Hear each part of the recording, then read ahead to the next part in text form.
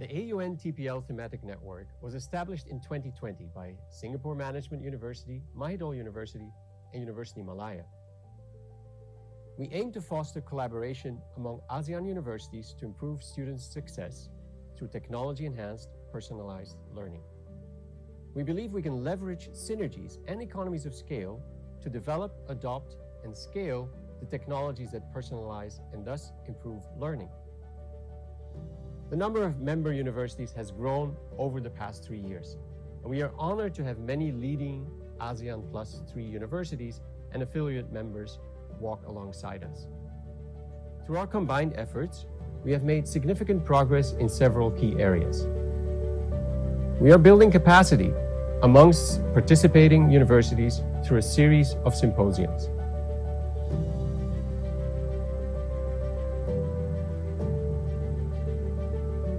We are using the Merlot platform for universities to exchange educational tools and content.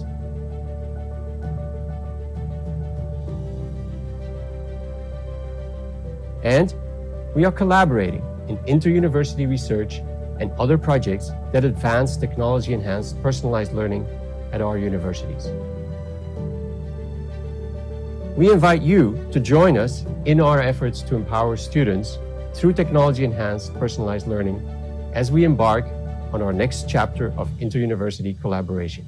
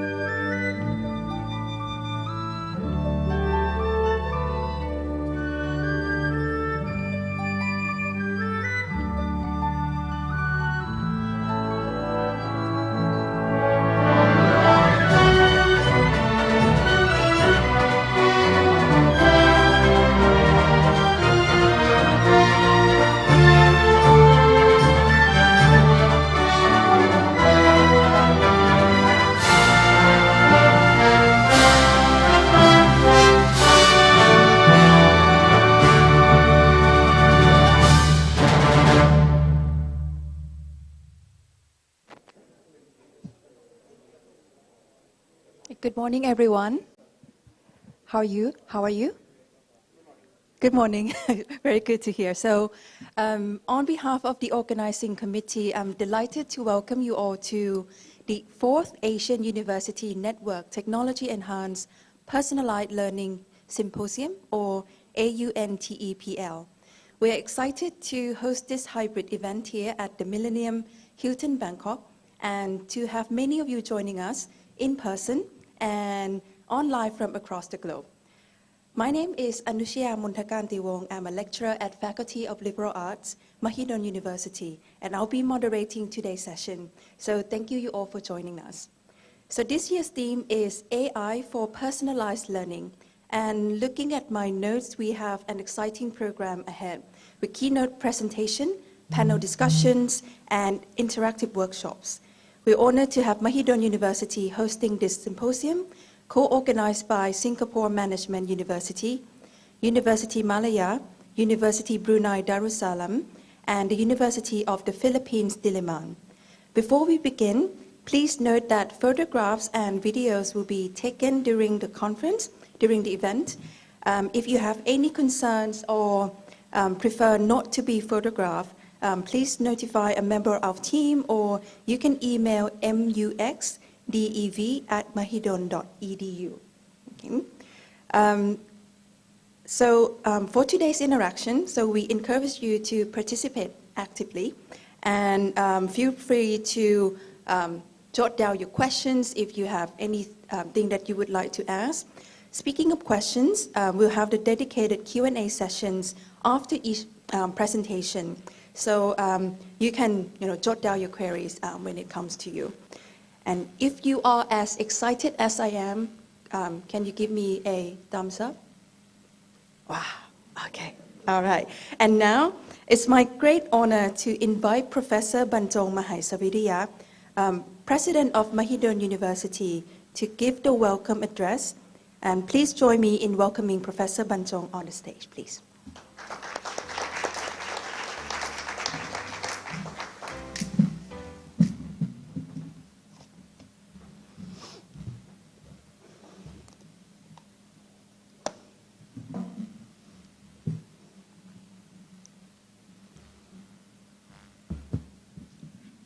Distinguished guests, esteemed colleagues, ladies and gentlemen, it is my great honor and privilege to welcome you all to the 4th ASEAN University Network Technology Enhanced Personalized Learning Symposium, hosted this year by Mahidol University.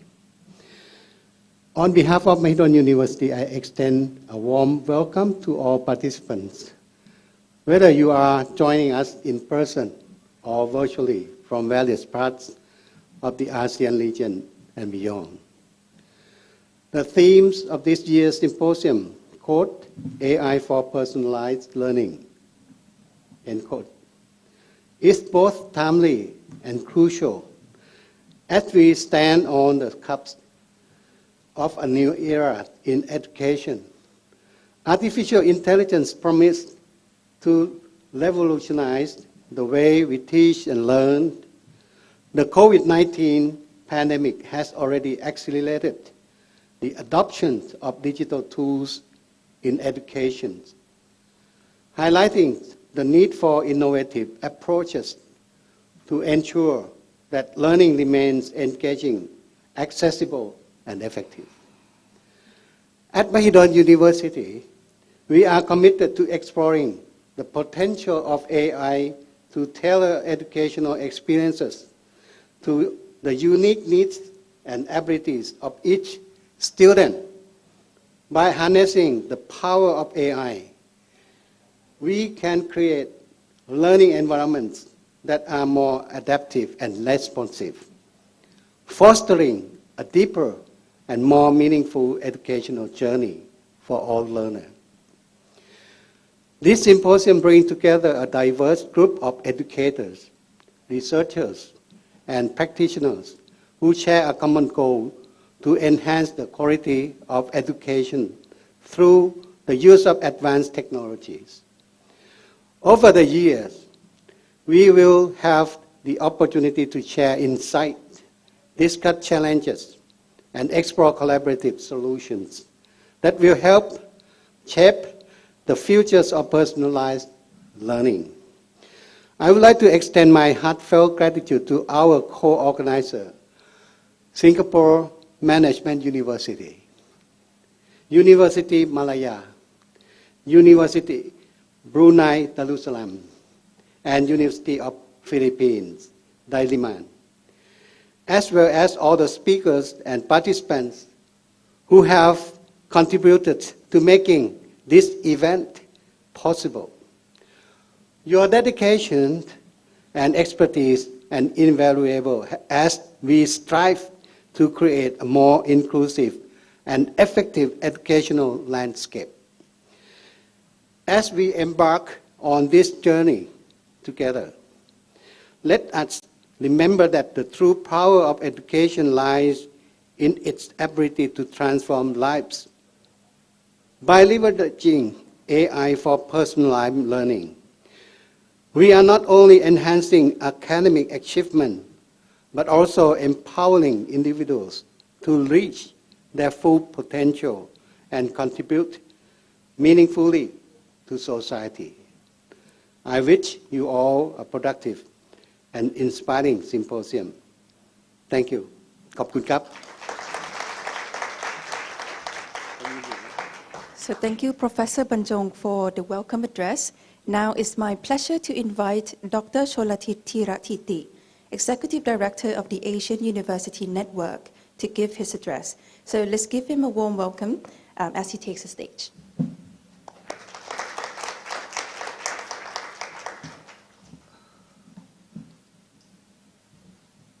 Professor Wenki Shankara Raman, Singapore Management University. Professor Noor Asa Binti Hamzat, representing the Vice Chancellor of University Malaya.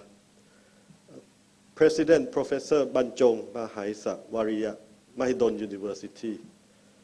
Dr. Nick Annie Africa, University Brunei Darussalam. Chancellor Professor Edgardo Carlo Wiston, University of the Philippines, Diliman.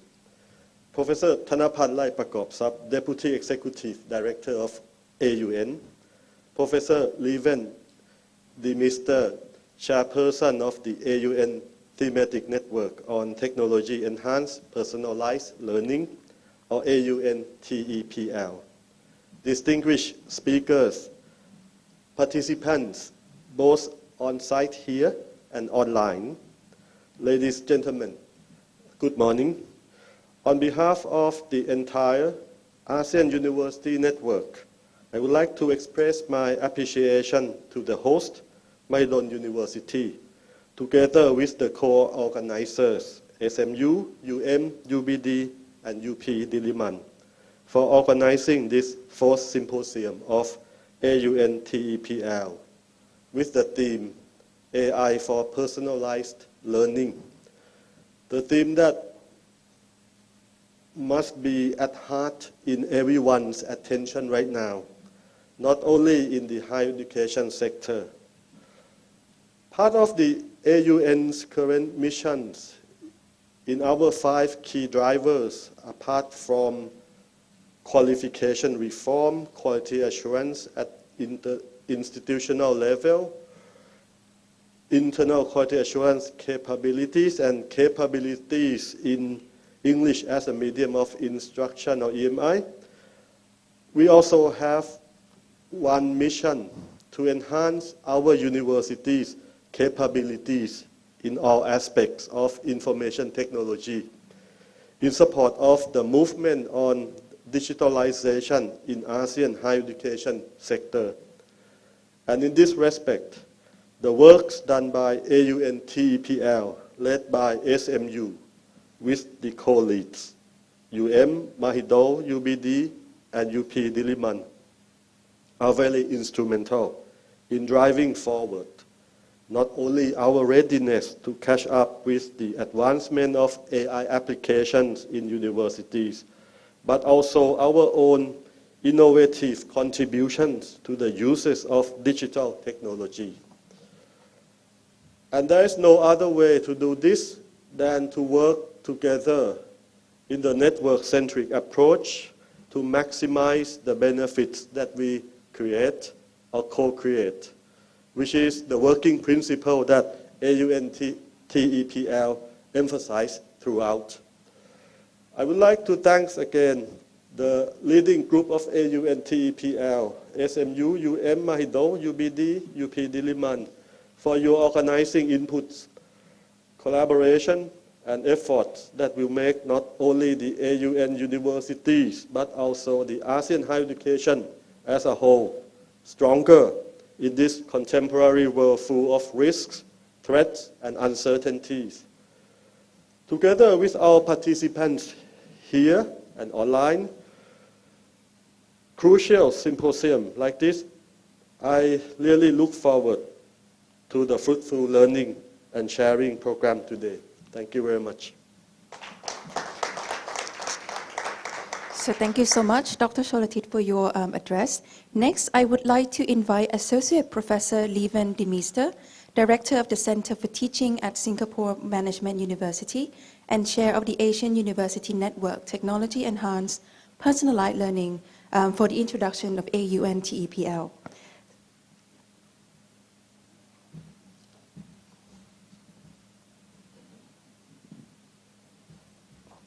Good morning, distinguished guests, colleagues, and fellow educators.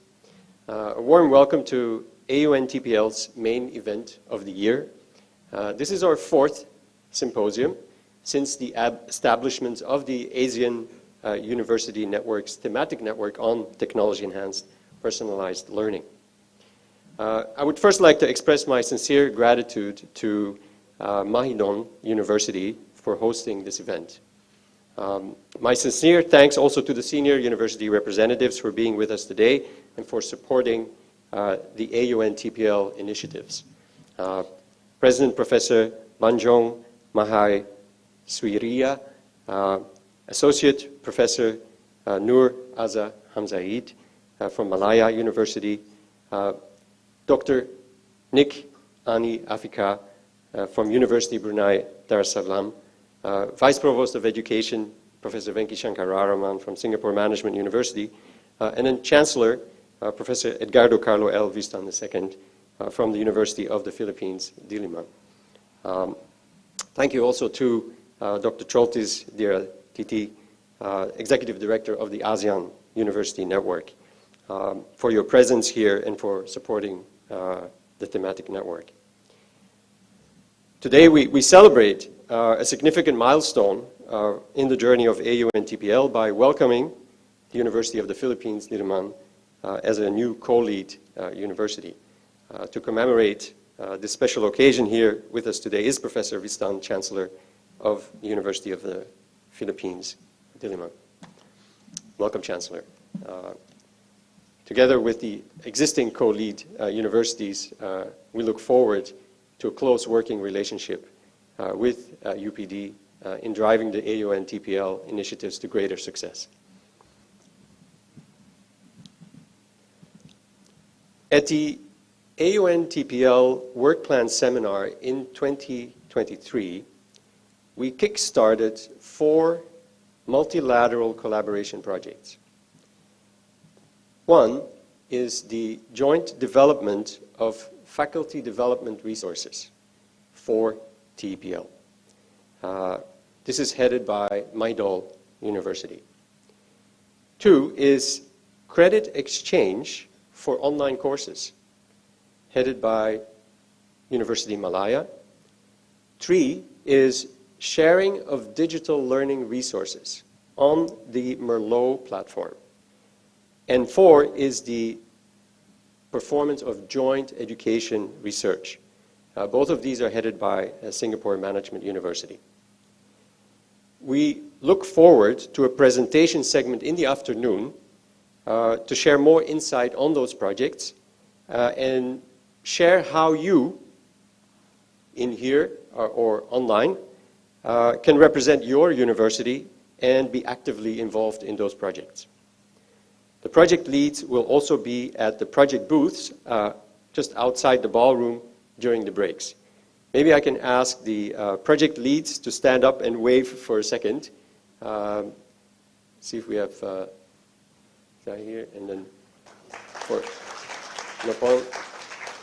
And then here we have Wayne and Wei Lang. So please feel free to approach them to find out more about the collaboration projects.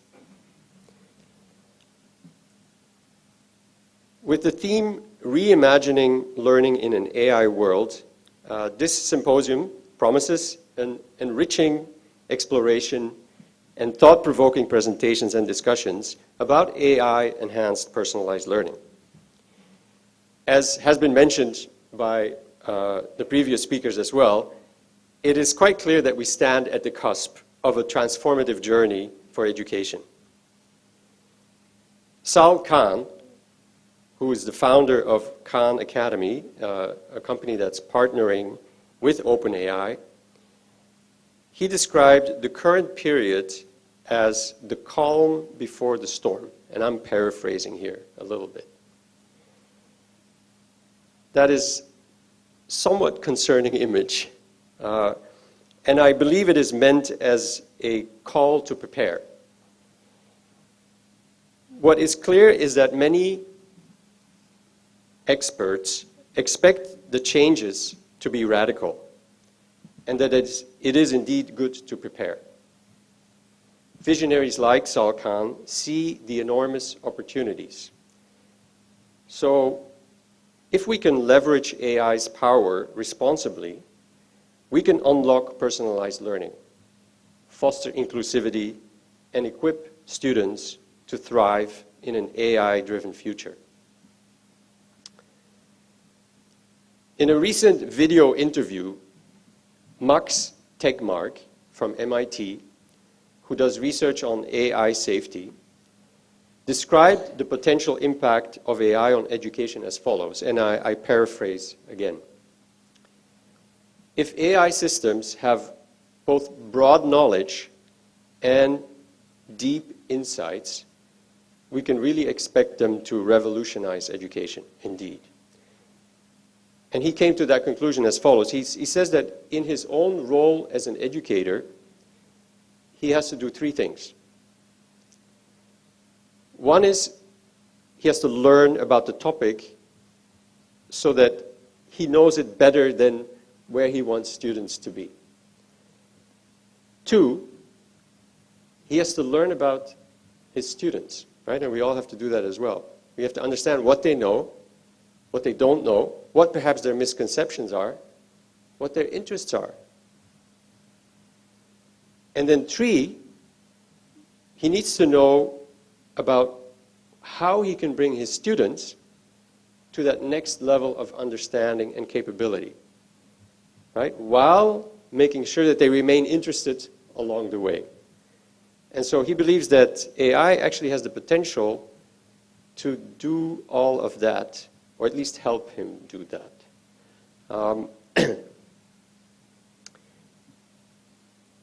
So AI has that potential to become like a tutor that can explain things in a way that you would get it. And we can wonder what the role of the instructor is still going to be. It seems likely that all of us, and not just in our role as educators, will become managers in this future with both AI and human intelligence. We will provide direction. We will review work in progress. We will ask questions. And we will assure the ultimate quality. And we may also update ourselves along the way through AI-supported learning. You know, I think we'll be customers of AI learning. I don't think it will be boring. I think we'll have an exciting journey ahead. We hope that in this symposium, we can jointly explore some of the more imminent changes to the work that we do as instructors. The keynote presenters today are Dr. Julie Lindsay and Dr. Lisa Jacka from the University of southern Queensland. They recommend the use of a critical and ethical lens when evaluating the use of AI, and they will share insights and effective strategies for capacity building, curriculum integration, and learner-centric assessment choices to enhance and personalize the learning experience. Following the keynote presentation, you will get a chance to hear from distinct education practitioners discussing the topic of empowering educators, how AI can enhance teaching and learning. This segment promises to be both enlightening and inspiring, with many approachable examples of how AI tools can improve teaching and learning at this moment. Another key highlight will be the hands-on workshops on the use of generative AI this afternoon, providing you with a unique opportunity to experience the potential of leveraging AI to facilitate personalized learning. You will see contributions from Mahidol University and University Brunei Darussalam. As we navigate this journey of technology-enhanced personalization in the world of AI, I invite all of you to actively participate, to network, to engage in thought-provoking discussions throughout the symposium, sharing best practices and learning from one another, interacting and seeking collaboration opportunities to amplify our collective impact. Together, we can unravel the complexities, address the challenges, and unlock the possibilities that AI holds for revolutionizing teaching and learning. And we can also help each other to stay safe in the upcoming storm and enjoy the learning along the way. Thank you. Well, thank you, Professor Leven, for your inspiring speech. And now we're moving on to a significant part of our program, the MOU presentation ceremony. We're pleased to announce that this year we have University of the Philippines, Diliman, as the new co-lead in the AUN TEPL network. The goal of this MOU was to foster international partnerships and drive forward the mission of the AUN TEPL in advancing technology-enhanced personalized learning within the Asian region.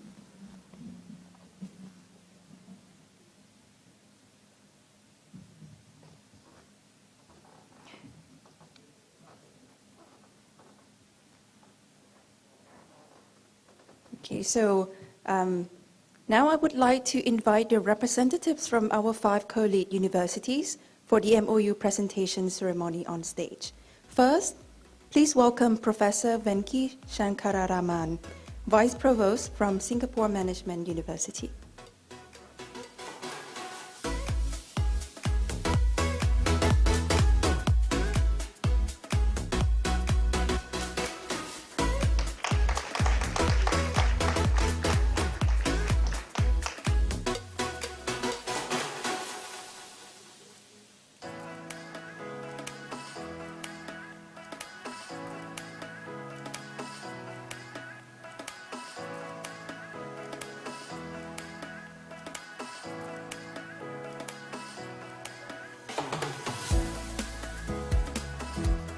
Okay. Next, we have Professor Banjong Mahaisaviriya, President of Mahidol University.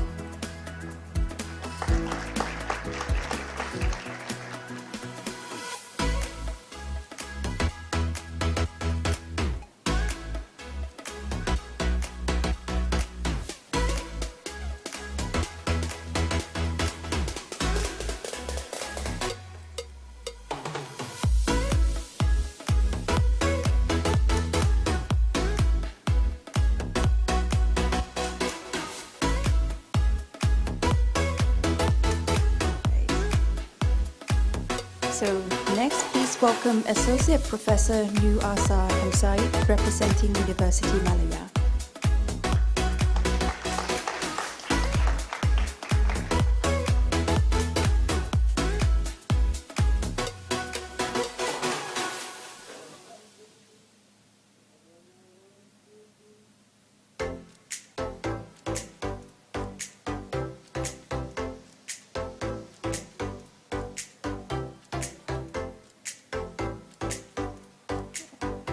And now I invite Dr. Nick Ani Afika binti Haja Muhammad Tua on the stage, please.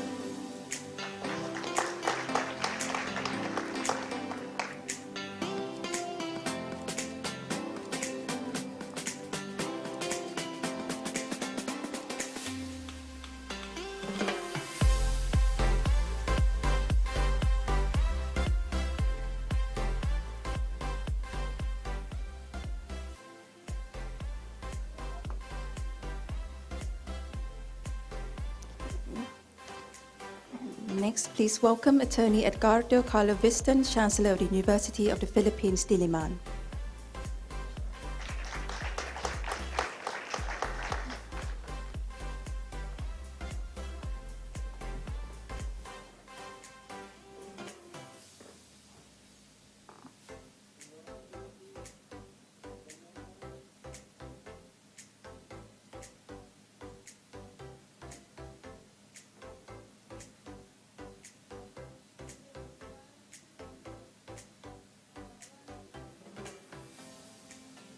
And lastly, we invite Dr. Sholatit Tiratiti, Executive Director of the Asian University Network, on the stage.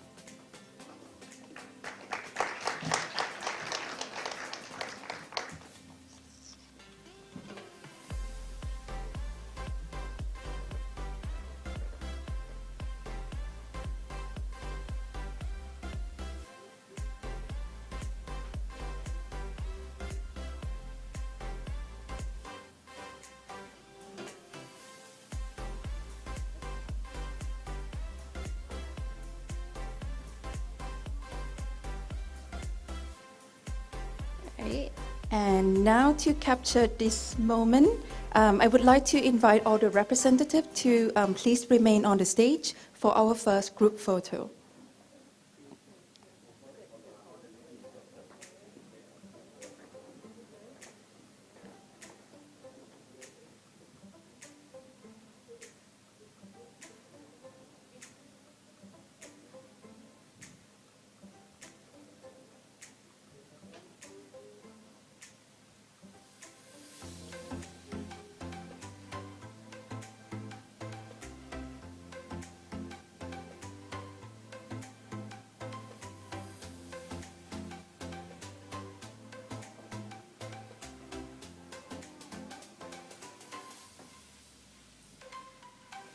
So we also have another group photo, and now I invite the steering committee on stage for the commemorative photo with the university representative. So first, please welcome Associate Professor Dr. Neti Sukhsomboon, Vice President for Academic Affairs, Mahidol University.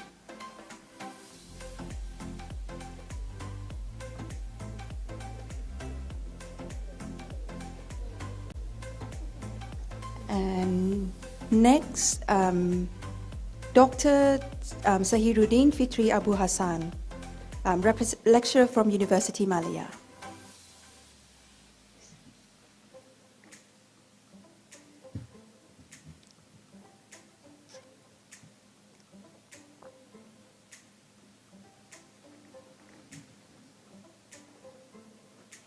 And now please welcome Dr. Haja Siamimi Haja MD Arif Lim on the stage.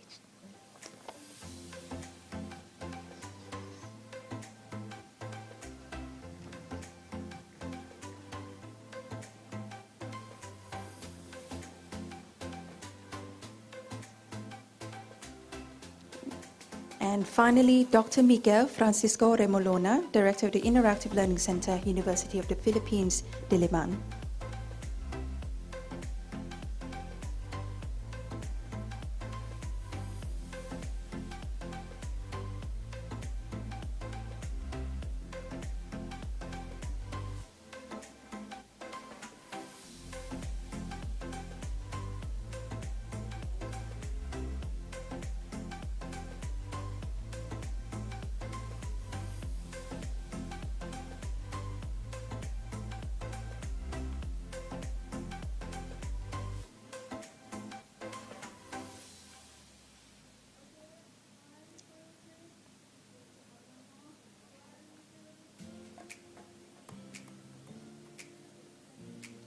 A big round of applause from the audience, please.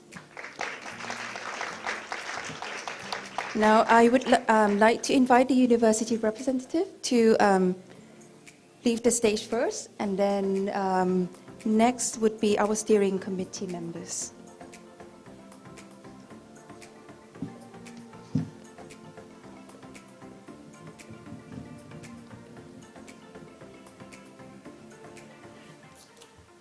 Ladies and gentlemen, we will now take a short coffee break. Refreshments will be available in the hallway, and please enjoy the snack and food and take this opportunity to network with your fellow participants. Additionally, we have some incredible projects on the LCD screen outside, so you can have a look.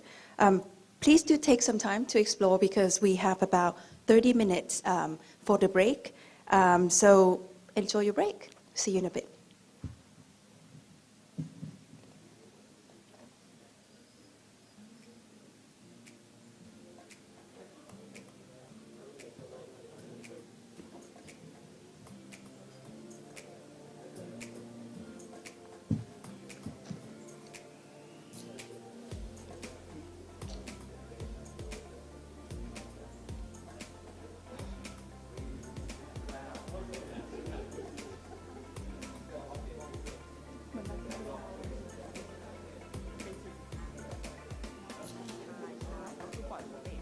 ก็คือเข้าปกติ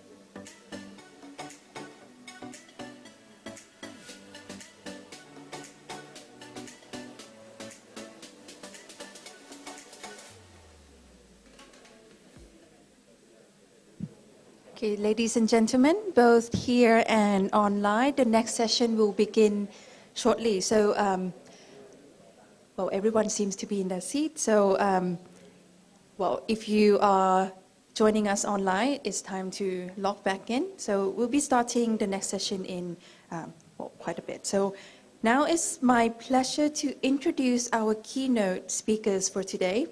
First, we have Dr. Julie Lindsay. So Dr. Lindsay is the Senior Education Technology Advisor in the Learning and Teaching Futures portfolio at the University of Southern Queensland, Australia. In this role, she is a change agent advocating for digital transformation through educational technologies and relevant pedagogies to create robust learning environment using high-flex approaches. With a career spanning over 35 years in K-12 and higher education, Dr. Lindsay is a thought leader in online learning and global collaboration. Her key research interests include the process for innovation and pedagogical change through the implementation of online global collaborative learning. And next, we also have Dr. Lisa Jacker. Dr. Jacker is a senior lecturer also at the University of Southern Queensland with over 20 years of experience in higher education. She has led the integration of technology in early childhood, primary, secondary, and tertiary education. An innovator in online application, Dr. Jacker focuses on engaging learners through the integration of emerging technologies. Her PhD research investigated virtual worlds in teacher education to promote innovative pedagogy, which provided the basis for her book, Using Virtual Worlds in Educational Settings, Making Learning Real. She's currently an associate editor of the International Journal of Innovative Teaching and Learning in Higher Education and the International Journal of Artificial Intelligence in Teaching and Learning. So both Dr. Julie and Dr. Lisa will be joining us remotely.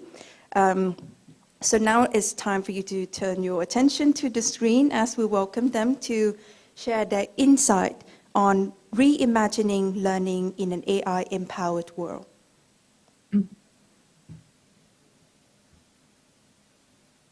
And hello, everybody. Welcome to our presentation, and we're delighted to be here, Lisa and I. And just to let you know, these slides are available online, and we'll certainly share that URL again as we go through the presentation. So we've already had a lovely introduction, thank you, but there we are again with our LinkedIn profiles if you're interested. We have a lot to talk about today. I'm going to keep the slides moving here. AI, of course, has become quite pervasive in our lives. If it isn't in your life yet, it certainly will be, I'm sure, if you're concerned with education and learning. I woke up this morning to this email and you sort of think, well, oh, it's just another email about technology, etc.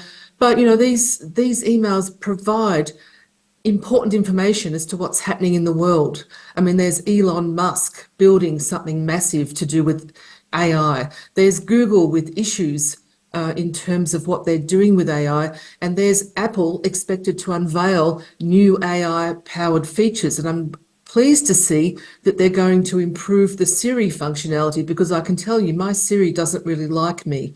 So I would really like a Siri that I can get on with. But apart from what's in the news, we've also, of course, very focused on research. And this particular set of authors recently came up with a set of affordances and challenges of AI that we thought we would share to set the scene and to get you thinking. So in terms of using AI, you know, why would we use it? Well, it gives us accessibility, personalization, automation, interactivity, and some of these we're going to go into in more depth during the presentation. But of course, the challenges, as some of you may know, are listed here as well. You know, we do have academic integrity risks. We do have a widening digital divide. We need to think about security and privacy. We need to think about, is AI telling us the truth all of the time? What is the truth? And are we going to start depending on it too much? Lots to think about. I'm going to pass to Lisa to talk about the student experience to start with. Thanks, Lisa. Thanks, Julie, and thank you everybody for being here and listening to us today. We're just going to start with the student experience. So the student experience, with us all being in the higher education environment, the student experience is obviously very important to us, even though at the same time we're trying to understand how we use and work with AI as academics, as the other side, but obviously influencing the student experience.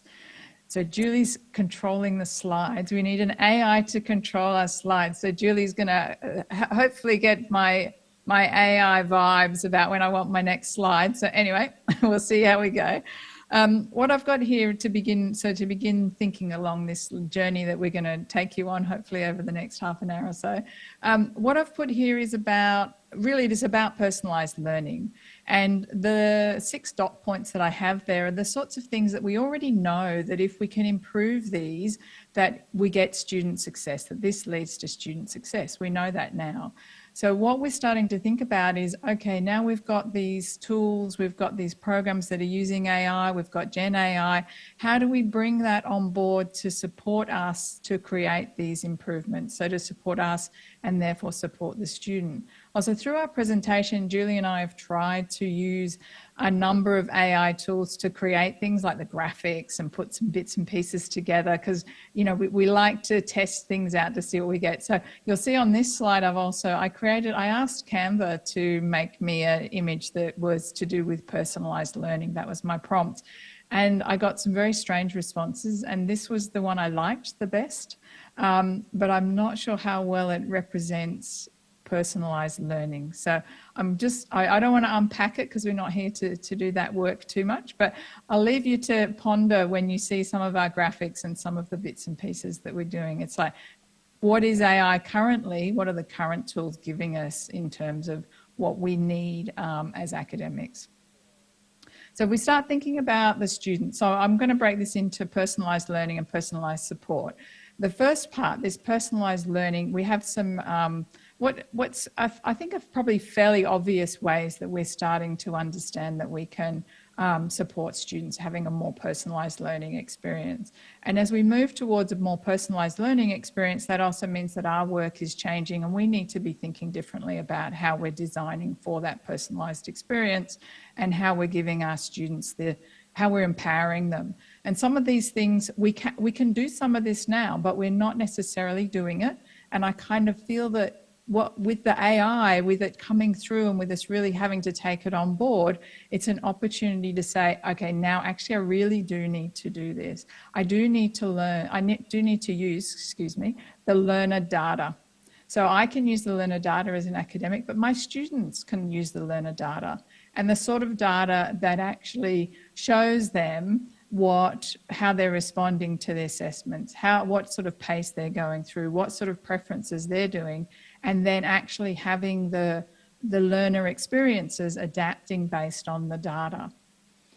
This feeds into also things like adaptive feedback, so the instantaneous feedback that students can get while they're actually interacting with the content based on the learning objects that we might have made for the students to interact, or the places that they're doing their learning. And so I have a list there. I've just got a list of 5 places where learning could happen, and some of you probably know some of these spaces. So something like Duolingo, which is a language learning tool that responds to the students. So it's actually, as you work through it, as you're learning the language, it's giving you different pathways to go through it at your pace.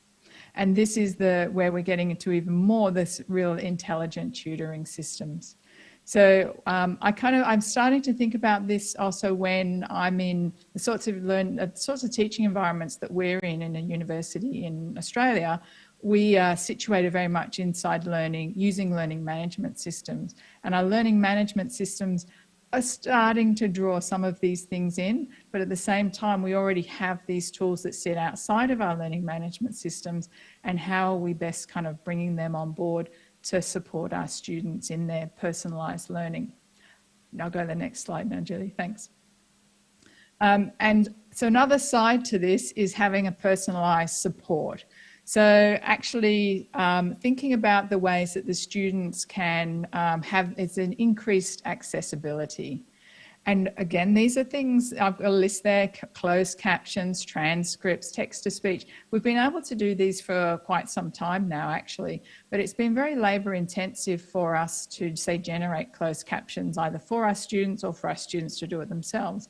But now with AI, these things can happen instantaneously, and they can happen on the fly very much for the students. So there's becoming no excuse to not have this greater accessibility. I've put a link there to Goblin Tools. If you haven't seen Goblin Tools, I recommend having a look. It was actually designed for and by, I believe, somebody who is neurodiverse. It was designed for neurodiverse people to help them organise themselves and do also, there's a kind of tools within the overall Goblin tool, but it's obviously also very useful for just anybody. So, but I actually really love that it came from a need that the neurodiverse programmer saw. And the second one I've got there are predictive analytics. So it's this feedback again that allows, it's large data sets that can be looked at quickly, and then we can make judgments about how much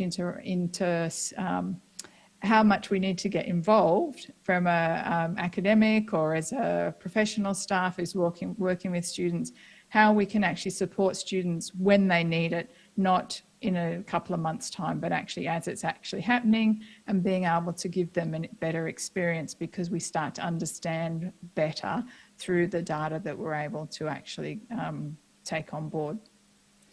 Okay, go for my next one. All right, I just put this here as something for us to think about. And I'm going to talk about innovation and human-centered approach. So really to take this to another level of thinking about, well, what does this look like going into the future, and how do we really get student success to be more than what we're seeing at the moment? So the first thing I'm going to mention is innovation, which is my next slide. And my pet topic of virtual worlds, I managed to sneak it in here with my the VR headset, and the sort of virtual worlds that I'd been using for a number of years weren't the VR headset ones. But what I'm finding is that with AI coming on the scene in those spaces, we can actually design worlds that have things like interactive chatbots as avatars. We can get the NPC, the characters in there, actually personalizing the interactions that they're having with the person who's coming in. And in my world, in my education dream world, we have students coming into these wonderful 3D virtual spaces where there are things for them to interact with. And there's, I said, we can have, chatbots. We can build worlds through using AI. We can build them quickly. So we also open it up for more people to be able to create these spaces for our learners. I've also mentioned there shifting the current practices, and I've put a fairly simple example, which is something that I've came across recently, and I mentioned the learning management systems. They're fairly structured sorts of spaces, but finding, so something like Canvas, they've been talking to the people over at Khan Academy going, what you're doing is really interesting. This Khan Migo character you've got that's about teaching the students how to be actually better learners, not just telling them stuff. If we bring that together, what does that look like, particularly in a higher education environment?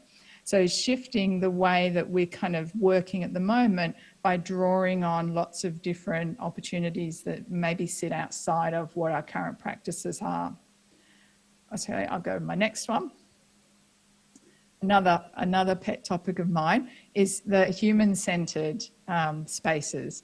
And I put a sentence there, a question, regardless of AI, can we provide a human-centered experience without the presence of the teacher and or the student or the learner? Because this is something, Julie and I have been working in online education for a long time. And what often comes up is, you can't have a relationship, there's no human, the online space is so kind of barren and empty. And we're like, well, no, it's not really, it's just kind of how you use it. So thinking about making those spaces human-centered is really important and is very possible. And now with AI, we're also thinking, okay, we've got these AI particularly the Gen AI, talking to us, and they sound kind of human. So are they? How do we make the most of that, and do we need to make the most of that?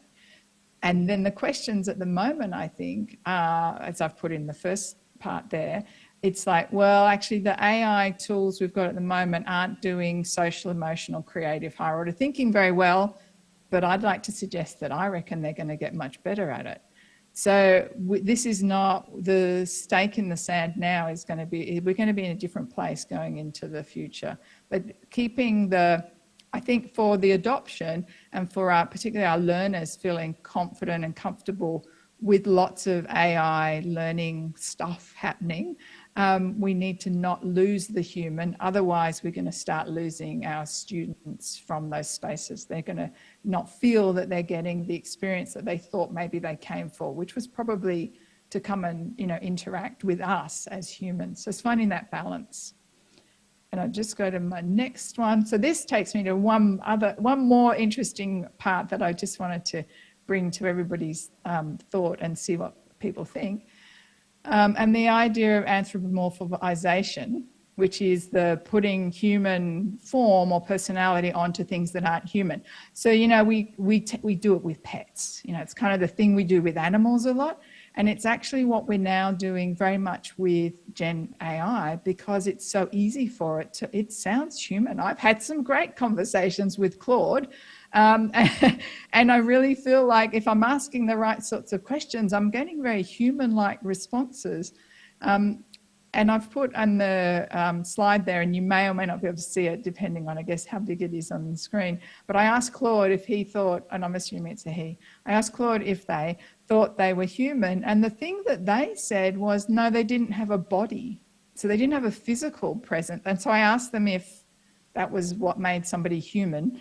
And then the Claude, the AI, was very able to kind of start giving me, saying, oh, that's very philosophical, and started unpacking it with me in a way that it kind of does have that level of actually a little bit of creative thinking.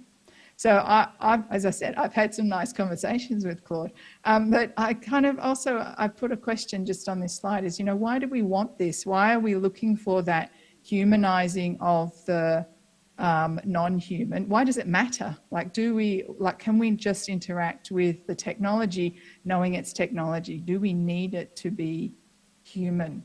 So I guess that brings me to a little sort of circle of what the student experience is potentially around what's going on at the moment. So I'll send it off to you now, Julie. Thanks. Thanks, Lisa. All right, I want to talk about capacity building and how we move forward with artificial intelligence in a learning and teaching environment. Now, you know, this is not a new concept. There's a lot of research around this in the last 40, 50 or more years, and particularly those of us who remember when the internet became available for education in the 1990s, we started to look at how we build capacity amongst our staff, amongst our students. And it's basically not a lot different now. But is it? Maybe it is.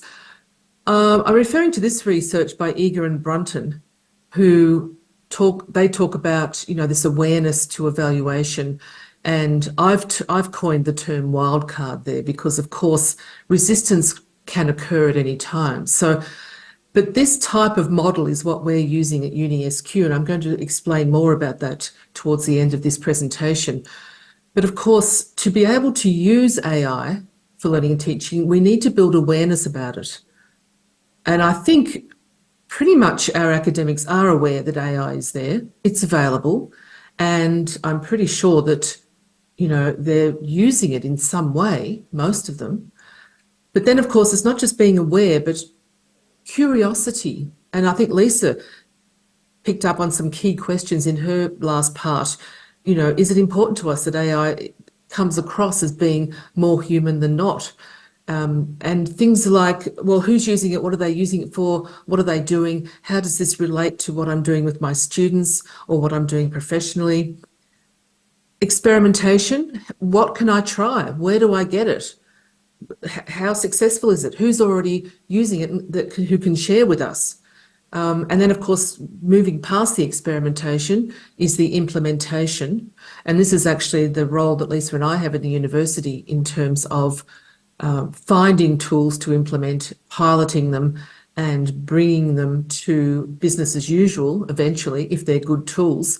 And that involves the process of evaluation and looking at the impact in terms of, is it improving learning and teaching? Is it something that we want students and staff to use, or perhaps just as a staff tool for different reasons? And as I said, the resistance can occur at any time, and resistance often applies to mindset. And my research, particularly my PhD research, is around educator mindset and having to adjust that mindset or to adopt a different mindset to be able to work in different ways. So a little bit more about that. So I think Rahman and Kodakal there have also done research around awareness and mindset and how this can significantly influence the attitude towards adopting AI. The academics' negativity, of course, can impact their ability to shift practice and impact the way that they use AI for learning and teaching. It basically goes without saying, but we need to develop, of course, capacity building goals. How do we bridge this knowledge gap? How do we bring academics on board with new technologies, with new approaches? And how do we foster these positive mindsets, not just for academic success, but for student success as well?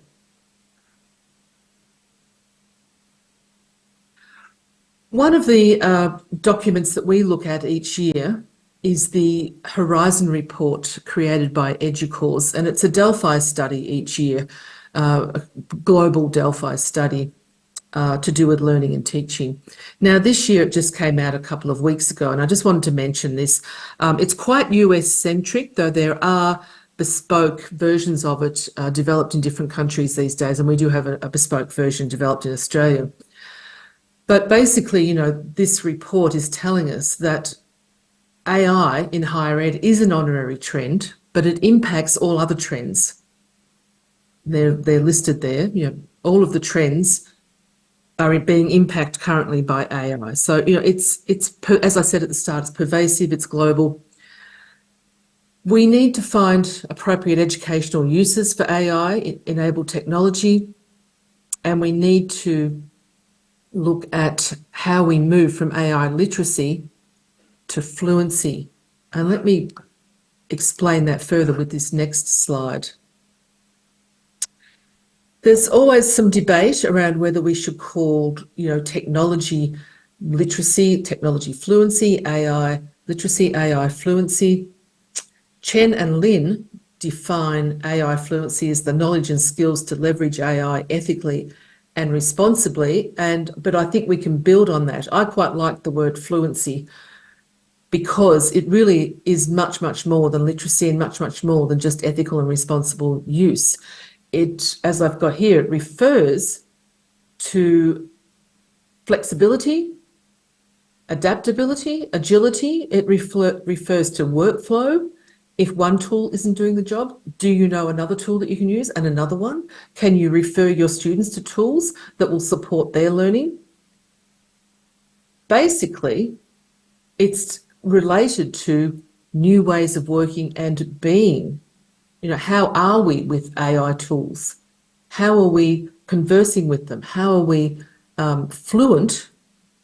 And I know often fluency relates to a language, but I'm not talking specifically about language. I'm talking about all of those words that I've got on that slide and the impact that AI is having. Now, I'm just going to start. This is a little video that won't have any audio on it, but just have a look. You can see what my face looks like, and this is actually me, but it's not me. This is actually me as an avatar using a tool called Synthesia. Now, this opens a whole discussion in terms of, well, is it you? Isn't it you? If you could hear it, you could hear that it's actually not my voice. I've given it an Australian accent, but I haven't given it it's not my voice.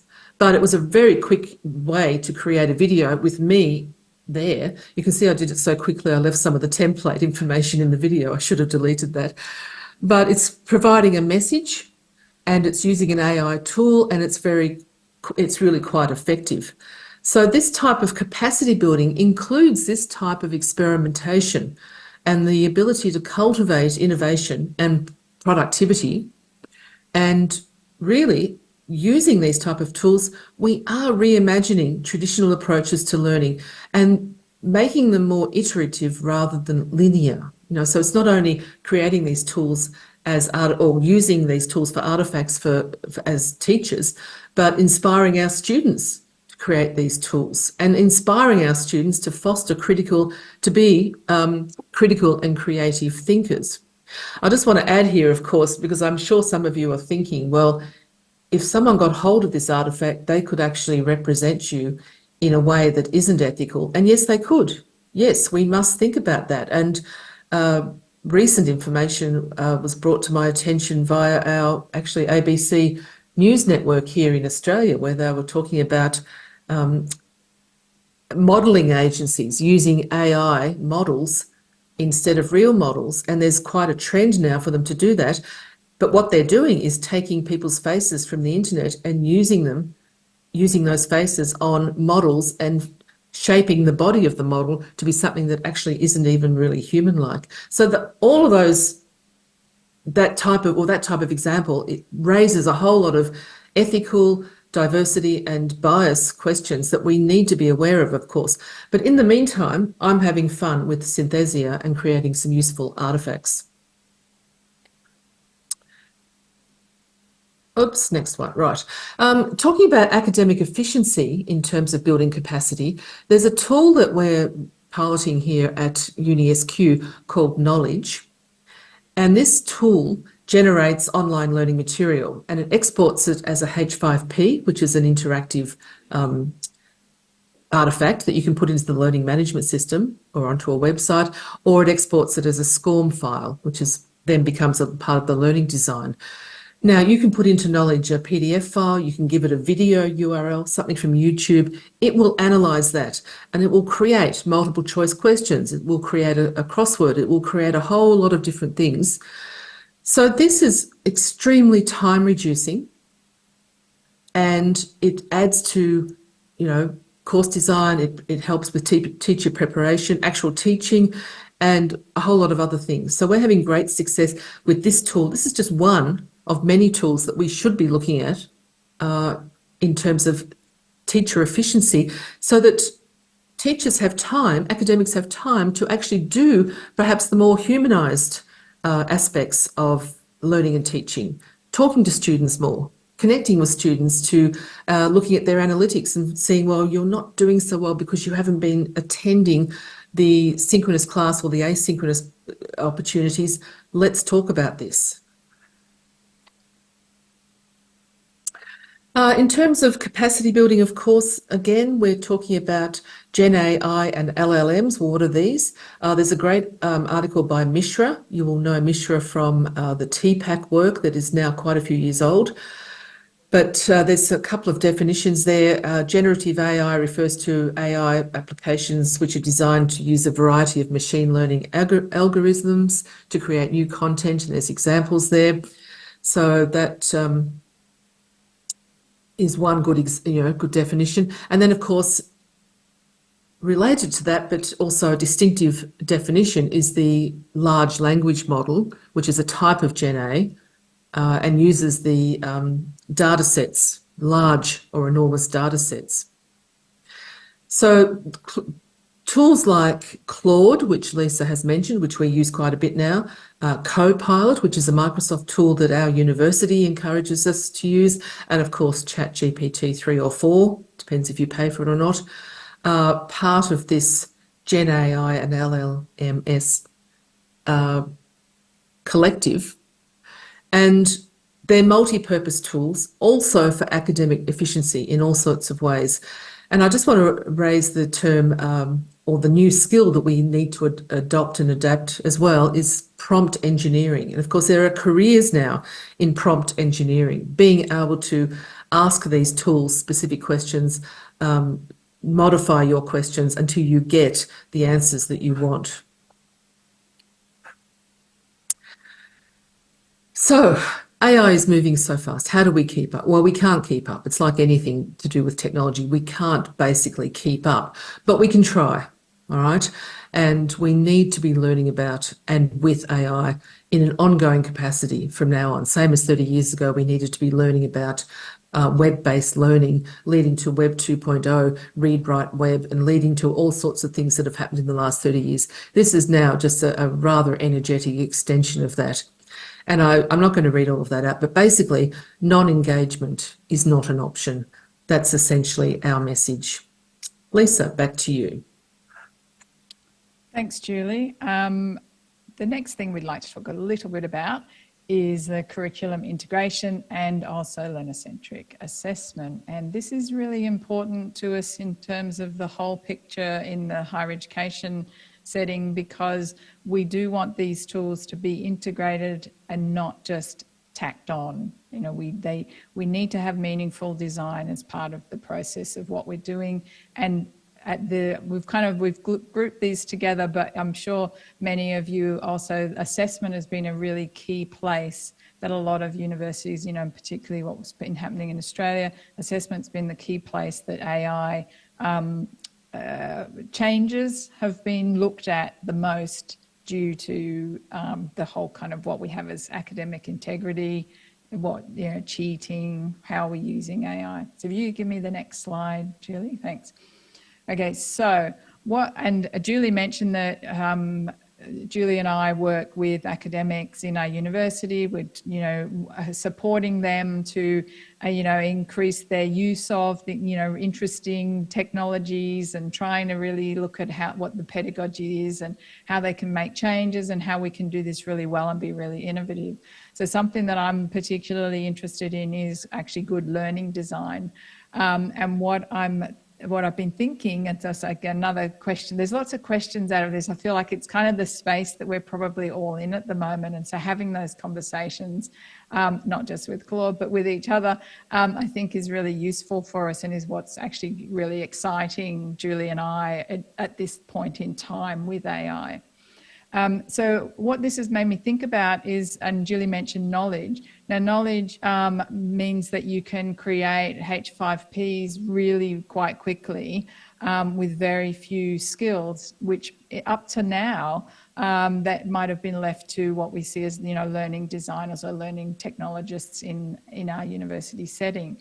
So if now we can start making some of these interactive, engaging learning resources, if we can use AI to do that just based on our content, then what does that mean for the people who have those skills and who've been making that? So that displacement, I guess, of a whole workforce around that is, for me, is one of our kind of ethical questions at this point too, but not a new question in terms of, displacement of work and how that happens. So as I said, so I've got a few things here. So there's that learning design piece and how AI can help us to make things, but also actually structure things. So we can say, now I need a course about whatever it is. It's going to be 6 weeks long. It needs to be this many hours each week. I want the students to do 3 really interactive activities, and AI, like just Gen AI, something like Copilot, will spit out what that looks like for you. So that can support you to get started. It can support you to do something more interesting than maybe you were going to do. It can get rid of your learning designers. Sorry, anybody who's a learning designer in the room. So this place is very much, this is something we're doing now very, very easily. As soon as people are starting to understand that they can get a lesson plan made by Copilot or ChatGPT, people are using them to make lesson plans.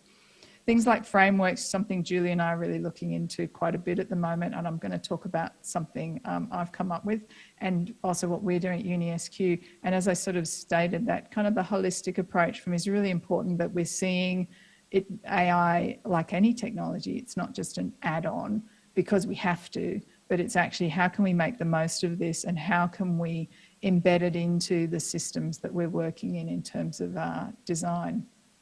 Okay, I'll go to my next slide. Thanks, Julie. Okay, so I've got this idea, and I'm putting it out here today, and I'm happy to have any feedback, either while we're talking or later if you want to get in touch or whatever. However, if it's something that you go, oh, that's interesting, and you'd like to give me some feedback. So there's like over 12,000 AI apps at the moment, and every day there's another one coming out, or more than one. And so what this sense of like there's so much there, how do I know what to use? So again, thinking about when we're working with academics in a university setting, it has the capacity to stop people from doing anything when there's so much there. And this happened when iPads was first being drawn into education, and there were lots of apps being made for iPads, and the same sort of thing was going on, and teachers were like, I know this could be really interesting and useful, but where do I start? What do I use? And how do I know that it's okay and it's pedagogically sound? And so some of you may have seen what was then devised was a pedagogy wheel. And Alan Carrington put together a wheel, and if you Google it, you'll still find it, based on Bloom's taxonomy and actually the SAMR framework and a whole bunch of other things. And he organised a series of apps into these categories in order to say, well, if you want something that actually is about analysing, go for this one. Yeah. So it helped to make a link between the pedagogy and the tool. And so I thought, okay, actually we've got a similar problem at the moment with the AI tools. What if I start trying to put some of these AI tools under Bloom's taxonomy? And Bloom's taxonomy, if you don't know, has the 6 kind of verbs that I've put across the bottom there. And it's always been a lower order thinking to higher order thinking. Sometimes it's a pyramid, but I like it more as a continuum. And this is, remember, remembering tends to be lower order, and creating is sort of higher order. And I've actually been thinking about this when thinking about AI tools.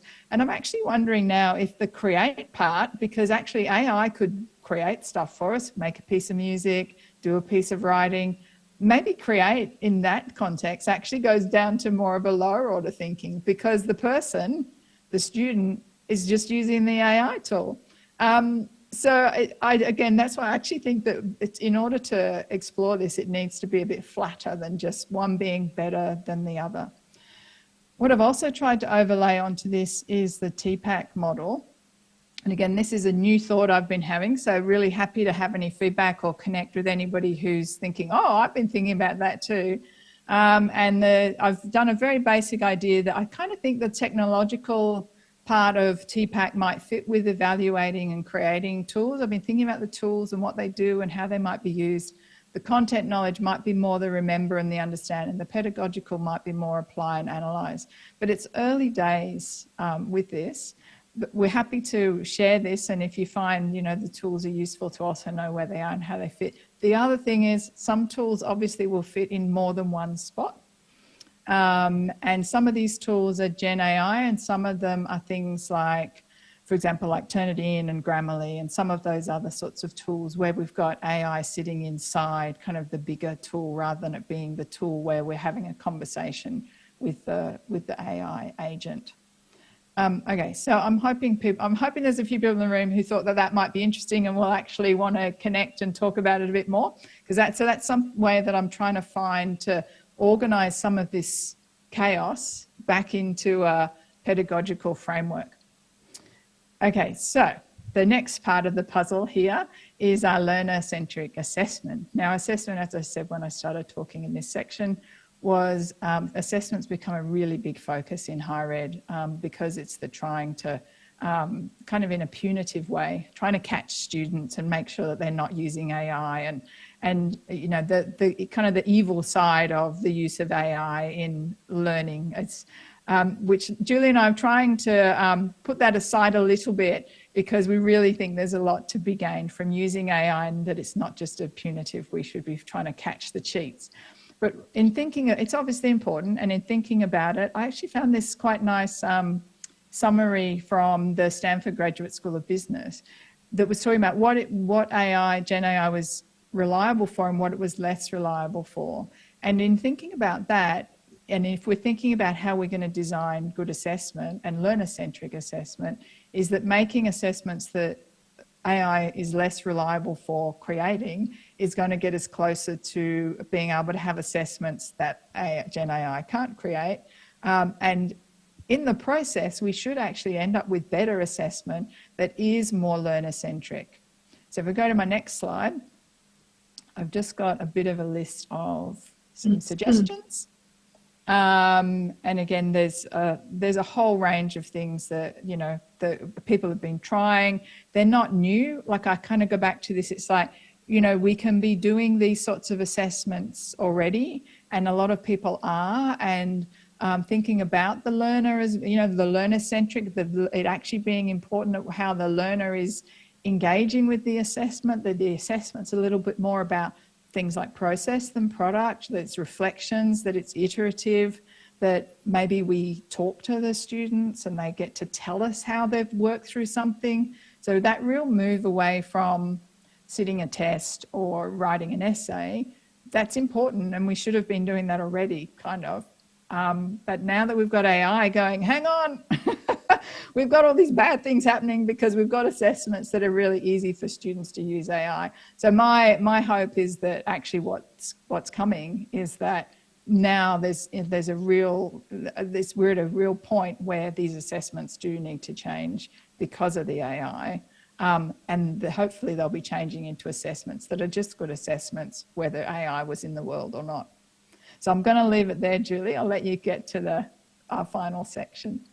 Thanks, Lisa. Okay, so the work that we're doing at UniSQ has led us to designing an approach to whole university integration of AI, and this is very early days yet. We're calling this the AI Pedagogy Project. If you Google that name, you will pick up something that Harvard University have been doing as well, but potentially we're doing it better, I think. But it's Lisa talked about a framework, but we're looking at this framework for seamless AI integration into higher education. So what does that look like? Let's see. What are the goals, actually? So AIPP, Artificial Intelligence Pedagogy Project. So we want to, all the things we've talked about, leverage AI, reimagine traditional approaches, improve student outcomes. We always want that. We always want to foster innovation in teaching and assessment, and our focus is always on shifting teaching practice to something that's more pliable to the current technological scenarios and needs, student needs, and that includes employability, looking futuristically, of course, as well. Now, the AI Pedagogy Project, there's a link there. You can go and have a look on our website. It's made up of 5 sections, and they all interconnect. There still isn't a very good diagram because I should have done them with interconnecting circles, but I'll work on that later. By the way, that diagram, that picture there, that image was also created by Canva, which is a bit of a funny image, but it'll do for now. But the sections are listed there. I'm just going to go through them very quickly, one at a time, so you can see where our thoughts are coming from. All right, we have what we call the Artificial Intelligence for Learning and Teaching Collective, AILTC. Now, this is the community of practice within the domain of AI. Now, this is so important. It's totally inclusive of academic and professional stakeholders at the university. We welcome students as well if they want to come in, but it's university-wide. It's an opportunity to share experiences, break down silos. We run symposiums with external and internal speakers. It's a way for us to come together and say, well, what is going on? What is this AI? Who's using it? What can I learn from someone else? We have roundtable discussions as part of these symposiums, and it's been quite successful. We've had a couple of really good symposiums so far. The learning design and assessment part of this, we're meeting every month now to look specifically at integrating AI into our learning design, and also to foster that collaboration between our instructional or learning designers, whatever we call them, and subject matter experts and others like Lisa and I. You know, how do we collaborate to build better learning opportunities for our students? And how can we find and pilot and plan to implement, that comes back to one of my earlier slides, AI tools and associated pedagogies. So these meetings are also very vital and very interactive and collaborative. Then, of course, we've got academic development, and the focus, of course, is to enhance understanding, sharing resources, practical examples. So it's another opportunity where there will be a seminar series, and we're designing at the moment online modules for staff, 30-minute modules to quickly get in, get information, come out, start to apply it and set goals. The whole AI tools piece goes without saying, basically, but it's not just finding AI tools that are out there, but actually developing and modifying and creating bespoke tools for our university. I think this is a really important thing for universities to think about. There's a tool here that was developed in Australia called Cogniti that at the moment we can take Cogniti and develop bespoke needs for our university. Very early days yet. But that's important for our not just our IT engineers or our IT experts or programmers, but people like Lisa and I who have a little bit of coding experience and certainly a need can actually take tools like that and repurpose them for our needs. And then of course there's the research. All right, people are popping up across the university who are really keen to do research. We're doing research. And this is what makes higher education tick, as well as, of course, all the learning and teaching. So we are exploring AI and the impact of AI on student engagement and teacher productivity. And this is an important part of what we do as well. So look, that's where we're going. That's what we're doing. Just in summary, the key ideas that we really have shared with you, we encourage you to embrace AI and get past the fear factor and be positive, look at the positive aspects of AI, reimagine student success and build pathways. There are pathways to all of these things that we've talked about, but you must take a whole institution inclusive approach. Don't work in silos. Don't do something over in the School of Business and then not know what the School of Nursing are doing, right? Because you can feed off each other. You can collaborate and learn together. Now, our final slide is just some references there. But at this point, thank you for your attention. And we wonder if there are any questions. Thank you. So thank you so much, Dr. Julie and Dr. Lisa. So we will now have some time for questions. We'll start with questions from all of you here on site. And then after this, I will take questions from the online sessions as well. So to do this, for those of you who are here on site, there are 2 microphones in the middle of the room. If you have questions, you can also walk to the middle and then take the microphone. Or if you have any questions and you like, the comfort of your seat, you can also raise your hand, and then our staff will bring the microphone to you.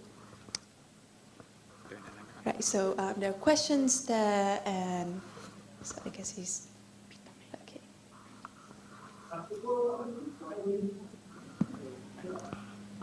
Hello, can you hear me? Yeah.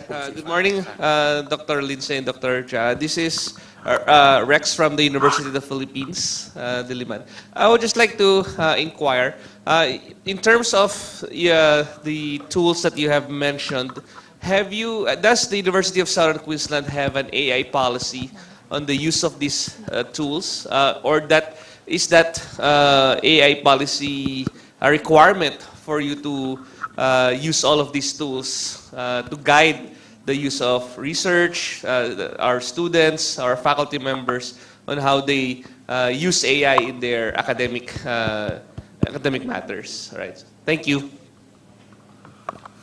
Let me start, then I'll pass to Lisa. We are currently developing our AI policy, which will include approaches to assessment.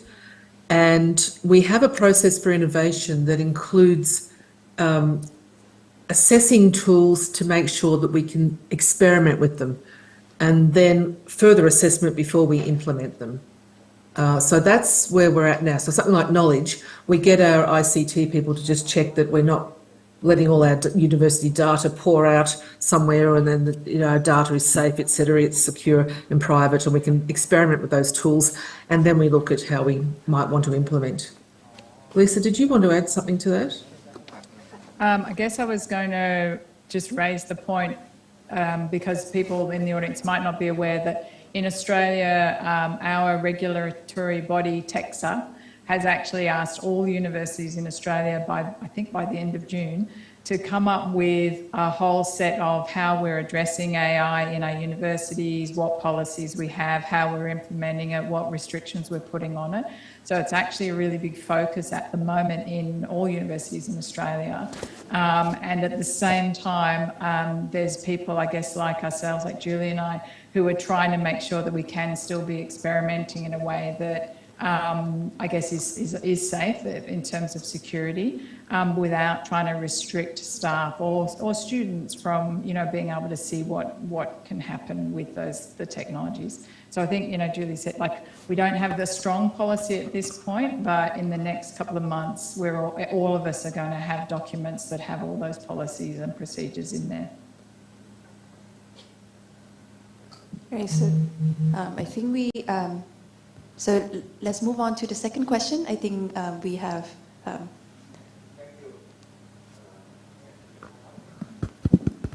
Thank you. I have a questions and wondering if you have an AI team that will integrate all the AI tools that you just presented to all the faculty and staff, as well as your students.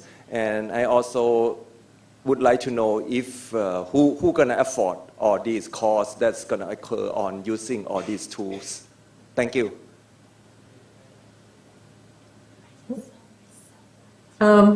Sounds like our dream, Julie. Yes. We wish we had a team. Well, we're the team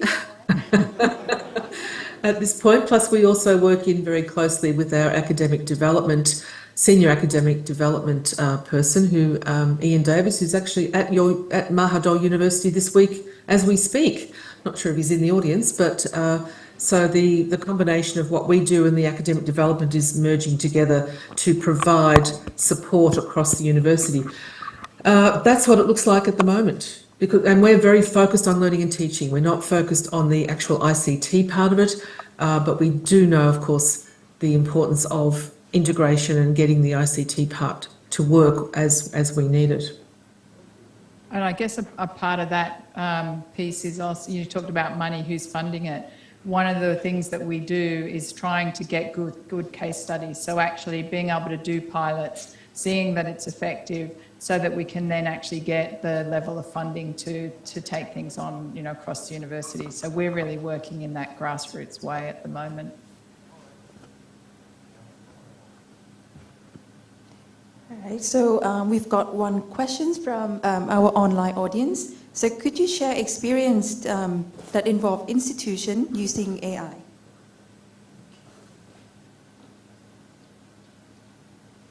An experience.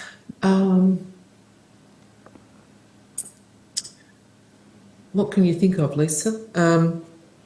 Well, let me share this. We have one of our senior nursing academics who has a research grant at the moment, and she is implementing Gen AI into first-year nursing assessment. And this is a really important research project. It's a simple research project. How can Gen AI support the assessment requirements of a first-year nursing student? And she's about halfway through the research at the moment. But that's the type of thing we need to see a lot more of that. We need to provide grant money, and we need to support academics and give them a platform to share, which is what we're doing through the AI pedagogy project.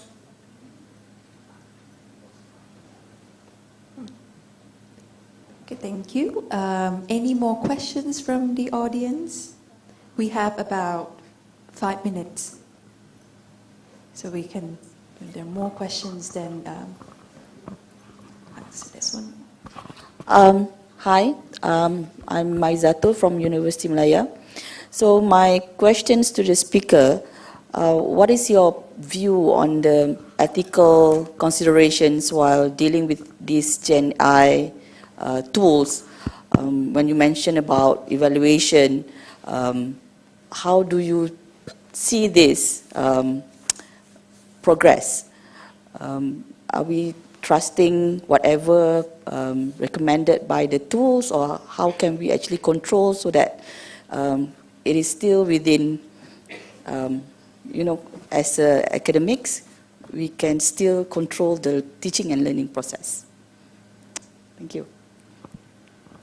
Lisa, do you want to start that one? I was saying that it's a big question, isn't it? Yes.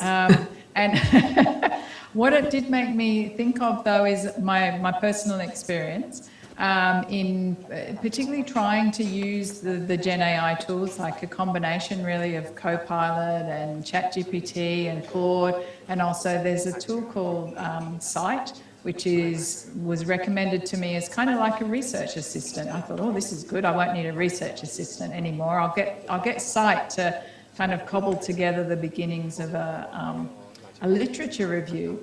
And in doing so, then I had to look at it and I'm like, hang on a minute, I actually don't know if these are correct.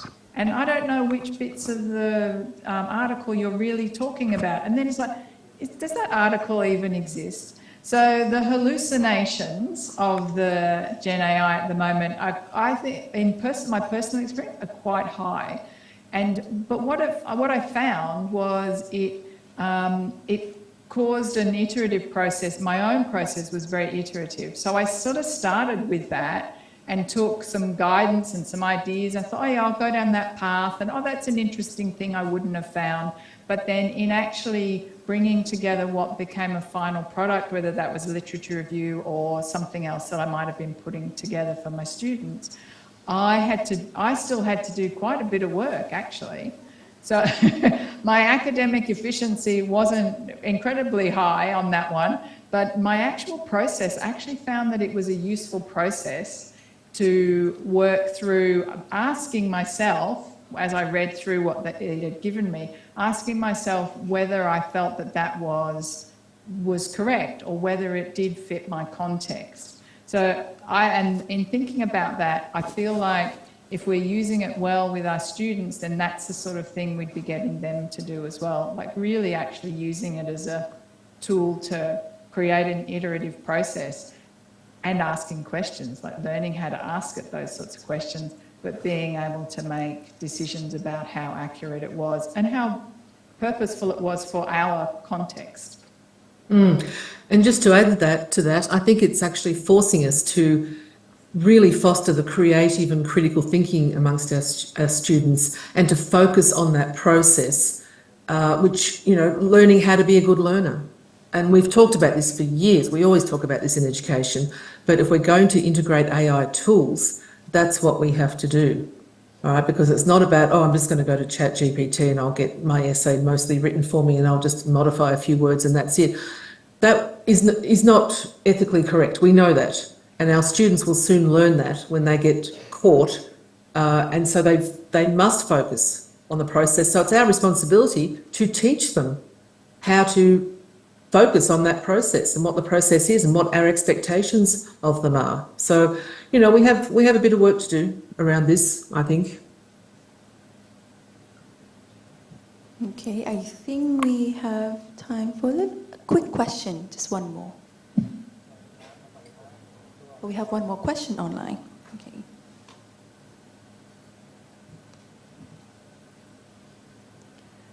The question is, some journals are now requiring us to declare using AI and Gen AI. Can we also make our students to declare the use for all assignments and other work submissions? Is this a good move?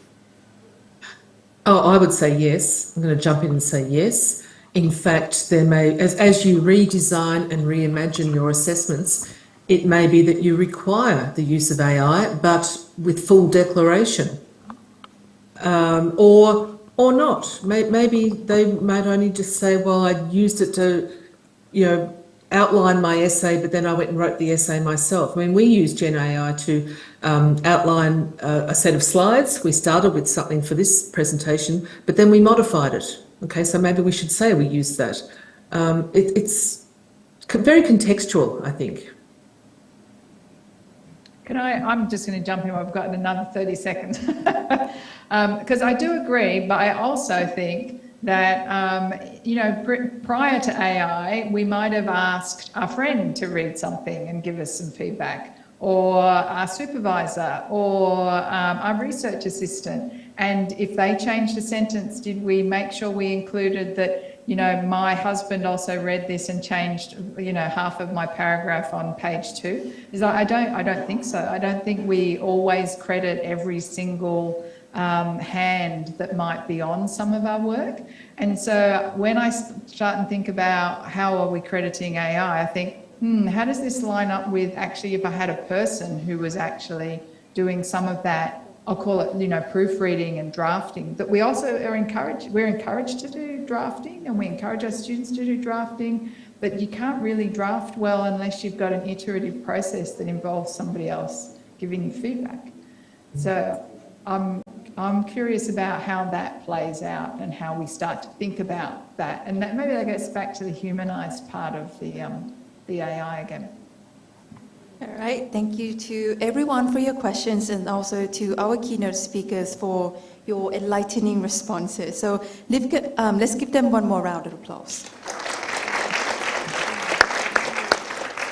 We will now move on to our next activity, which is a panel discussion. Today's topic is empowering educators, how AI can enhance teaching and learning. So the session will explore the role of AI in supporting teachers with lesson planning, instructional material development, students' assessment, and personalized instruction. Our panelists will discuss successful AI implementation that improves students' outcomes and address the challenges and ethical considerations of AI in education, such as fairness and accuracy in assessment. Our goal is to provide a balanced view of how AI can enhance the teaching and learning experience, addressing both its benefits and potential challenges. Okay, so now let me introduce our panelists who each share their insights and expertise on this important subject. So first we have Dr. Pattanasak Mongkonwat, Dean of the Faculty of Information and Communication Technology. So Dr. Pattanasak is a leader in the field, focusing on advancing technology, education, and driving initiatives to cultivate innovation and excellence among students and faculty. So his leadership helps promote interdisciplinary collaboration and promotes research-driven solutions to address contemporary challenges in the ICT.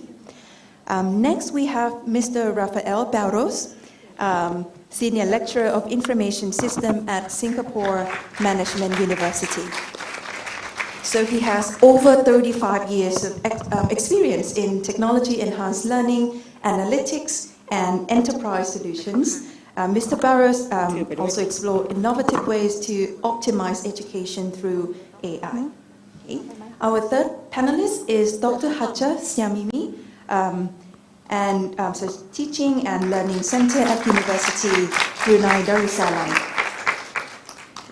Dr. Nim is a prominent figure in education with expertise in pedagogy and curriculum development. So she spearheads initiatives to improve teaching and quality and student learning experiences. And lastly, we have Dr. Miguel Rimolona, Director of the Interactive Learning Center at the University of the Philippines, Diliman.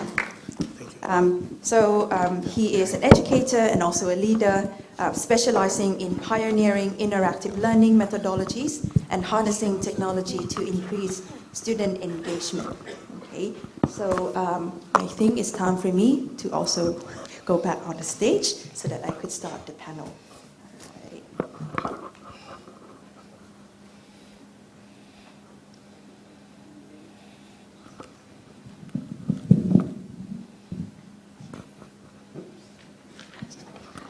everyone. We're sitting in row now. So that I can see everyone. All right, so we have about 45 minutes for this session, and there will be about 15 minutes for questions. So we also have questions for you. So let's start with the first one. Sure. Okay, so first one, what are the most significant ways AI can help educators, especially in higher education setting, in lesson planning, material development, and how can these two be effectively integrated in existing curricula, not the new one, existing curricula, without overwhelming the teacher? That's the key word there, without overwhelming the teachers. So let's start with Dr. Patanas. Yes, AI is going to be with us for the rest of our life.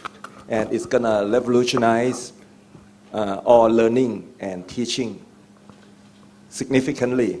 It's going to disrupt, just like what Elon Musk is trying to do for electric cars. Right now, I think all of you already familiar with ChatGPT. And it just opened ChatGPT 4.0 with a small o. Okay, and this one is free for everyone. Last night, I was sitting in my room and then I said, I need to talk about this today. So what I was thinking was that I'm going to put my program curriculum for ICT, which is our bachelor degree, and then I put our AUN SAR assessment and my course syllabus just to try to see if it's going to give me the information that I need to improve my next lecture for next year. And amazingly, it does what I expected it to do. Of course, it still needs our stuff, our knowledge, and our wisdom to guide and change all the thing that is showing to us. Okay, I have a slide. I'm gonna leave that slide with you guys, and you can go and take a test, look at them. Oh, by the way, this is Dolly, generate image. I just put our topic title, and then that's what it was generating. Okay, so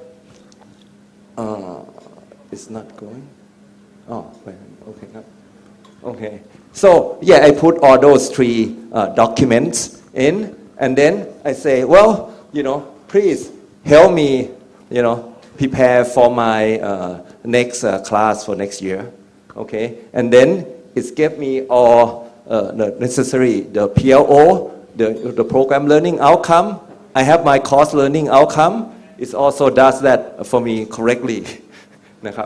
Okay, so the next thing that I did was, show all the PLO, all the course learning outcome, and then it do the alignment. I asked it to do it. It's helped me. So it's going to help all the instructor in the futures tremendously, to reduce the paperwork, as we know that our instructor, some of them, do not want to push much time on working on these sort of things, right?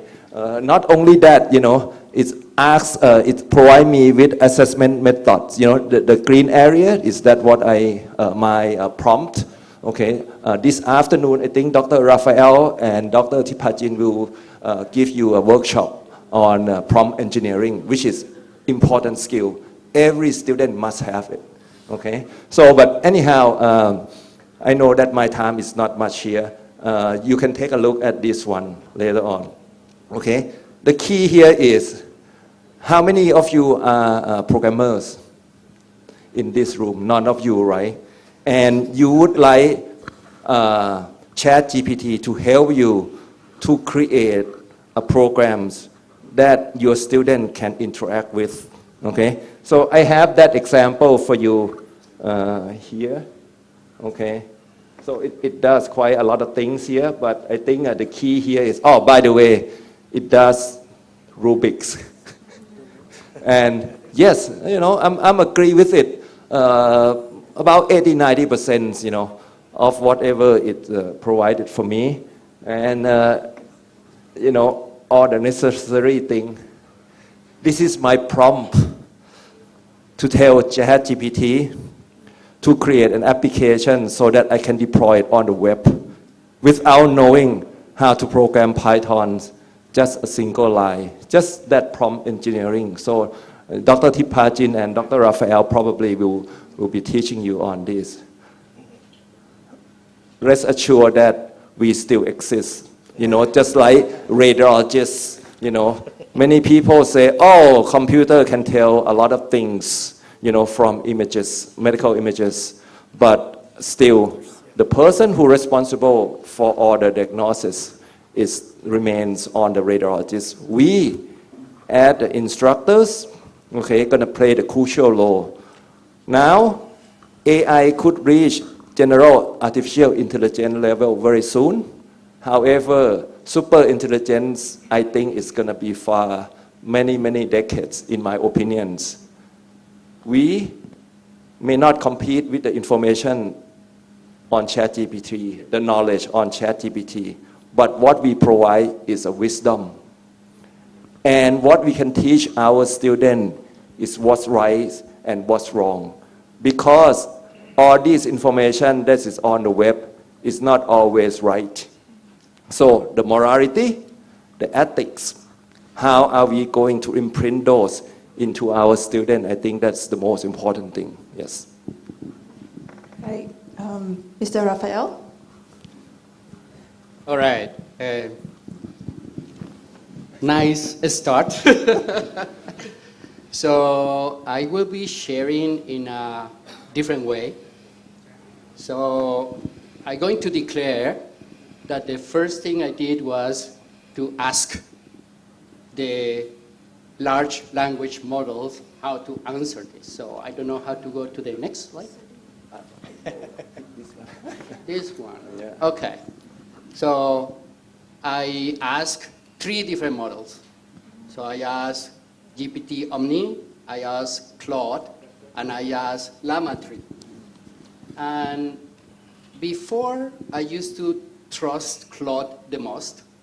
Now this was the answer from GPT Omni on the first shot, right? And then it's talking about lesson planning, personalized learning, automated grading and feedback, resource generation differentiation. Very, very cool, the starting point. So what they don't say is the last point, that is continuous improvement with a teaching process mindset. So teaching is a process, and then we need to measure. We need to try to understand what is good, what is not so good, and how we can improve our lives. And I find generative AI to be very cool in this process. So the first part is, okay, what do we want to improve? What is the target? So we need to have like a goal, right? But we need to have a sensor, a metric, in order to do that. And another thing is we cannot improve everything. So you just choose to improve one small thing every term and continue to move forward, right? So the other thing is how to remove the things that not really provide value. For example, I take a long time trying to develop a good rubric. It takes me like 3 days, and I am not happy with that thing. And then you can create a very good prompt to give you a starting point, and then you, oh, this is good. And actually, you can challenge the different models to give you different things here until you are satisfied. So then you need to understand, okay, why this metric is not what you want to be. So how do we improve this metric, right? So one of the things is generative AI loves talk, loves open answers. So we have this reflection form that we started from like since 2018.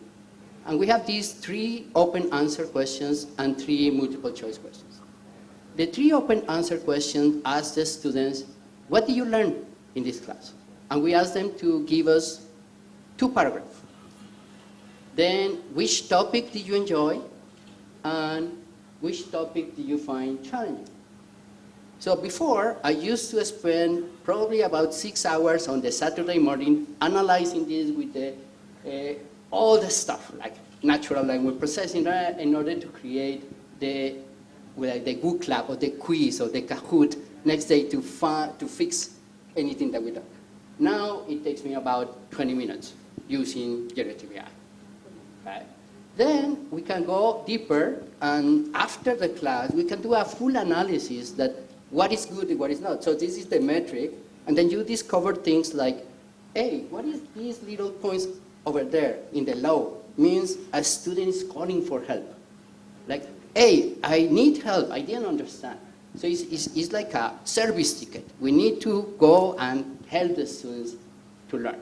Now you see one is green, one is red. So green means that they don't understand, but they enjoy the class. And red is they didn't understand and didn't enjoy the class. Right? So the other thing is for continuous improvement, then you can say, oh, why this lesson on week 2 is below average, right? So I remember, oh, come on, I did a lot of effort trying to discover it. My gut telling me it was a very good class, but the data is telling me it's not. So I took the transcript of my class and I put it to Claude. And it tells me, you should improve this. And then it's like, okay, seems like you have a good advice and keep improving this stuff. So probably one of the key things is play with the tool. Don't try to improve everything, but keep monitoring, keep having metrics. Now, the 5 years of data that we have from the reflection form is a treasure in order to analyze and what to do. Okay. All right. Like a treasure, right? You've got 5 years worth of data. That's overwhelming. No. Okay, so now let's hear from Siamimi. Yeah, we've got slides, all right. Assalamualaikum warahmatullahi wabarakatuh. Very good morning to everyone here in the room today, as well as those joining us online. AI, when we talk about AI, it's a very interesting topic. Yeah, why? Because it is an advanced technology that can actually challenge and questions our roles as educators. As highlighted by all our panelists here today, as well as those online just now, it is a technology that questions, why are we as educators should exist nowadays. Yeah. So in the University Brunei Darussalam, we have a policy and guideline when it comes to the usage of generative AI. So it helps us in guiding our roles and stance in using AI. So if I can share the slides. Sorry. Yeah, okay. So in UBD, our stand is to acknowledge the uses of Gen AI by encouraging our lecturers and our staffs to use AI, to play around with it, as some of our panelists were mentioning here just now. But at the heart of it, we also need to uphold the ethical and responsibility of using it. So whenever we use it, we need to inform others on its usage. Because as highlighted as well, not all of the information that we can find online are actually accurate. The validity and accuracy of it is still in question. Yeah, so in UBD, what we do to encourage this usage is to provide training to our staffs, not just our staffs, but administrators as well as the students.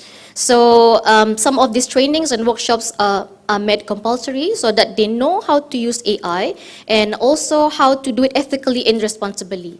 Yeah, and some of the workshop and some of the things that we have done in UBD will be training in the workshop in the afternoon later.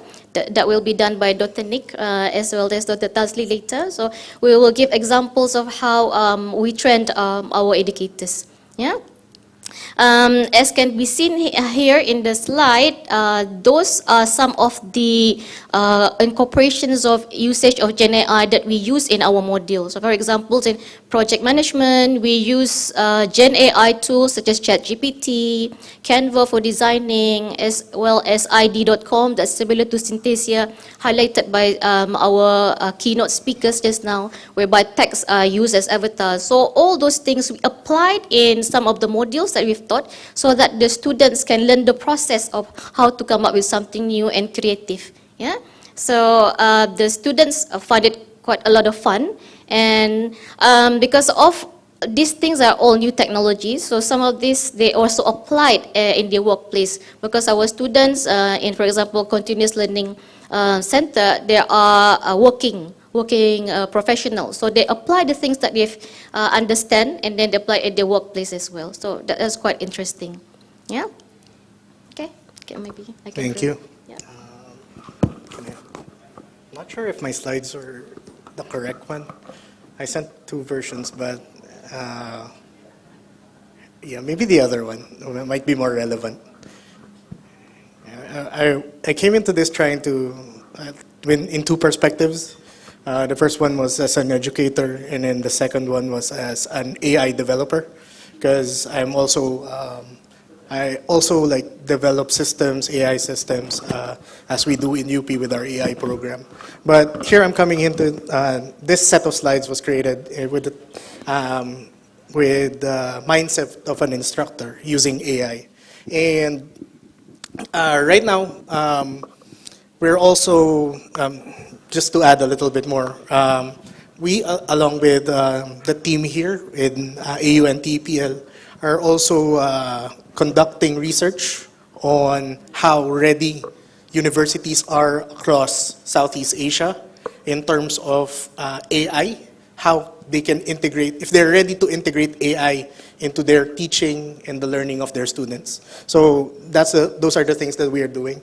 But I came into this with these few examples here, or these few tools that teachers can easily use, because they were made to be easily used, to help generate or do some of the more troublesome things that you prepare for when you're teaching a new course. Because usually if you've been teaching the course for a long time, you already have your material. You're just updating them. And sometimes the updates, the AI still doesn't have the new information. But for the baseline, for the basic part of the presentations or the contents, that's where that's where a lot of the effort comes in. So there's a few things here, like for example, Copilot to generate lesson plans, or I forgot the name of that one over there, Slides AI to create presentation slides, and using even ClassPoint to generate quizzes once you have your slides. And then, at the end of the day, once you're trying to rehearse for your presentations, like before a class, for example, you can use Speaker Coach, and I actually tried this a few days ago, and it gives a feedback along with data. So one of the most important things about AI, as an AI developer, is that AI requires a lot of data. And for us to be able to really utilize AI, maybe it's time for us as instructors to start collecting data, as Dr. Barros mentioned, like collect data about our class, about ourselves, and even about how attentive our students are, like right now.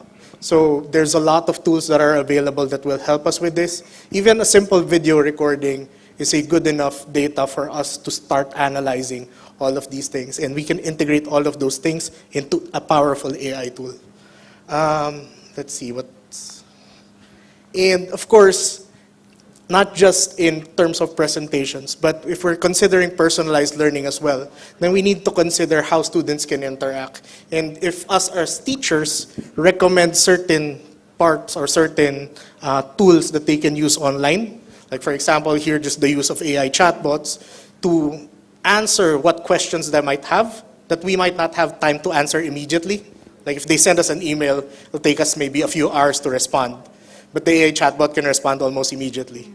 I mean, if they talk to us, of course, we can respond immediately. But students rarely do that nowadays, right? They rarely visit you in your room to have a consultation. But they're more familiar with other means of communication, such as emails. And you also have like other like AI-assisted learning environments, just what they use in Khan Academy, which has been mentioned throughout the day. So I think that's it for my answer.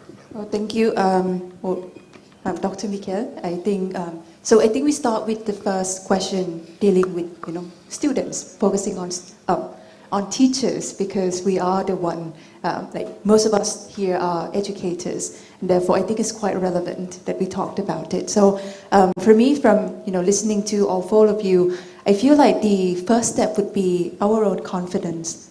I think the sense of overwhelmingness, is too much. I can't do it. I mean, that stops us from trying it out. And then if we stop at that place, then it's almost impossible for us to really know what it's like.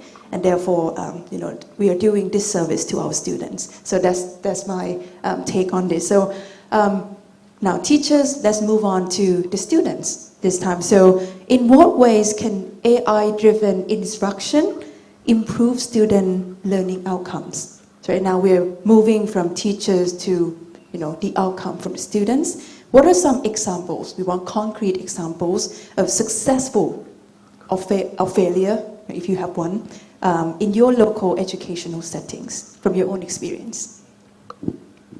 Okay, let me start. Okay, so I wish I have Aristotle as my private tutor, just like Alexander the Great, right? He had that, but in reality, it's not possible. However, thanks to generative AI, now every single student who have access to this technology can have a private tutor. Why? We, as an instructor, we give course material, we give textbook, those sort of things. Just like what I just did, put a programming curriculum, the AUN, QA, SAR assessment, my course syllabus. If I put those information in INV Gen Z, I did never have a chance when I was young to have this kind of technology. When I put this information in, now I have 24 hours private tutor who indefinitely patient with me. I can ask whenever I want. I can ask in the language that, maybe my professor would not appreciate it. But the AI, I believe that it will be patient with me. Sometimes it's not such an intelligent questions, but it's patient. And then whatever the context that I give it to it, okay, it's gonna try to answer those. I think Dr. Raphael and Dr. Tipajin will taught you about RAG, retrieval, okay, generative, augmented generations, okay. So basically what it is just, you just put the information. It's already learned a lot of information around the world, okay, but it's just so generic. Now we want it to focus on a certain thing. For example, if I want to learn a linear algebra, my instructor give me those course material, I put into this AI system, and then I start asking questions. One thing that Khan Academy does, for the new tools that I think still right now you have to pay, like $20 per person, to use those Amico. I think Khan Amico, right? That teaching you all the mathematics, for the AP courses and those sort of things, because it needs to use a lot of computing power. So that's why, hopefully in the future, they may make all these Gen AI to be more efficient, in terms of power uses, okay? Then all these tools can be available, for all students. So that's what I think, for the student. If I was a student, even in my class now, I put all the material that I gave them at the beginning of the class, and then just plow through it, Yes. Right. So, well, I wish I could have, like a personal tutor online as well. But I mean, I need to prompt them, right? To Yes, that's why, you know, one of the classes that I would recommend to every university is prompt engineering. Every student must learn, must have this skill. It is an important skill set that to have. You know, prompt engineering at the moment, this is a career, even in the United States, pay over 6 figures a year if you are really good at it. Okay? Because AI, since it's, you know, trained by vast amount of data out there, and we still need to use human judgment, you know, to find what is right, what is wrong, is this the answer that we really needed? You know, that's why these people has a career paying very, very well speaking or talking to generative AI, you know, yes. So like the art of asking the right questions to get the right answers. Okay, so what about you, Mr. Rafael? Okay, a concrete example with the students. So we have a very interesting course, and it's called Enterprise Solution Management. That is about IT operations. So the critical part of this course is teaching the students how to communicate with different type of stakeholders. Okay, so they need to talk to the top executives, they need to talk with the vendors, we need to talk with the end users. So it's a bit challenging to do this. So we created with the teaching team like a project that is a role play game across the whole term. And we have different milestones. Okay, so we start with something very easy. We call it like okay, there is a small skeleton monster, so you need to kill this one. And we give them the guidelines, how to do this. So the idea is like, for example, how do you communicate with a service request? Then the second one is a little more challenging. You have an incident. The system is down. People is angry, right? So the problem is we have 400 plus students, 70 teams, and we are only like 5 faculty. So how do we challenge this scale of requests in order to provide meaningful feedback? So the solution that we did is, for context, in our school we use Microsoft Teams and Copilot and Microsoft tools. So we create a Microsoft form to communicate to the stakeholders. It's called the Stakeholders Communication Form. Then we create a Power Automate response. So the students send the communication, the AI will get the intention of the communication. Do you want an approval? Do you want a permission? You are going to inform. And then we store what the students ask and what the AI respond, right? So the students get the response here. And we tell the students, hey, this is our bot. If there is something weird, talk to us. But then it's like deception. Like 99% of the answers are quite okay. The 1%, then we go back. And then they say, hey, prof, your bot is weird in here. So then we start re-improving this. So this one facilitates the feedback and the communication. And we see the improvement of the communications in each of the milestones. And again, we have all the data. We ask them permission to, okay, can we analyze your questions in order to learn more about this? So that's a kind of a fun way to get the feedback with the students and see that they are actually improving.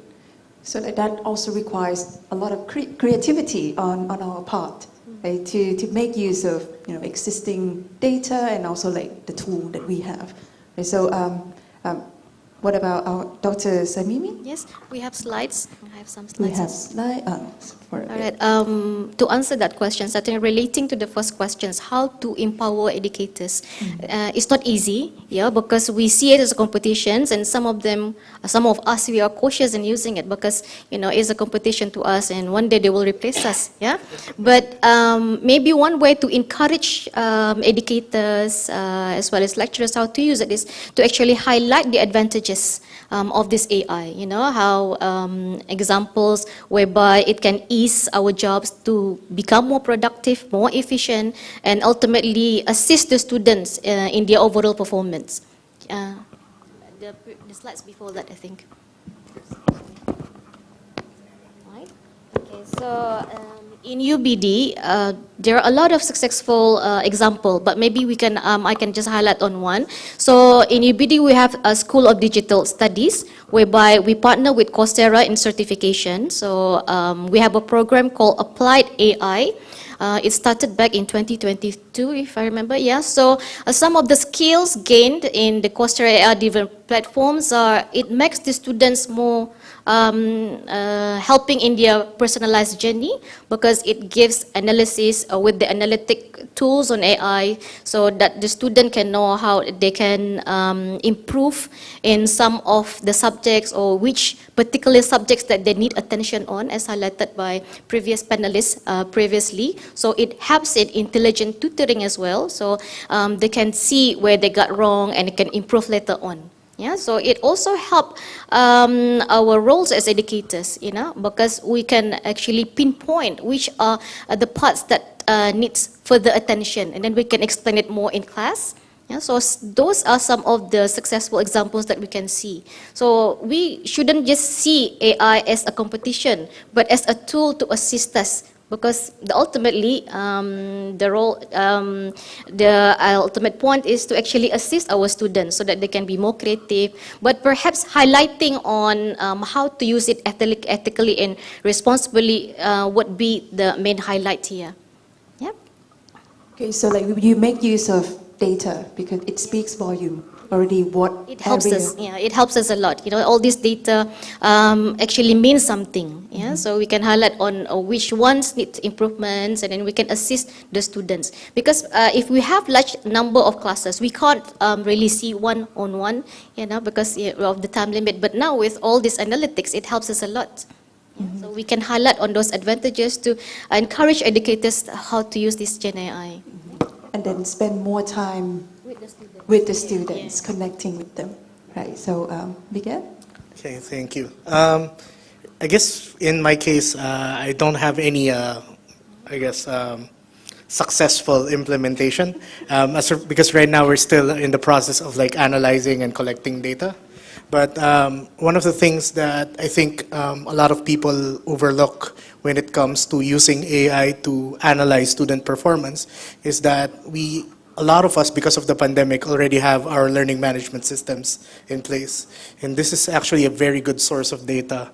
And that's one of the places that we're looking into to start off and to kick off how our analysis of our student outcomes are ongoing. Because it will tell us about, of course, it also has to do with the design of the courses, because you need to integrate these outcomes closely with the design of the courses. And right now, we're looking into working with professors in developing these courses better so that we can collect this data better, so that we can analyze student performance to outcomes and connect that a little bit better. So we're going towards that direction. So we can see that there are many different dimensions that we can touch on and work on, because it's such a huge area. Right, that we can, pick one area that we can start. Okay, so this is our last question, and it's probably the question that everyone here is curious about. So, student assessment. Okay, so what are the primary challenges? We've been talking about benefits, right? Good stuff. But right now, challenges and ethical consideration associated with using AI in student assessment, okay, and how us educators and policymakers can address these issues to ensure that our tests, and our educational environment is fair and just. Shall we start with the? Okay, so let me do it again. So for fairness, before fairness, I think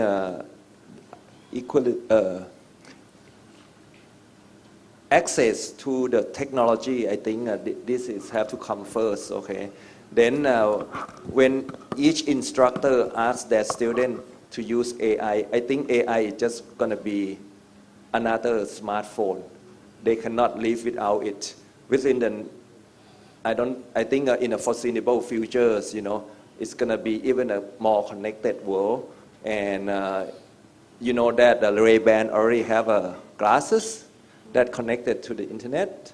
And then if it connected to the internet, what do you think is going to happen? Because everything is compute on the cloud. You know, generative AI, many programs is on the cloud, right?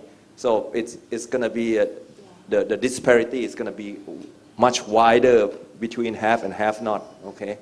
So now let's come to, I think the morality is the most important thing that we as a human being, we as an instructor can teach our students, okay? Then the ethics. Ethics is a group of people, a bunch of organizations, right, that come together and they are setting a guideline for us to follow, you know. But first, morality must come first, and we as an educator must do that.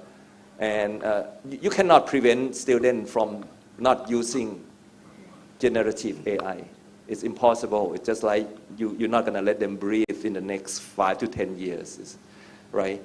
Now, what's right, what's wrong? What is the learning outcome? How are you going to measure, how are you going to assess them, right? And to me, you know, giving a take-home test probably going to be very outdated pretty soon, okay? You cannot rely on that. And what else can you do? I think it's a personal tutor, you know, one-on-one, you know, because, you know, we as a human being, we can create a lot of questions to probe our students to see whether or not they truly learn what is an objective of the course or of the lessons and so forth, you know. So ultimately, I still believe that as an instructor, I'm still going to have a job, just like all the medical doctors going to have a job, okay? Relief. I mean, we all have a job now, we're secure for another 10 years. Yeah, until we have super intelligence, you know, with the computing power this day, I'm afraid that we are going to reach that point. You know, Facebook, you know why they know us, they know about us so much. Even you're not using Facebook, but does your friend do that? Do your friends use that? You know, and Facebook, they are going to have hundreds of thousands of NVIDIA H100 by the end of the next year or so, okay? More computing power, they will find out more about us than what we know from one another. It's very scary. Whatever is on the internet is always there, and especially with the generative AI, you know, the large language model, somehow the knowledge, the information is imprinted into those neural networks. Yes. Mr. Raphael? All right. That's the challenging question. Yes. So first, I like to see AI more like the co-pilot. So basically is the one that gives you advice, but at the end of the day, you are the one accountable and responsible of all the things in here.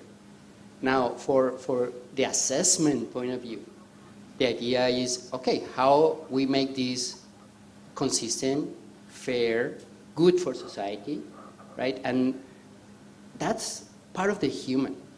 And probably one of the things that I love about teaching is when you have this face-to-face conversation and you try to give some advice to the person, right? Not the generic, not like the, oh, this is the rubric. You are here, move to here.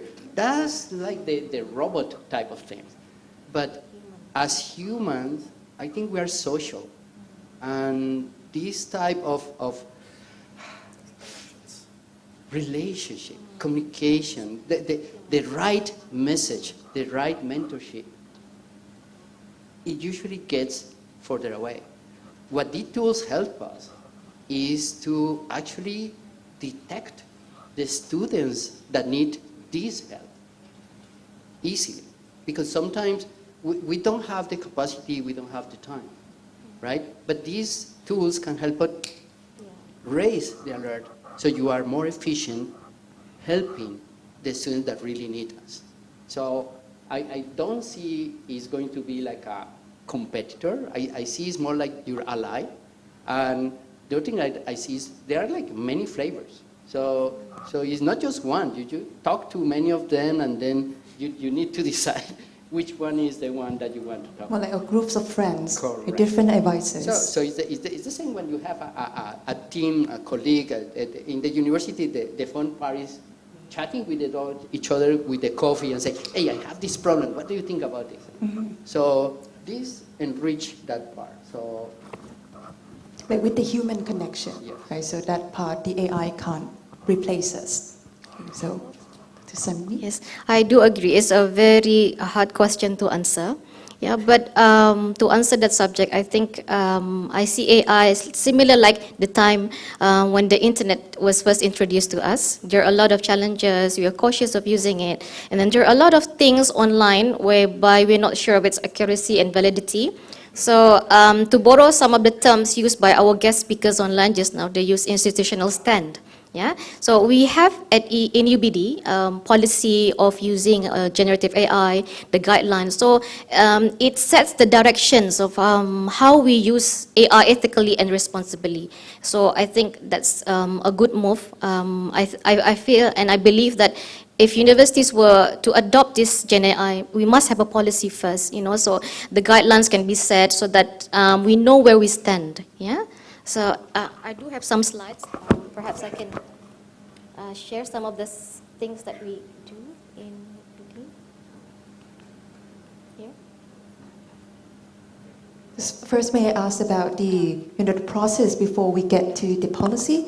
Do you have cooperations or contribution from different stakeholders? Yes. When we come up with that policy and guideline, we actually consult with our educators, our lecturers, so all of the faculties, so we get responses from them as well. Because when we developed that back last year, AI was still quite new. And as you know, AI advances so very fast. So now we are actually thinking of reviewing, the policy and guidelines that we have because of the fast advances in technology. So we need to revisit some of those issues, especially on student assessment, rethinking on how we give assessment to our student now, as well as on ethics and academic integrity.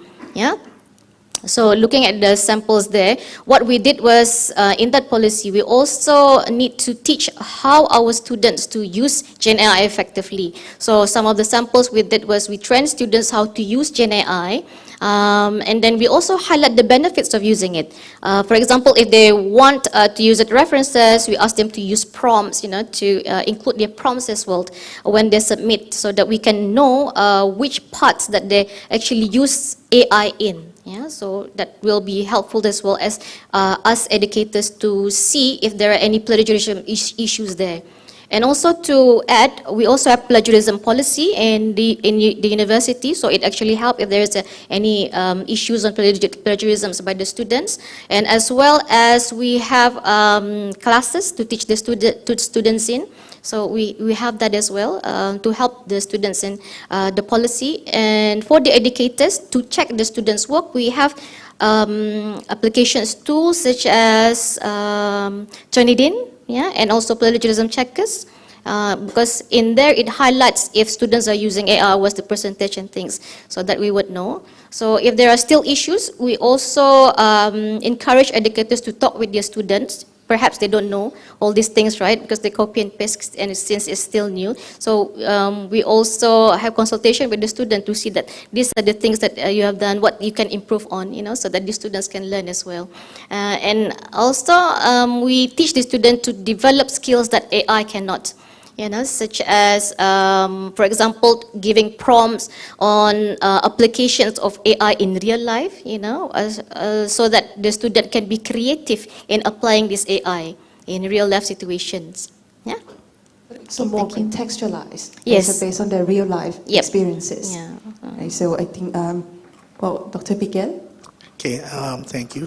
For my point of view with regards to ethics, it's actually I guess I could reference what Dr. Siamimi said about this being like similar to the advent of new technologies such as the internet, right? We can't stop it. It's going to be there. People are going to use it. But the thing we have to answer is like, okay, if we get something from the internet, we still need to reference it. We still need to cite where we got it from, proper references. And I think the same is true for generative AI, though sometimes generative AI fails to mention references. But for the case like we're using materials from there, it got it from somewhere. So we need to reference where it got it from. So sometimes we still need to do our due diligence in doing research, especially if you're submitting creative works, when you're submitting, because these are the ethical considerations. Like we know that generative AI can copy works of art. We know that it can copy prose, it can copy literature. So if it does that, does the AI own it? These are ethical questions that society as a whole has not really answered yet. But we know that, of course, if it's directly copied, if it's the exact same, we know that the AI should not own it. But for the other questions, is it the AI? Is it the developer of the AI? Is it the source that owns? So there's a lot of questions still with regards to ethics in this paradigm. And what's acceptable, I think society will dictate that moving forward into the future. We have our opinions, and then eventually these will all collide, and we will come up with something that's universally accepted. But right now, we're in the brink of its conceptualization. We're at the forefront of deciding how, what's acceptable for us. How do we want our students to move forward? So that's actually more of, it doesn't really answer the question, but it's more of the moral dilemma that's there in answering that question. I guess with regards to the other part of the question,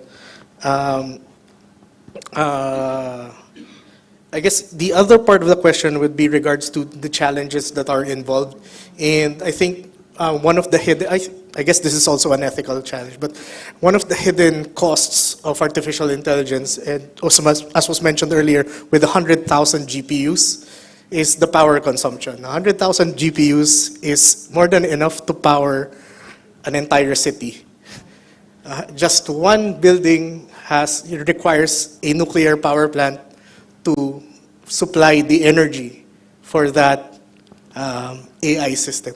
And in fact, it's estimated, I think if nothing changes, in 2030, 10% of the world energy demand would be just for these computing systems. So that's a large cost. And I'm not sure we as society can afford that. Because it's, yeah. So these are the hidden costs, these are the hidden implications, and they're part of the challenges and the ethical considerations, not just for student assessment, but in using these systems as a whole. Yes, so that leaves us with a lot of questions still, right? It's an open space for us to keep discussing, to keep talking about it. So, that's the last question, but we have a few minutes for questions, so I would open the floor from the audience if you have any questions. So you may raise your hands and then the microphone will be brought to you, or you can also, I think the microphone is gone from the center. Okay, so that will be raise your hand then. Any questions from the audience that you would like to ask our panelists?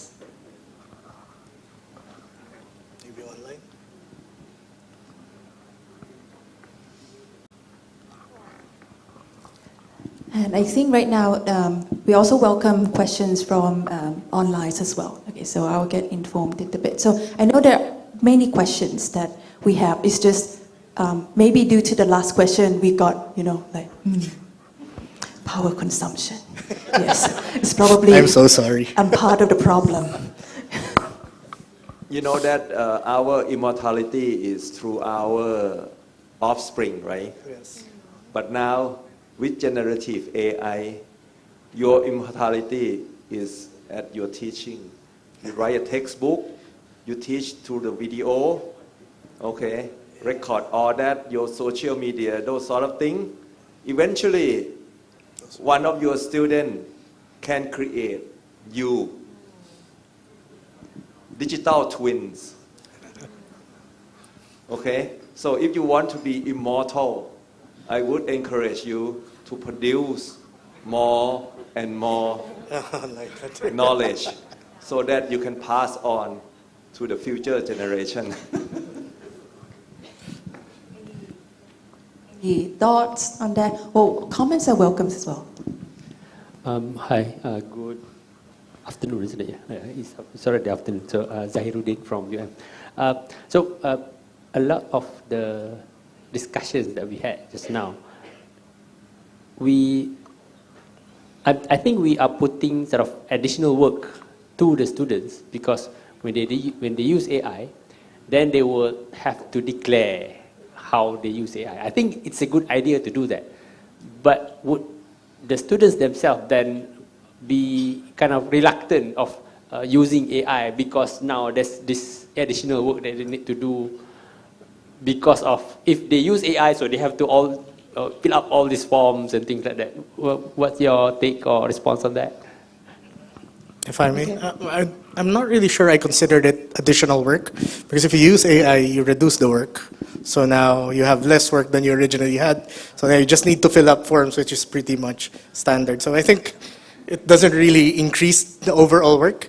It reduces it maybe it reduces it slightly less than before, because we have these new forms that we have to fill up. But it doesn't really, I think using AI would essentially net a less amount of work for the students instead of a greater amount of work, because you don't have to filter dozens of documents just to come up with your answers. You already have a filtered answer.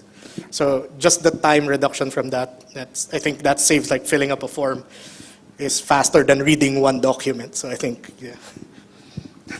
Yeah, maybe I can answer that question as well. So in the examples of us in the universities, because I teach my students on digital business, so I also teach them how to use Sono AI, for their marketing pitch and stuff. I don't see it as for them not using it. They're having fun in using it, because these are like, with kids, they like to play with toys, so, with digital toys and stuff. So they find it quite interesting, and it opens their mind on how creative that they can be. So with assistance of advances in tools and technologies, they can be more creative. So, but the thing is, maybe we can only we can highlight is we teach them on how to reference effectively or responsibly. So for in the assignments, I do give questions for them to do in group works, and in their submission, they have to reference using the prompts that they use, so that we can also, as educators, check in which part that they copy ChatGPT.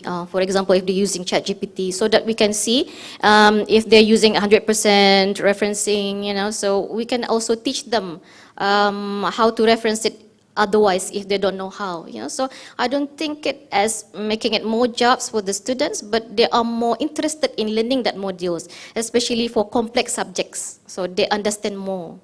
Yeah, that's in my case study example. Yeah.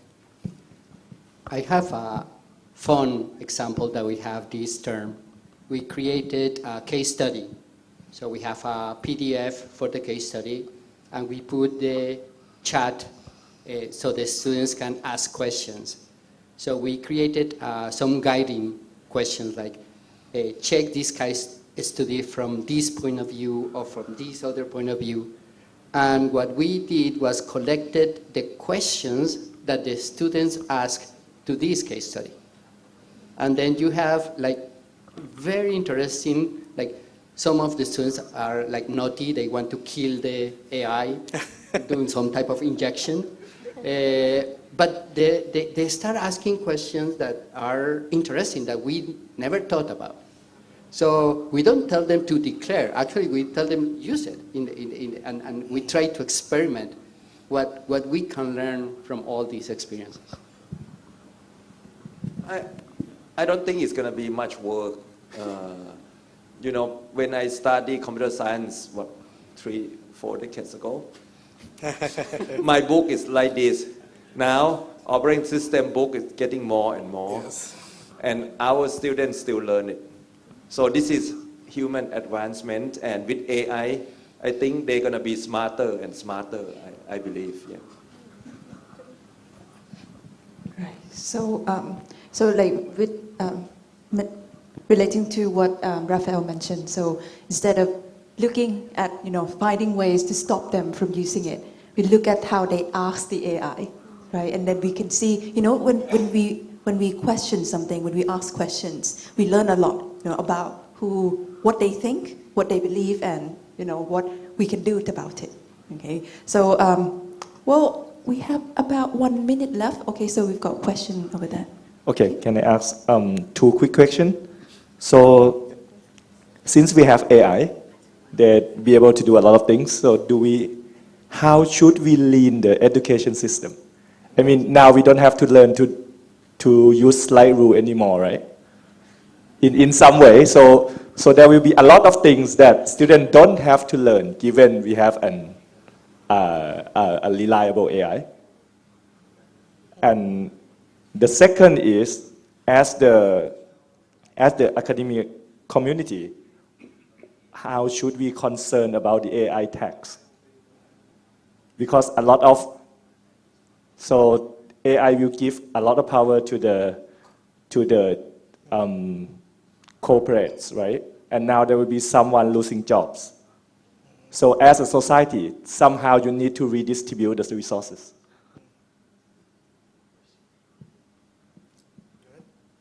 Okay, so I'm going to start with one part.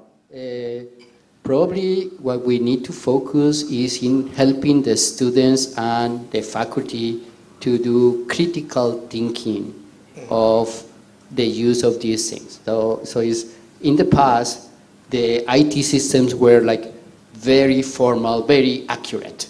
Today, now we have these more like human-like type of IT systems. And then you need to think, like, is this correct? Is this not biased? Is this, what is the black box? So behind, we don't know what is the things that are there. So the skills that we need to learn, as I want to rephrase, prompt engineering is one, but problem solving, critical thinking, how to use these new tools is going to be important. Okay? So leave the panelists for the other question. I guess I could add to that. I think for the first one, you mentioned something about students not needing to learn a lot. There's a lot of things that students don't need to learn anymore. But I think this is already the case even before AI. Like, for example, once you become a medical doctor, you start off knowing everything about the human body, but once you have a specialization, then you forget everything else except for your specialization. So it's the same thing, you're filtering things. But of course, you still need to know the basics. You still need to know enough to be able to use the prompts properly or to filter those answers. If you don't know what you're reading, then it's practically meaningless, right? So if you really didn't learn anything, then it wouldn't push forward. It's just like you're stepping back instead of moving forward.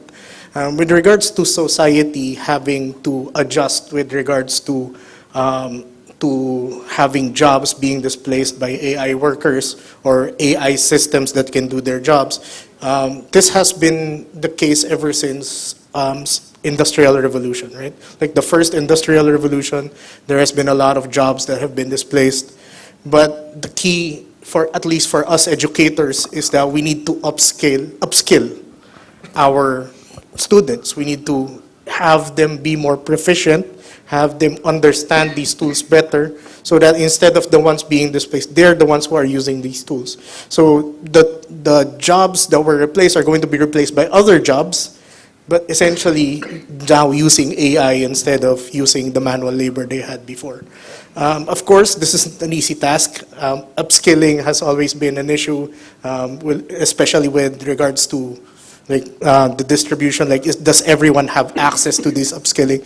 But then this is a systemic question, and I'm not really sure I'm equipped to answer that question. Yeah. Okay. So maybe can I highlight a little bit more? So just now I was jokingly saying that we should rethink our job as educators because we can be replaced by AI, right? But I think the question is, and the highlight is actually maybe it will replace those who doesn't use AI, because AI will be a norm, in short time soon. Yeah, so those who doesn't not use AI perhaps can be replaced. Yeah, so maybe that can summarize our discussion as of today. Yep.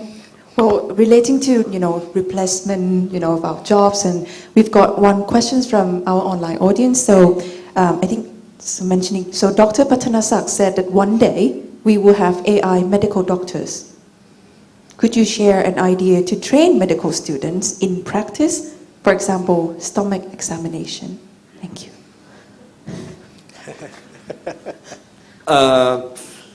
Stomach examinations, can do by, I think, in general it's two ways, right? Physical exam by medical doctor perform on the patient bodies, right?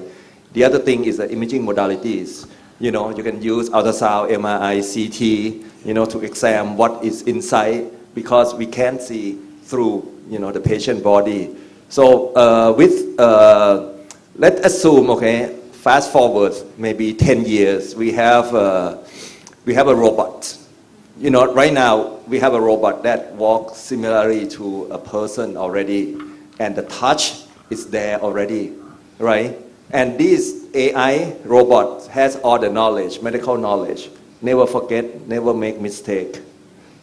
Okay, and how they are going to teach our medical students, well, just like what, our medical students learn from their professors right now, from their attendings by following, having discussion and so forth, case discussion, give a medical history, reason for exam, the complaints, reason for exam, those sort of things, and then, they start discussions among, it's going to be a little bit weird, at least for me, talking to a robot, instead of talking to a live person, okay? But, with that being said, I think the motor movement, the touch, the haptics, and those sort of things will improve tremendously, especially from China or from the US, those robots can teach a student how to perform, physical examination, and then,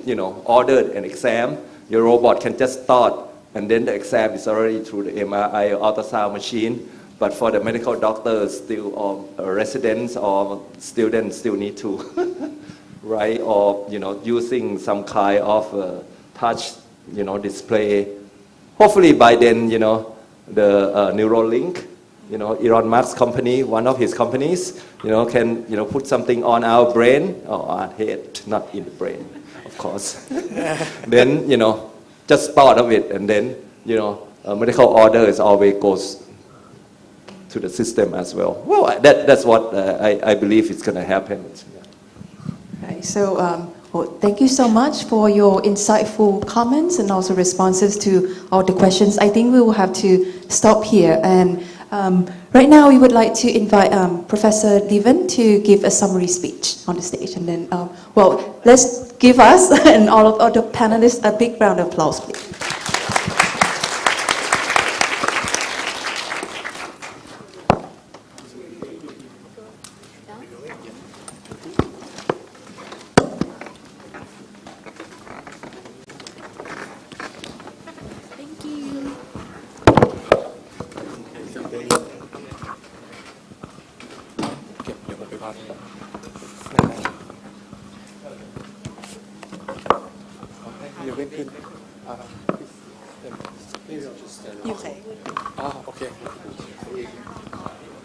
Hi, everybody. So it's me between you and lunch. So I want to start by just thanking the keynote speakers, the panelists, and then the moderator, who's also the MC, which is, I find, amazingly flexible and agile. And so I think we learned quite a bit about how AI can be applied to teaching and learning. I will remember a couple of things. So one is AI literacy or AI fluency. So definitely we have to, if we're going to be serious as instructors, we're going to have to learn to do this. But it's good to know that there are tools like knowledge, which is something that it's spelled differently, Knowledge, where perhaps we can, kind of use help us design our lessons better and have tools, to improve the learning experience. So it's also about academic efficiency. So and I think that will entice our instructors, to kind of make the plunge. I think that, with the carrot of efficiency as well. I was quite interested to see, some similarities between what Dean Patanasak and then Raphael were also saying, is that we're going to use AI also to improve. Right? So you had the example of, let's put in my syllabus, the AUN report, and then let's see what it comes up with as ideas. And you had kind of a vast amount of data.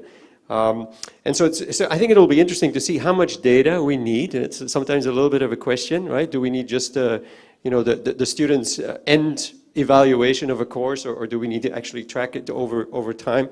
But definitely the idea I took away is that, yes, it's not just about, it's also about how do I improve over time, and that continuous improvement mindset that I can take. Interesting question about the ethical use of AI for our students. And I try to, if you start thinking about either the slide rule or the calculator, at some point we didn't really ask students anymore, did you use a calculator to solve the homework? We assume you did. And you don't have to. And so I was kind of a little bit with Lisa there. But I also thought that the idea of a process-based assessment, I think is a good link, because now if we're going to observe the students a little bit more on how they do things, maybe we can monitor the ethics of it a little bit better. So yeah, I thought that was quite promising. I also took away from University of Southern Queensland the idea of policies for experimentation, right? So because there's a difference between kind of the policy that we want in the end versus the policies that we need to allow experimentation. So I took a note of that. I think I'm going to kind of talk to my superiors in SMU as well to make sure that we can experiment obviously responsibly, but also not be too restricted in our risk-taking. Then maybe on a kind of a final note, which is, I'll tell you a little bit of an anecdote myself on how one night I was chatting with, I think it was Copilot, and because I think it was Lisa said, she had some nice conversations with Claude. And so there is going to be this question about how do we, on the one hand, not lose the human, and the human is very important, but obviously the AI will start feeling quite human-like. And so, kind of how we walk that line, I'm still not sure, but I'll just end you with the anecdote that I had, where I started chatting with Copilot, talking about how humans and AI can work together in the future. So I was kind of curious about that, and I was wondering what kind of ideas would it have. Then at some point, after about 5-10 minutes, it said, "You seem to be a very nice person. Would you like me to write you a poem?"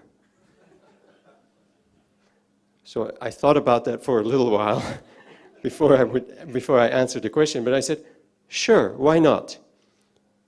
And then Microsoft told us that we had spent enough time already, and I had reached my limit. So there are some limits, perhaps, that we need to be careful in crossing, but I think that will, another journey ahead of us. Yeah. So that's it. It's now time for your lunch, so I'll hand it back over to you. Yeah. Thank you very much. Well, I mean, even us can get ghosted by the AI, like, well, that's it for the conversation today. Well, okay, we are reaching the lunch break. Okay, so you have about 1 hour, so this is about 12:30. We'll get back here and then continue our session at 1:30. So enjoy your break, and then we'll see you in a bit. Thank you very much.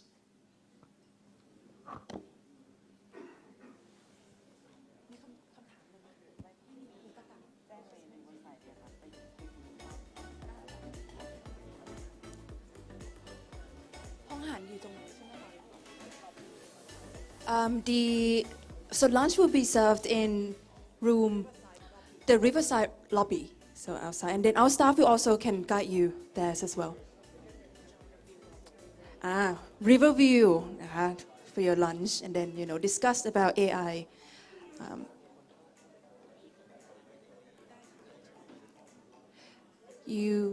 So you can also leave your belongings here. There will be staff monitoring the room, so you can safely leave them.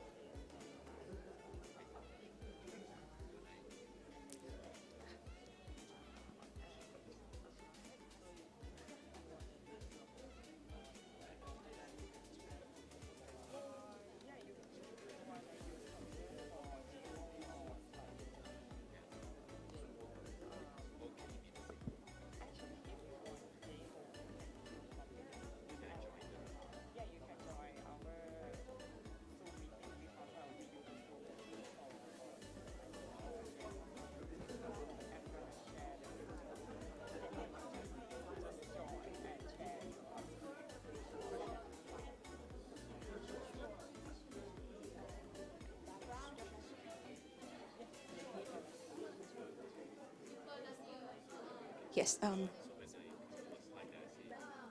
You can have like a nice.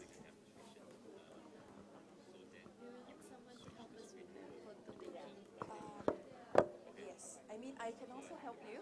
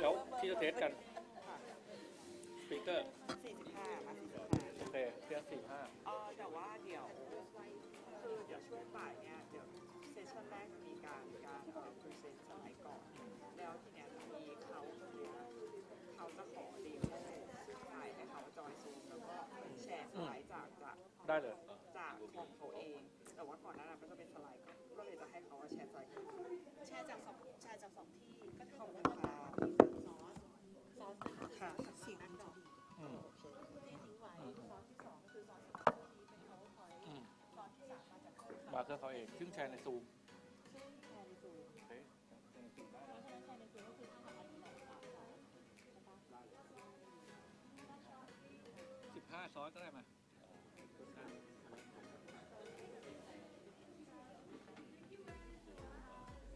ขออนุญาตนะคะเดี๋ยวจะเอาใหม่ไปคืนที่ขอบคุณค่ะตัวเดียวค่ะโอเคขอบคุณค่ะ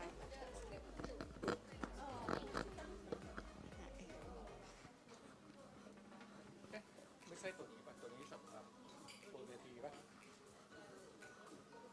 เก็บก่อนใช่ไหมใช่เก็บก่อนป่ะ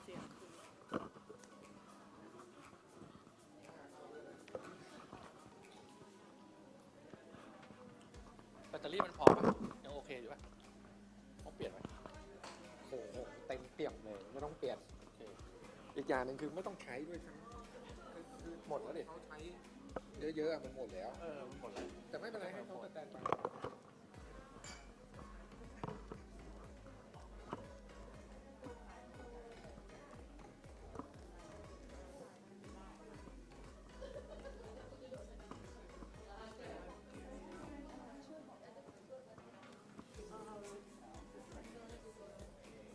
อันนี้เดี๋ยวไว้ใช้ตอนบ่าย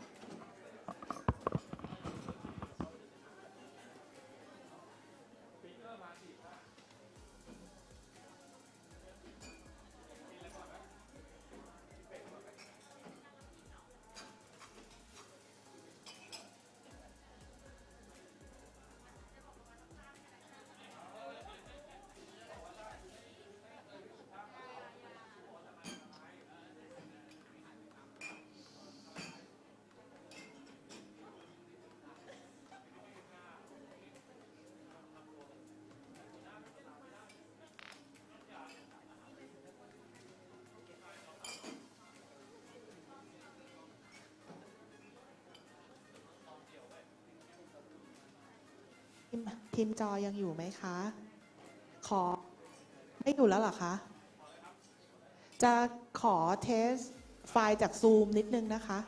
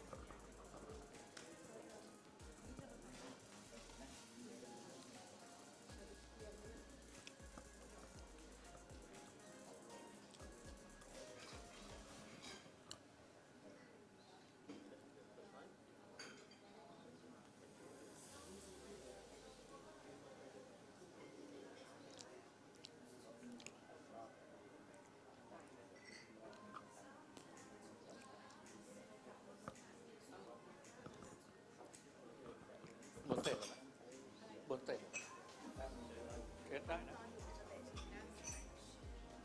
ก็แล้วแต่ว่าเขาจะเอายังไงมีโพเดียมเลยจำได้ว่ามีโพเดียมเลยนู่นตัวโน้น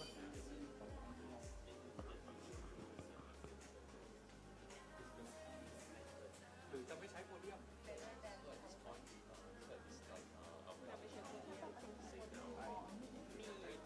นี่เราตัดยังแล้วเมื่อเช้าอย่างนี้เอาทันตะวันเนี่ยนี่เราบอกให้ตัดแล้วตัดตรงนี้เก็บ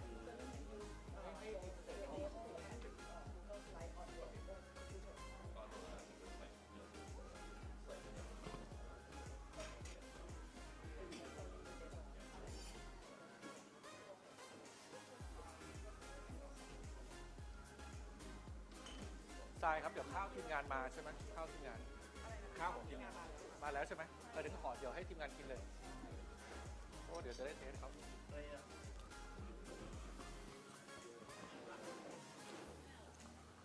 เอาวางไมโครโฟน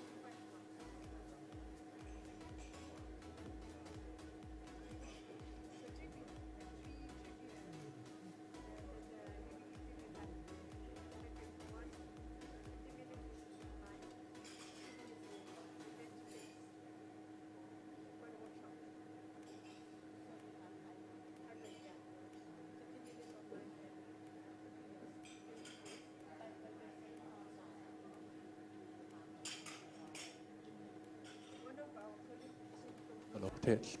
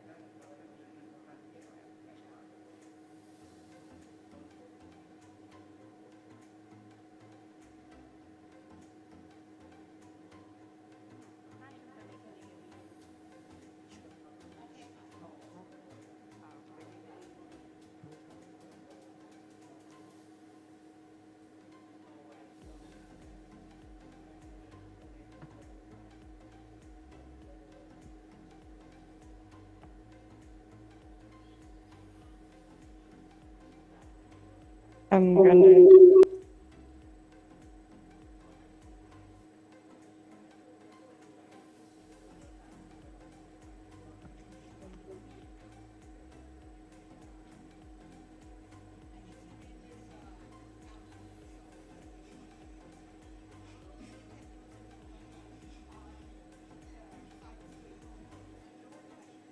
Okay, can you see me? And can you hear me clearly? Okay. Oh, it's like repeating my voice.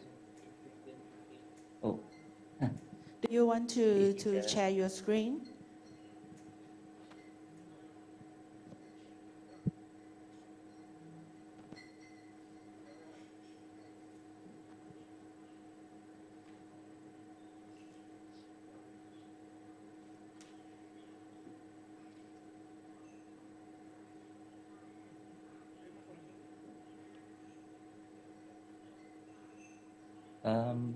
Do you want me to show my screen?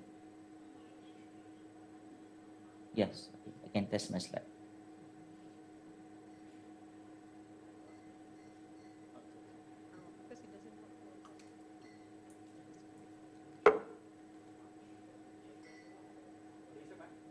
Can you see the slide?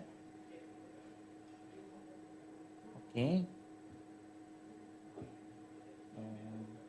So these are the slides. And then I would actually play some videos. I think directly from my YouTube is easier. Just to show some. So let me share.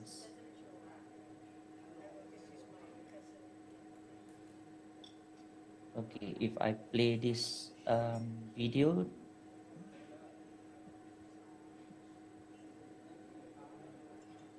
Hello everyone, this video intends to share with you on what does it take to be an innovator. Welcome to today's exploration of innovation. Have you ever considered what makes someone an innovator? It's not just about having great ideas, it's about the... Do you hear the video? Okay. So I have few slides. I'm just playing from the website actually. So it's in Canva, and then there are few tools, all are on website. And I also play my YouTube. Okay, sounds clear. Great. So it should be fine, right? We are good. Okay. What time that I should come in?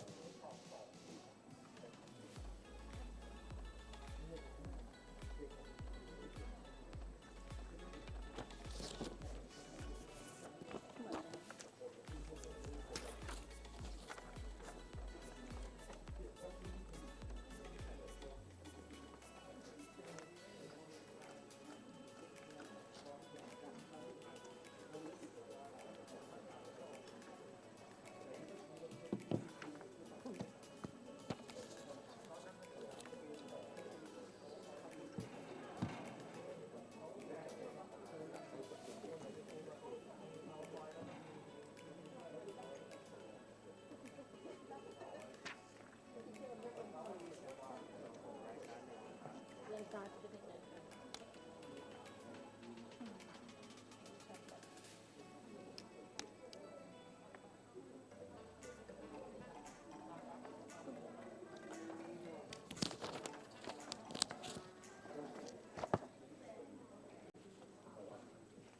good afternoon, everyone. Welcome back from the lunch break. How was the food?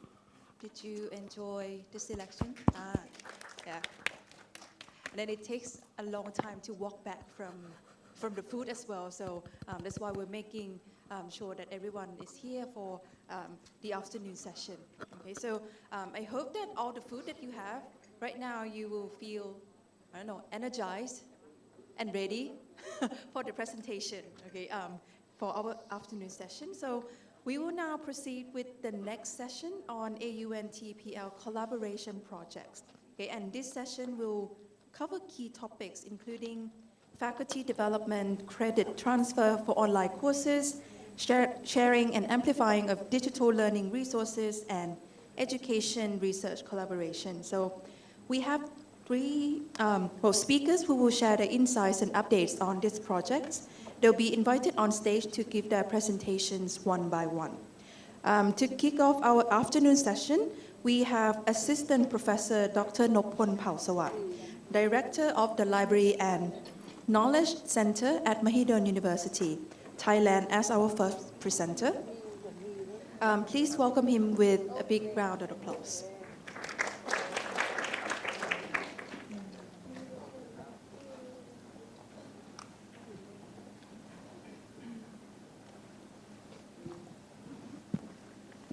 Dear distinguished guests, after the lunch, feel good to stand up a little bit.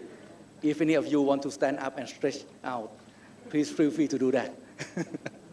Okay, the first project is faculty development project hosted by the Mahidol University. And the next slide. Can I have the slide?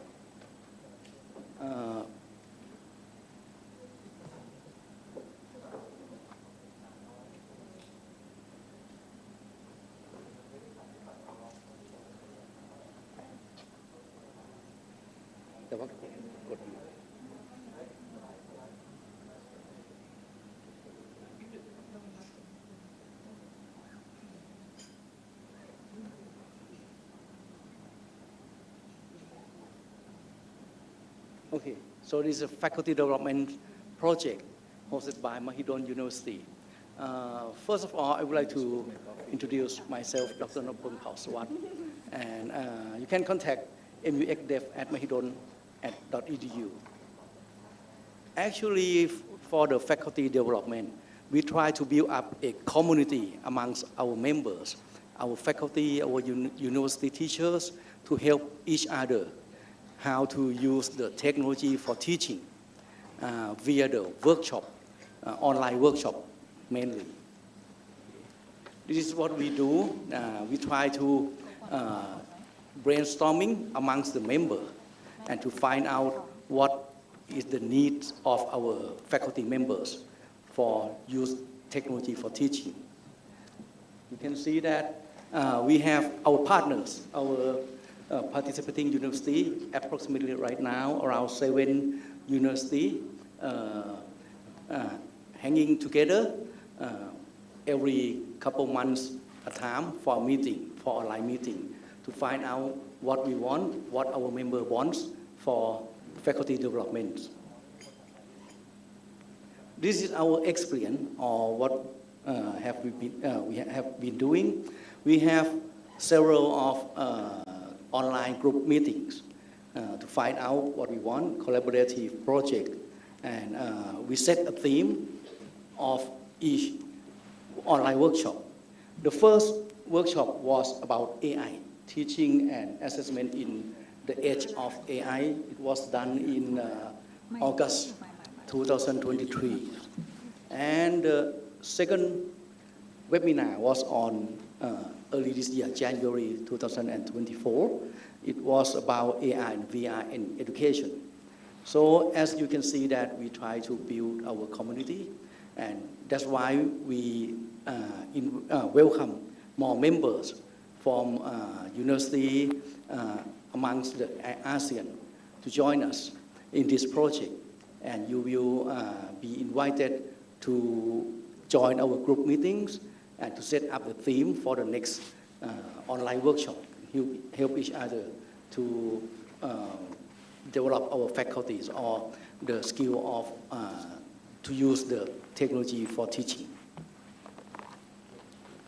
And hopefully the third webinar will be held on July this year.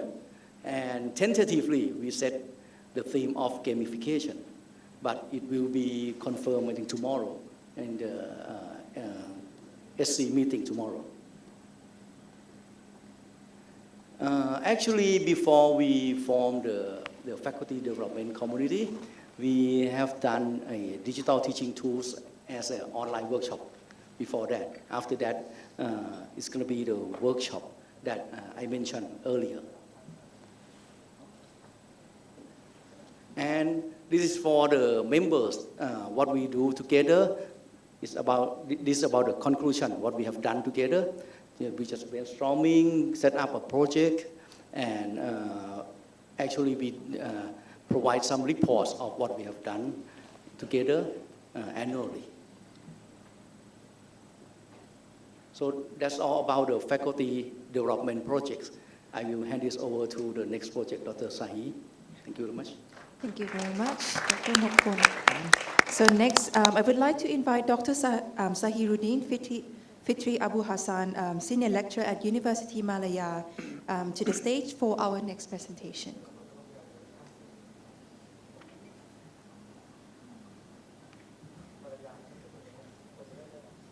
Okay, thank you very much, and good afternoon, everyone. So I would like to introduce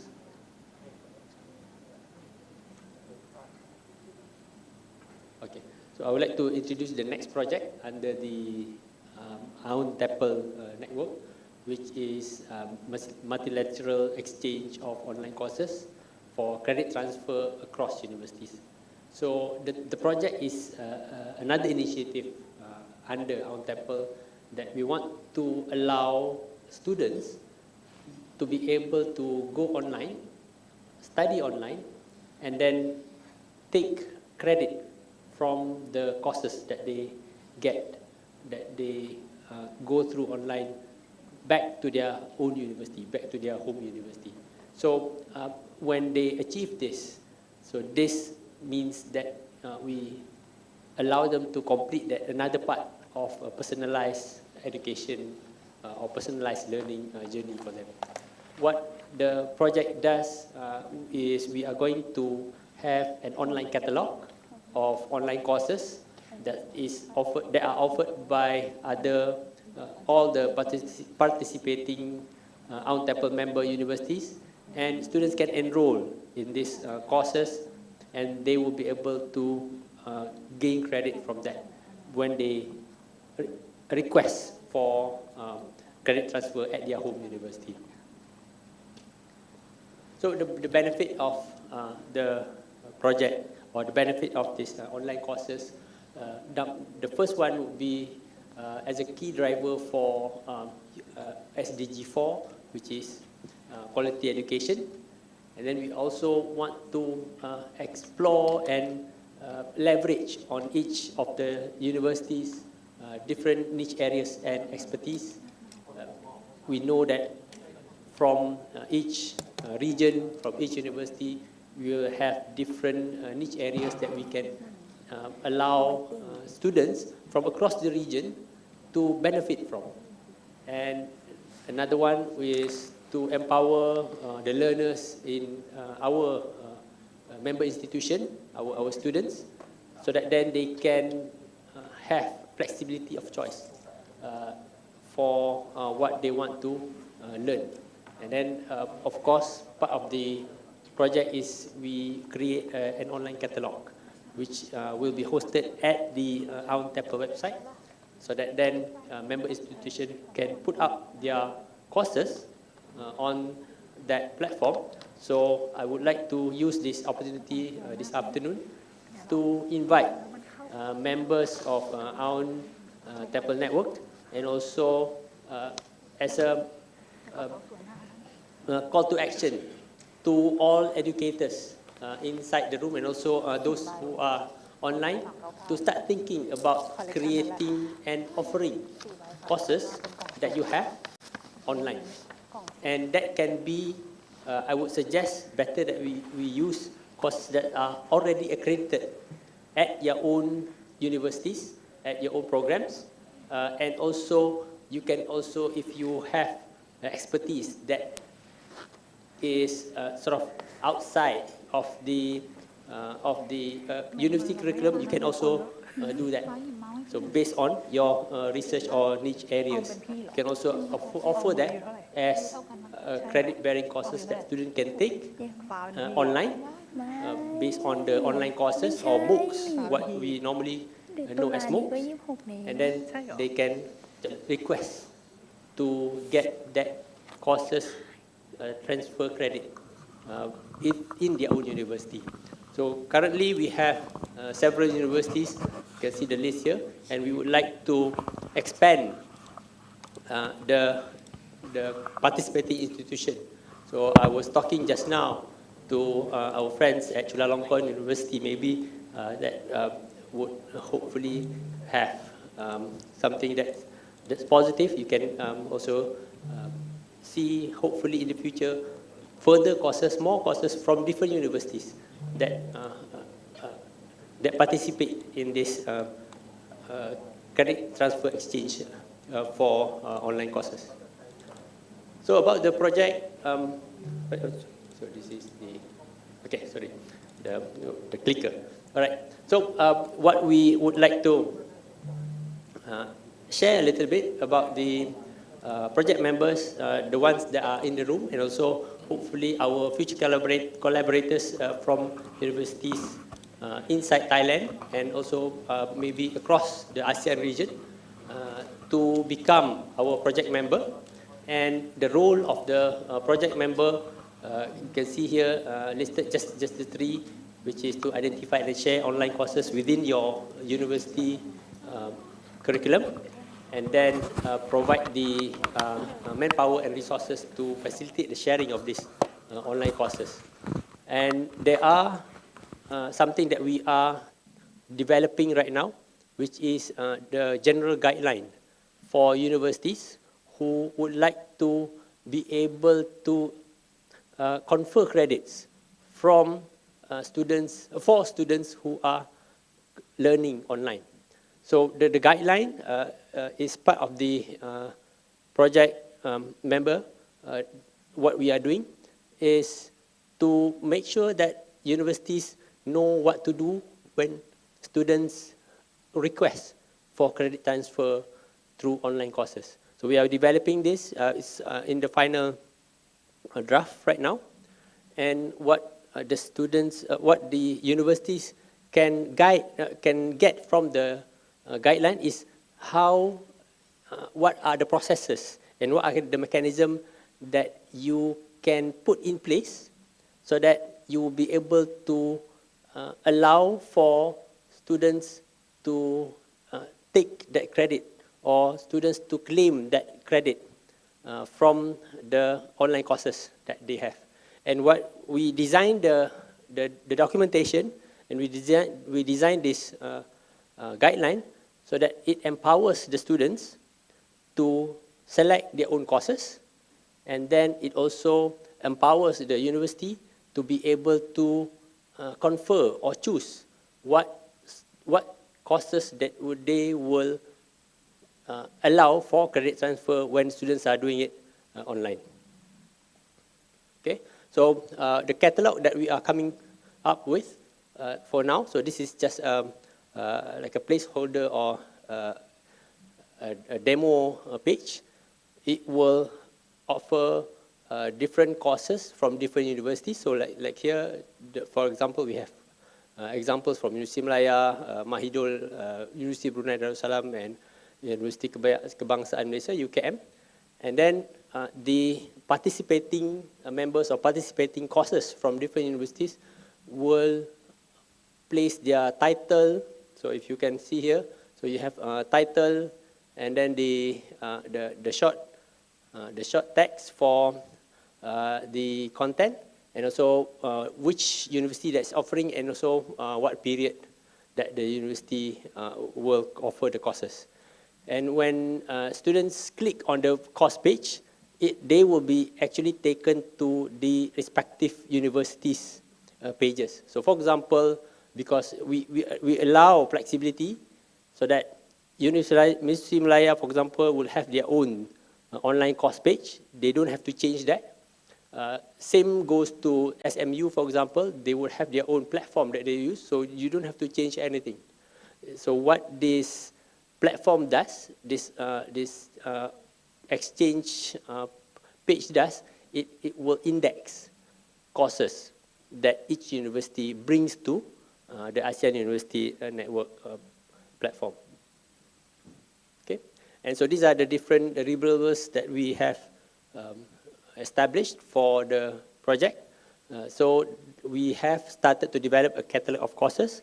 So each participating university have their own catalog of courses that they have given to us. We are in the process of consolidating everything so that we can publish the website soon. We also are going to share best practices on creating online courses, because we understand that creating online courses is not something to be taken lightly, and then also it needs to be designed in such a way that it will appeal to the students. And also the third one, to establish a credit transfer mechanism, which is the guideline that we were talking about just now.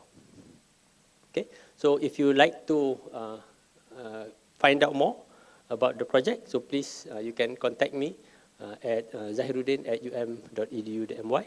So I return this back to the MC for the next speaker. Thank you. Thank you very much, Dr. Zahiruddin. Lastly, we have Professor Levin and team. So I would like to invite Mr. Vane and so for our next presentation.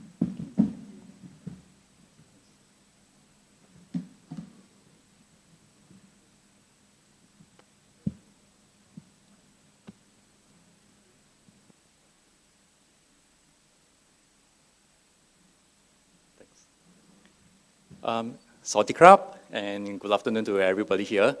So my name is Wayne. I'm from the Singapore Management University and also the project lead for AUN TEPL's project on the sharing and amplifying of digital learning resources on Merlot.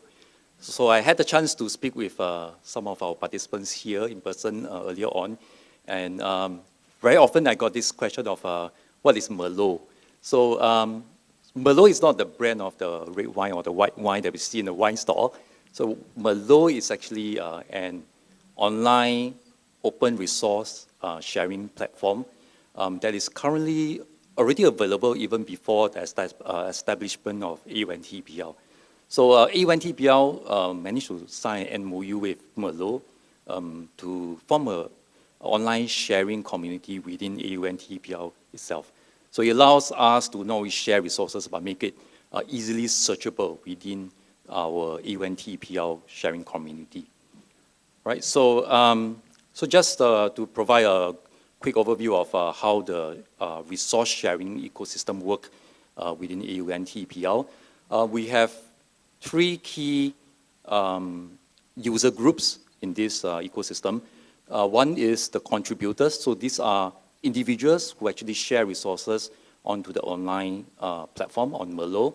And we have the adopters as well, individuals who actually browse through the content and they use the resources shared on Merlot for their own courses that they teach. And the third group is the reviewers, individuals who use the materials and they provide feedback and they review the content by giving comments to the authors of the resources shared on Merlot, and thereby actually providing an opportunity for the authors to further fine-tune the resources. So there are also two important groups of users in this sharing community. One is the university librarians. So they actually provide useful advice on the use of copyright consultation to faculty members who want to put up their resources onto Merlot. And they also touch on things like Creative Commons usage of materials and how they actually can be, they're actually sharing some best practices as well on how resources can be easily searchable by tagging and so on. On the right-hand side, you can see a Merlot editorial board. So these are actually associates or actually employees of Merlot.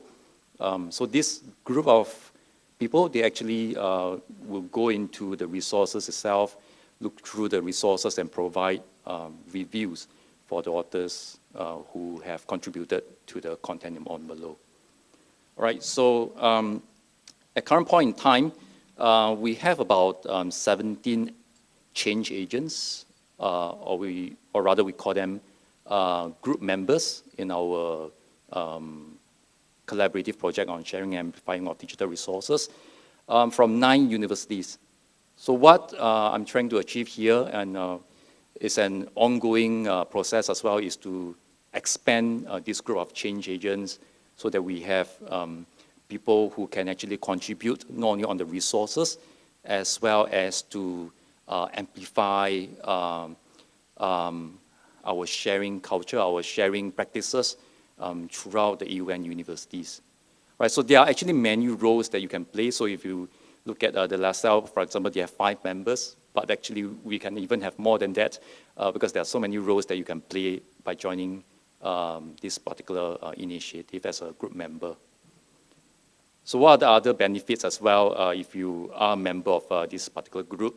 Not only do you access to the resources, you can contribute to the sharing community as well by putting up your materials on Merlot. You will be able to receive feedback as well through the reviews that the adopters provide after using your content. And thereby as well, it actually enhances the academic reputation as well as the reputation of your university. So I mentioned about a few roles that you can play. So these are some of them. So one is that you can actually contribute some of your resources onto Merlot to the AUN TEPL community. And you participate in meetings as well. So in the past meetings, our project group members have been talking about best practices. What are some ways to tag the resources that we put up onto Merlot so that they're easily searchable among AUN TEPL. We talk about copyright as well. So we talk about what materials are copyright and what type of material can actually be shared and how they are being more effectively searchable by our members.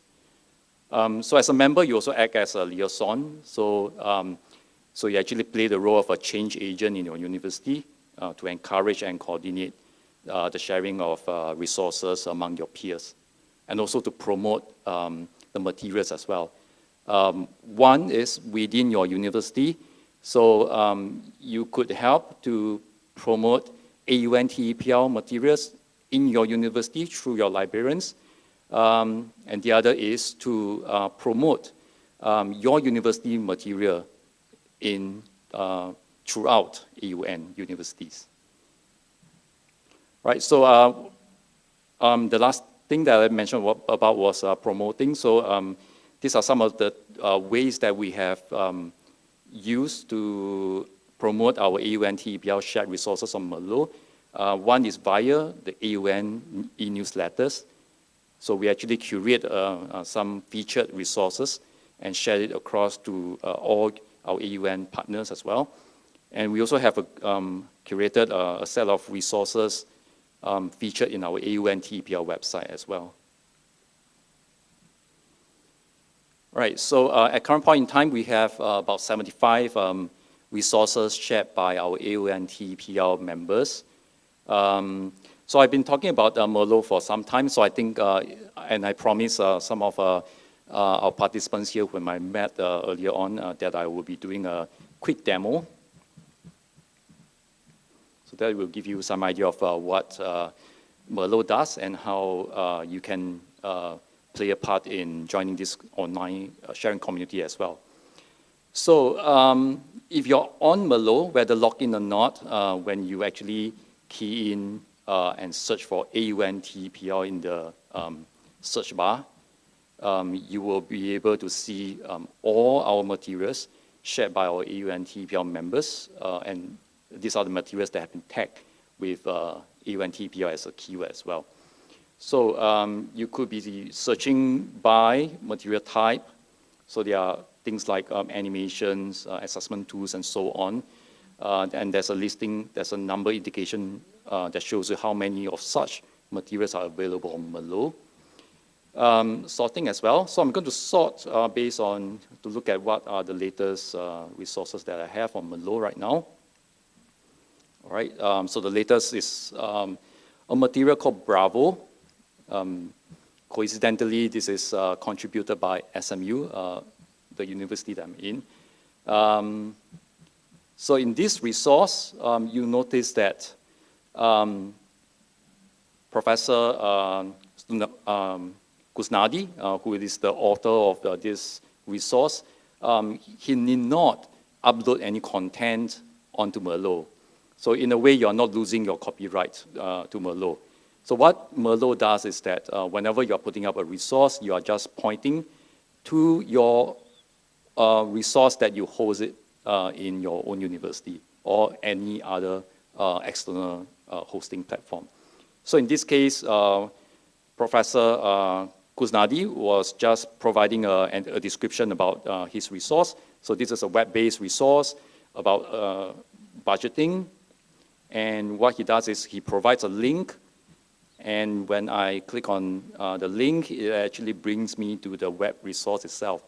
So in this web resource, he's sharing some instructional videos about how to do budgeting. He has a self-assessed quiz here that any student from any of our members, member universities, can just participate and self-assess the quiz. So he presented a case study as well and some practice questions. They are already readily available on the online page. So right here we have something contributed by our very active member, Professor Helmi from University Kebangsaan, Malaysia. So Prof. Helmi is also a member of our project group, and what he has shared here is slightly different. So as mentioned earlier, there's no need to upload anything. He just needs to provide a link to the resource. But the nature of the resource here is a bit different. So he's actually sharing a library, a repository of the assets that universities embarking on AR, VR, or mixed reality can actually download from the Sketchfab site that was created by Professor Helmi. All right, so if you're interested to have a look, you can just search for AUN TEPL and you'll be able to find this resource there as well. And something that caught my attention here, Dawn of the Dark. Another way of sharing your resource may not just be pointing to the resource directly. So Dawn of the Dark is actually a game produced within Singapore Management University. It's on the course of evolutionary psychology. So what is presented here, when I go to the link, it links me to a SMU site that talks about the game, talks about, so it provides you with some instructions on how to get access to this particular resource itself. So it's not only the resource, there's also the teaching notes, the case study that comes along with it, and the installation guide as well. So, in summary, there are actually many ways that you could share your resources, and there are many types of resources that you can share as well. So my request here is at the end of today, probably if you have some time and have access to the internet, this could be one of the playground for you. Go into Merlot, run a search on AUN TEPL, and if you would like to, you can also sign up as sign up for the account in Merlot, so that you can be a contributor as well to the resource within AUN TEPL. So if you'd like to find out more about the project group, I have this link, and the slide will be shared with you after the event. Do look out for our page dedicated to this project group. And there's a video there as well, whereby Professor Xiao from SMU, he actually shared his experience and how he benefits from sharing his resources on Merlot. There's some user guides there as well. If you are new to Merlot and you will need some guide to follow through, there are some instructions here that you can follow.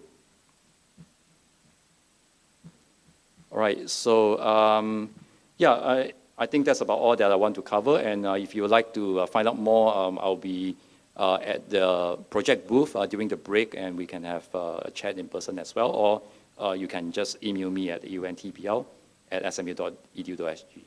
Thank you. Well, thank you very much. We also have our next presenters from SMU, so you may now take the stage.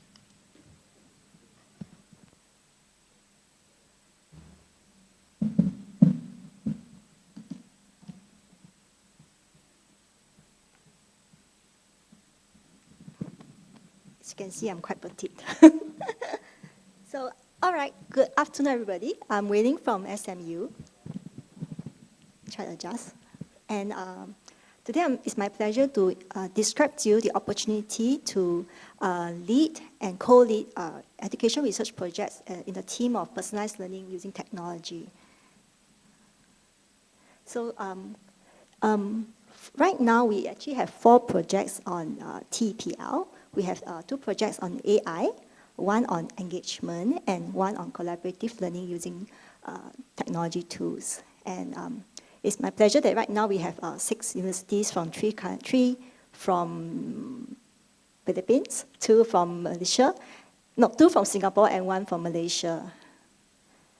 Let me share with you 3 key motivations for joining us. First, by engaging in these inter-university collaborations, there is this opportunity to enhance your individual reputation as thought leaders. There's also opportunities to foster synergies and cross-pollination of ideas. I'm very happy that I met some of my friends here, and I'm sure we can all agree that many times we have fierce discussion about some thoughts that we don't mean to disagree, but we agree, but we are very intense. And there's also opportunity to expand your professional network. So in my next segment, right, I'll be introducing to you the 4 projects that is ongoing, and you can get ready your handphone, because 2 of our groups have prepared surveys that we would like to see your feedback, and there's also 3 groups looking actively for research collaborators. So get your mobile phone ready. Okay, the first group is actually led by our panelists this morning, by Miguel from UP Daliman. Their group is interested to find out the AI gap in ASEAN education, assessing impacts and developing strategies for effective teaching with AI in higher education.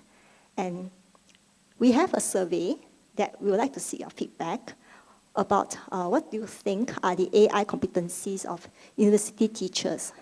These are 2 RQs. So RQ1 is to find out the AI competencies, which this survey seeks to find out. And subsequently, in our phase 2, we'll be looking into how AI could improve the quality of teaching. Also, it's my pleasure that the second group, the PI, is also here. So Liana from UM is leading this group, and their title is Ethical Framework for Generative AI in Higher Education. It's obvious that even this morning in our panel discussion, there's much being talked about ethics, and hence we have a group that's really looking into this. And similarly, they're also seeking your feedback in the survey instrument that they have just crafted. So Please scan the QR code, and if there's not enough time now, you can also access through the TINI URL when you receive the slides. The objective of this study is to develop an AI ethical framework for the usage of Gen AI for university students. It's my pleasure to introduce also an old friend, Kiran from Their group is looking into the engagement in blended learning settings, particularly the postgraduate students. The group did their literature review, and they found that there's much been discussed about engagement among the undergraduates, but less is being mentioned regarding the postgraduates. How do adult learners actually engage with tools and for their learning? So in this objective, they wanted to find out the specific factors that affect student engagement through technology in the context of blended learning. And they're also looking actively for collaborators who are able to access LMS data, learning management system data, in the fields of IT, computer science, and business economics. This is our fourth group, led by SMU Imeng. This group is looking into how Padlet can be a tool for both collaborative and personalized learning. The group have actually started the research last year. So there are 3 RQs here. Mainly it's about the use of Padlet. How does it actually influence or enhance collaborative learning, personalized learning, learning outcomes?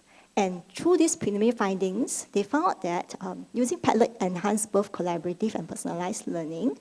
It also leads to the achievement of LOs associated with these modes. And they found the results similar across different courses in different disciplines. So now I'm going to pause a few more seconds. As I mentioned, these 3 groups are actively looking for collaborators. They wish to expand their study beyond their source country and beyond the members that they have currently. So if you're interested in any of the projects, in the ethical framework in Gen AI or in the assessing the teaching competencies using AI as well as the student engagement, please get in contact with us through the Google form here. And lastly is a big call. So if you are passionate about advancing TEPL through collaborative research projects and you are interested to also learn more about the ongoing research projects, please get in touch with us through this email address. Okay, it's my pleasure to pass the time back to the chairman of AUN TEPL, Lieven. Oh, thank you very much. Now, Professor Lieven for wrapping up.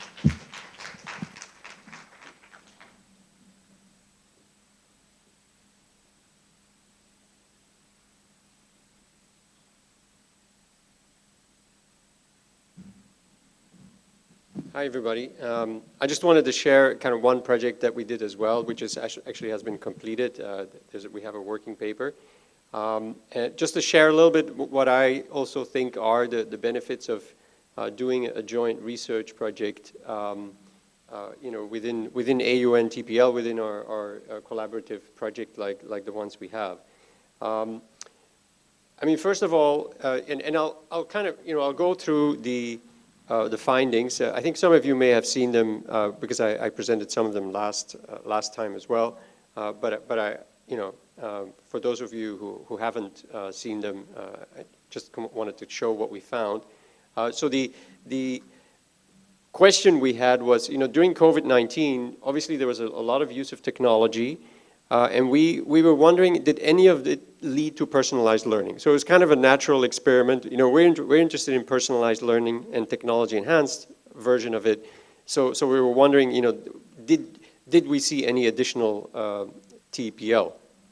And so our methodology was a fairly, yeah, it's a qualitative one. We actually interviewed instructors, university leaders, administrative leaders, and faculty developers.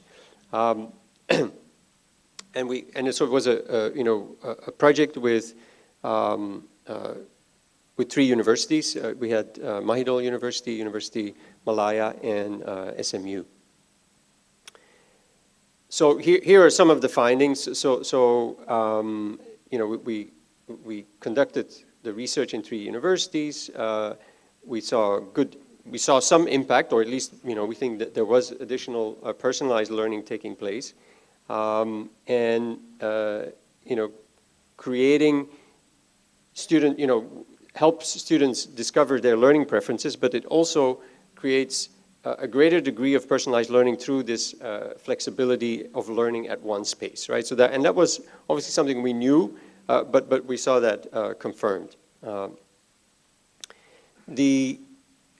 You know, what led to more personalized learning was the increased digital and physical infrastructure. So definitely, you know, we saw that investments being made by various universities to do that, and that, you know, leads to more TEPL, and so that if you now want to have more TEPL, you know, you can have, you can draw your conclusion and look at what additional digital physical infrastructure was needed. Physical, because, you know, students needed their own space to be able to, you know, interact with the technology, and sometimes they were at home, but sometimes they were actually on campus. We had a lot of kind of mixed periods during COVID.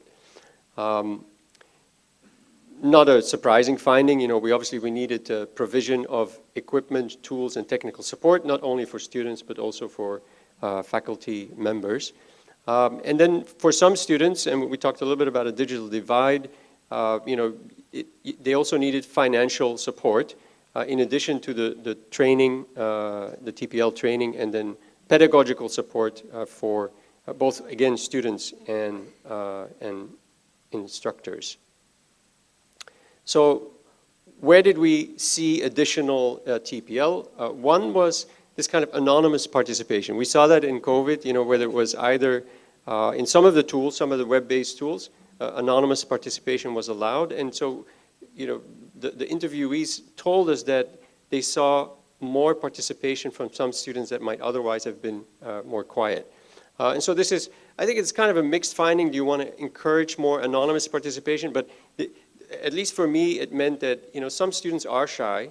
We obviously want to help them overcome that in some occasions, but maybe there are also occasions where we're allowing them to be a little bit shy while still then getting some feedback, because, you know, you can still, as an instructor or as a peer student, you can still provide feedback to an anonymous comment, and that, you know, kind of lowers the barrier for certain students to get that feedback.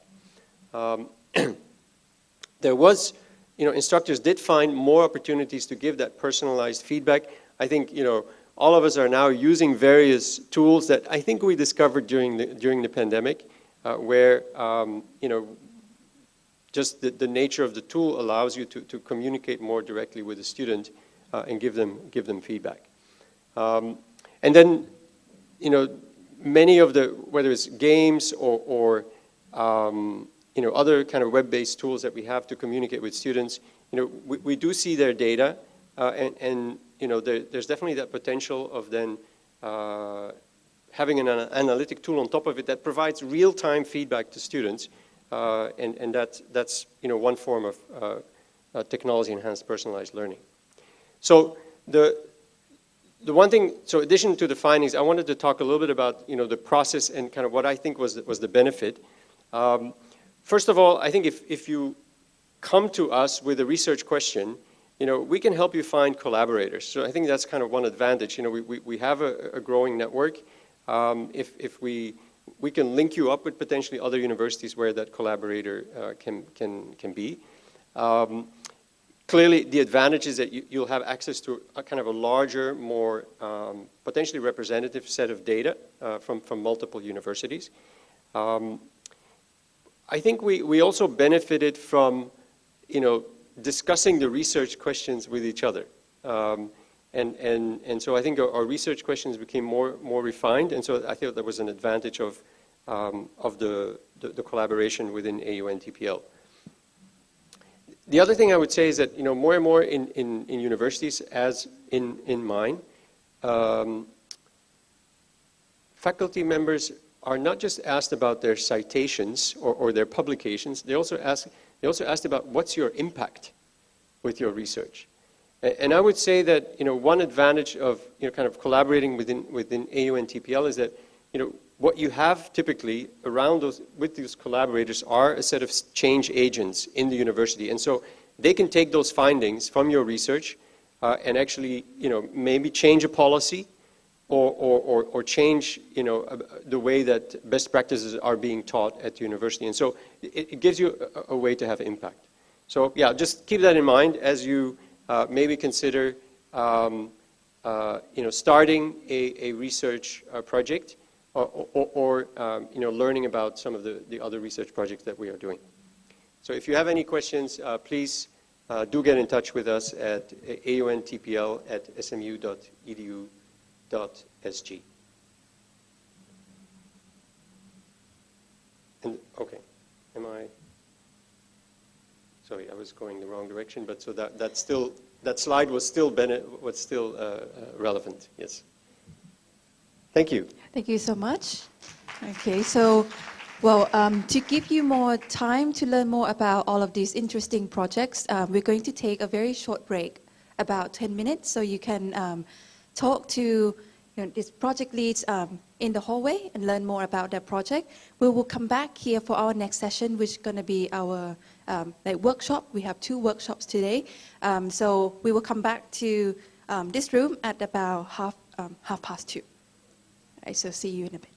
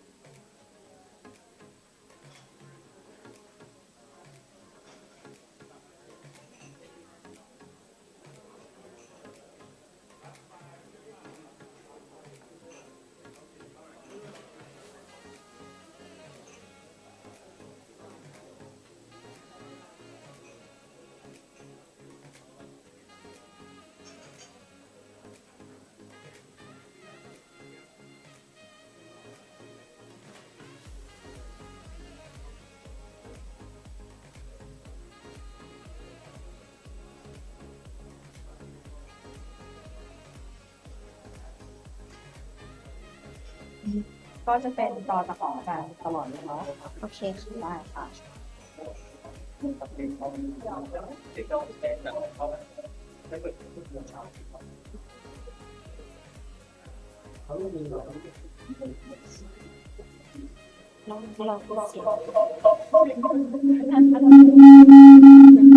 กไหมปะคะ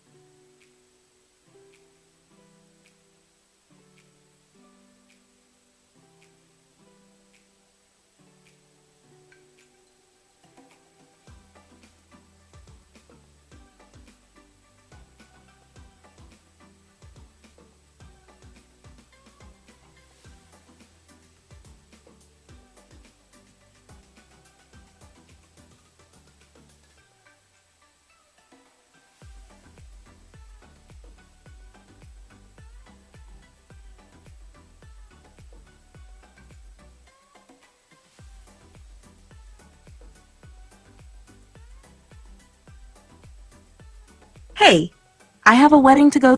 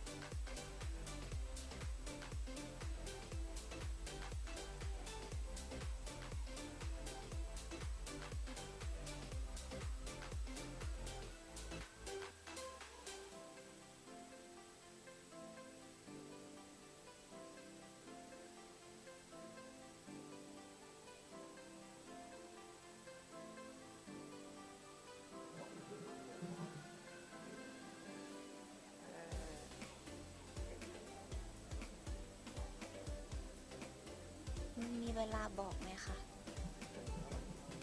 อ๋อ ให้หันไปดูใช่ไหมโอเค ตอนนี้เป็นเวลา 10:15 นาทีอ้าวผมพูดภาษาไทยพูด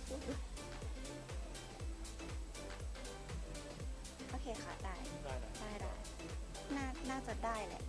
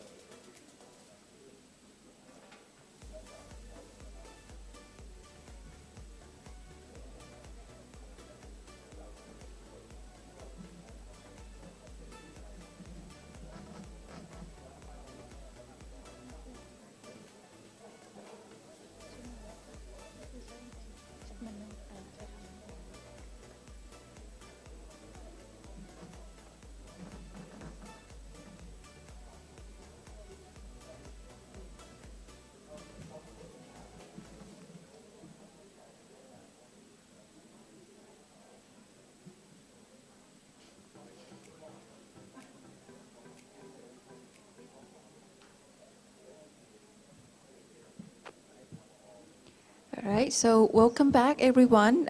So we are now going to proceed to the next session. I think if you are still outside, it's time to make your way back to your seats, and you can also take the break inside the room so that you can still enjoy the break while listening to our speakers. Okay, so our first workshop is titled Navigating the Future, Generative AI in Customized Learning Journeys. And this will be led by Dr. Tipajin Thaipisutthikul, Assistant Dean for Academic Services and Technology Transfer, Faculty of Information and Communication Technology at Mahidol University. Dr. Tipajin is a leading expert in generative AI, having delivered numerous talks and workshops on the subject. Her expertise spans sequence learning, deep learning, applied intelligence, and machine learning. She has received numerous awards, including Best Paper Awards at international conferences, and has an extensive publication record. She also actively advances AI research in education, social science, and health, addressing real-world challenges with innovative AI applications. So please join me in welcoming Dr. Tipajin. Okay, so thank you. Good afternoon, everyone. So after the break and lunch, welcome to the workshop, Navigating the Futures, Generative AI in Customized Learning Journeys. We have to admit that today, we have the driving force of the AI and its transformative impact, especially in the education.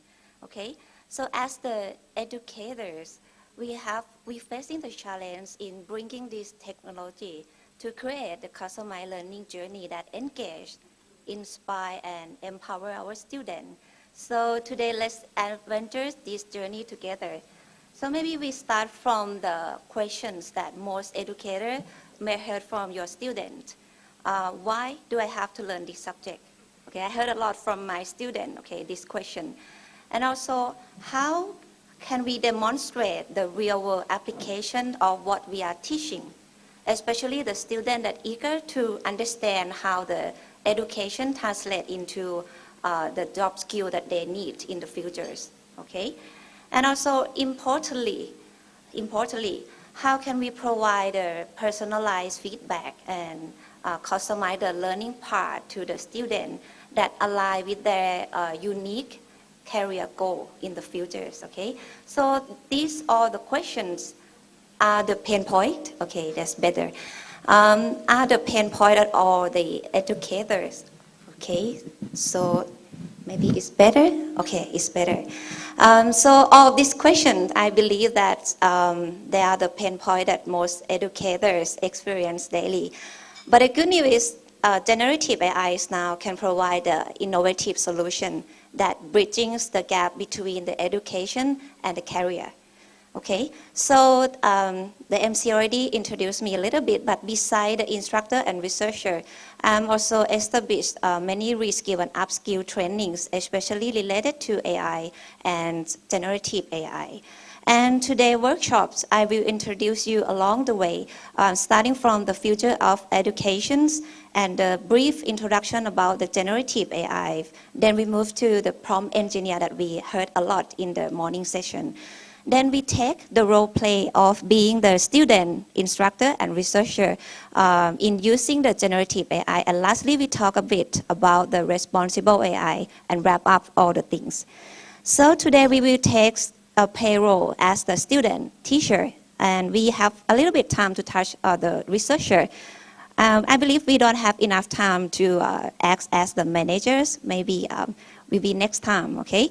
So this is the learning outcome that we hope you get at the end of the workshop. So you should know about the prompt engineering and know how to use the AI in the education setting.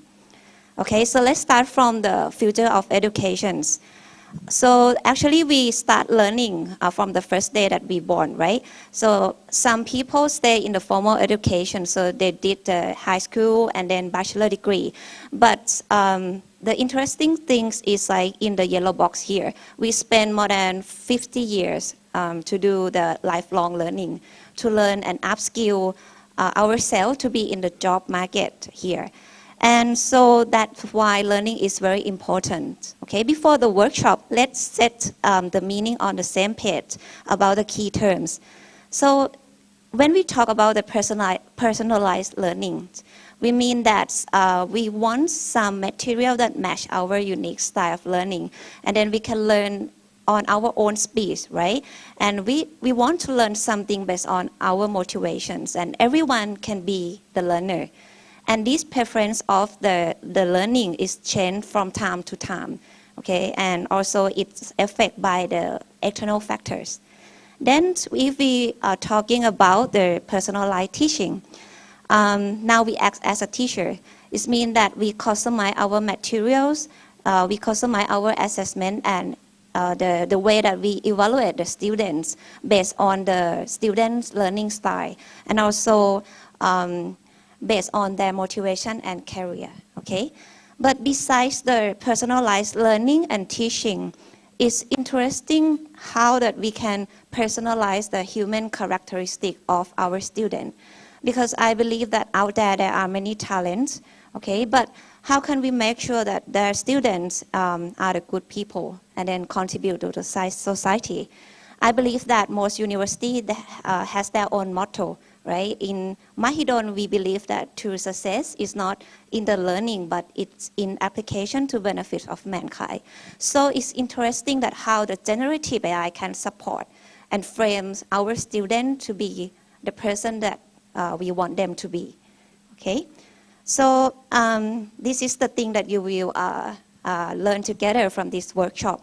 And if we're talking about the AI, okay, so we talk about the AI a lot now. The AI capability is beyond what we expect. So now the AI can see, hear, speak, and move, and think rationally. Also, they can do the language comprehension. They understand the complex language. And lately, they can create the new things, okay? So that's what we call generative AI. And the generative AI now is cover all the various input and output, including the text, the sound, the videos, and the coding, okay, everything. So that's why it's become, in the future, the foundation model, because it understands various kind of input and output, okay? But the way that generative AI works, we have 3 building blocks, okay? We have the input, that's what we call prompts. And then in the middle is the large language model. And then the last building block is the output, okay? So today, we see a lot of evolution of the tools that is come out. And lately, just 2 weeks ago, we heard the news that OpenAI released the GPT-4o, and then they believe that this one will free for everyone pretty soon, okay? So today I will give the demonstration based on the GPT-4o model, so you can know the skill of our futures, okay? So the first demonstration that I will show you,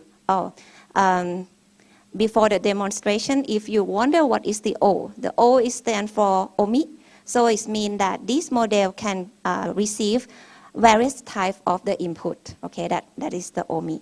Okay, so the first demonstration, I will demo the ChatGPT on my mobile phones, and it will show you the capability of the program that can analyze the sound and then do the math equation and then suggest some Python code, okay?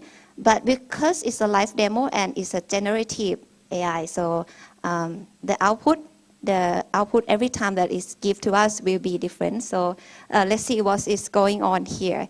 So this is the mirror of my mobile phone here. So I download the ChatGPT and then I select the GPT-4o models. Okay. So now I'm start talking with them by pressing the earphone buttons.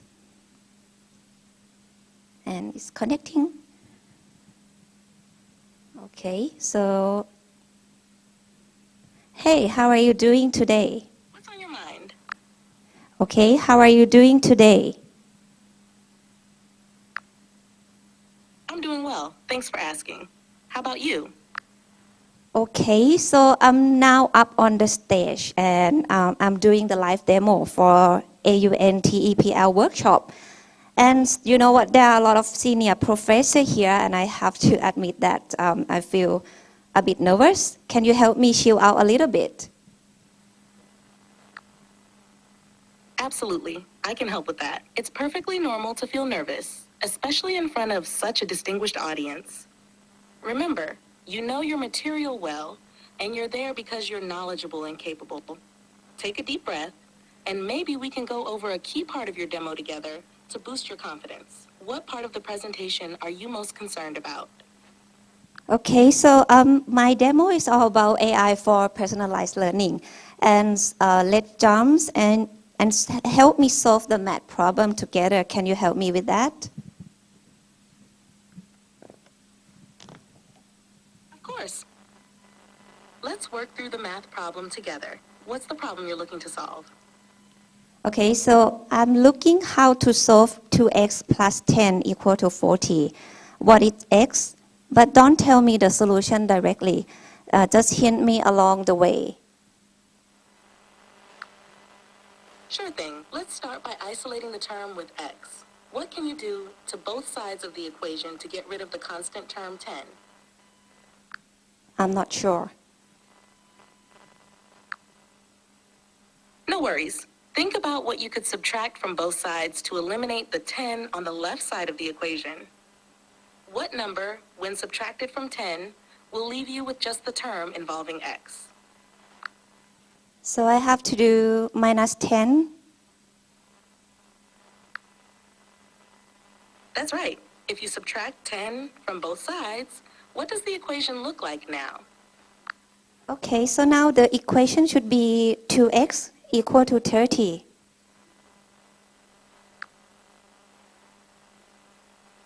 Now to isolate x, what should you do to both sides of the equation to get rid of the coefficient 2 in front of x? So I have to divide it by 2. That's correct. When you divide both sides by 2, what value do you get for x? So now I get 15. Perfect. You've solved it correctly. X equals 15. Well done. How do you feel about presenting this part of your demo now? Oh, I feel very clever now. So can you say thank you in the native speaking to Thai, Malaysia, Brunei, Philippines, and Singaporean people? Sure. Here are the ways to say thank you in those languages. Thai, khop kun. Malay, Malaysian, terima kasih. Filipino, salamat. English, Singapore, thank you. I hope that helps you connect with your audience even more. Okay, so that is the things that we can do with the GPT-4 or on the mobile. Okay, so maybe I have another use case that maybe I learn the program, how to program, right? And then I just take the photo of this one like this. Okay, so I'm the programmer, and then I want to know what is the Python code of these pictures. Okay, so I just send it in the email, and then I ask, I want to know what is the Python code to get this graph. Can you help me write the code? Okay, so let's see. Shoop. Okay, so I just take the photo, and then I ask them to write the code for me. And from what I know, this is correct. So it's used the library called SNS. So this is help us learn a lot, okay? And that's it for the demo on the mobile phone. So you know the capability that you can use in the future, okay? But now if we go back to these slides, you can see that now AI can do everything that you mentioned here. And from now on, I will use the ChatGPT on the web browsers to do the live demo, okay? So yeah, so everyone can do something like this pretty soon. So if you log into the ChatGPT, and then you will see some kind of this window, and it's prompt you with the default question here. You just can click it, and then it will show you the answers, okay? And then you can click to stop by using these buttons. And for this, you can use this symbol to regenerate the things, okay? If you don't like this response, you can regenerate it again, okay? And then you can select to see the number of response that ChatGPT gives to you. And then if we move to the left-hand side here, it will keep all the history of the chat, okay? And then you can just rename it and share to your friends or delete the historical. So I guess that some of you already know this, so I will be pretty fast on this. So if you click on the profile and then you choose the customize ChatGPT here, you will see the two windows here. The first window is like you can put what kind of the characteristic that you are, okay, in this box. So the ChatGPT know that who you want them to be. And the second box here is like how would you like the ChatGPT to respond. So you can put the tone and the kind of the output that they want them to be, okay. Beside this one, you can choose the setting and then select to customize the themes and whether you want them to do the memory, because the ChatGPT is like human. So it's memory or the previous conversation. So you can keep continuing talking to them. And this one you can select to disable or enable it, okay? Also all the privacy and the data control here. And also you can select to connect to other application with the ChatGPT here. Okay, so that's it about the ChatGPT. So now we move to the second module, the prompt engineering basic. So actually, this ChatGPT is like your best friends, okay? They are very clever, okay? But imagine the example that maybe sometimes your boss, and this is the example, okay? Sometimes your boss asks you to do the task without with the unclear instruction, okay? So although you are a very good worker, you cannot deliver the good work to your boss because you have unclear instruction, right? So for the ChatGPT, it's all about ask the right question that some keynote speaker mentioned in the morning. And this can apply to any AI generative tool. Okay, so actually we have 3 principles to do the prompt engineering, and we will go by detail in the next slide. So first one, be specific. Okay, just give them more information that you can. So maybe you use a clear language, you set the persona, and then you give them the example. And the way that crafting the prompts is like work in step and iterate and improve it. Okay, so when I say prompt is mean instruction. Okay, the instruction that you give to the generative AI. So this is the example of the prompt. So you can ask ChatGPT to explain AUN TEPL to me as a first grader, high school student, and instructor. Okay, so yes, I can try this one. Okay, you just copy it. And then you just you can press it here. Okay, so it will explain you based on the 3 audience that you ask them to do. Okay, but that is too simple. Okay, yeah. So you know what is it, right? So you can check the answer here. You can see that it's provide a different output based on the role that you ask them to provide the output. Okay, so when we talking about be specific, okay, we can improve the previous prompt by set the persona. So you can ask them to act as the director of center of teaching excellence. So now the ChatGPT act as this role. And then you ask them to create a task that you want. So now the task is summarized. Okay, summary, what is the AUN TEPL to me? Okay, and you want it to show in the format, table format. Okay, so now the prompts improve. Okay, so if we copy this prompt, paste it in the ChatGPT, now the output is going to be table. Okay, so it's different from the first version. Okay, so more detail about be specific, we have 5 principles. So first, as we see, we can set the persona. So now the prompt that we start with is like you setting the role of the ChatGPT to be this role.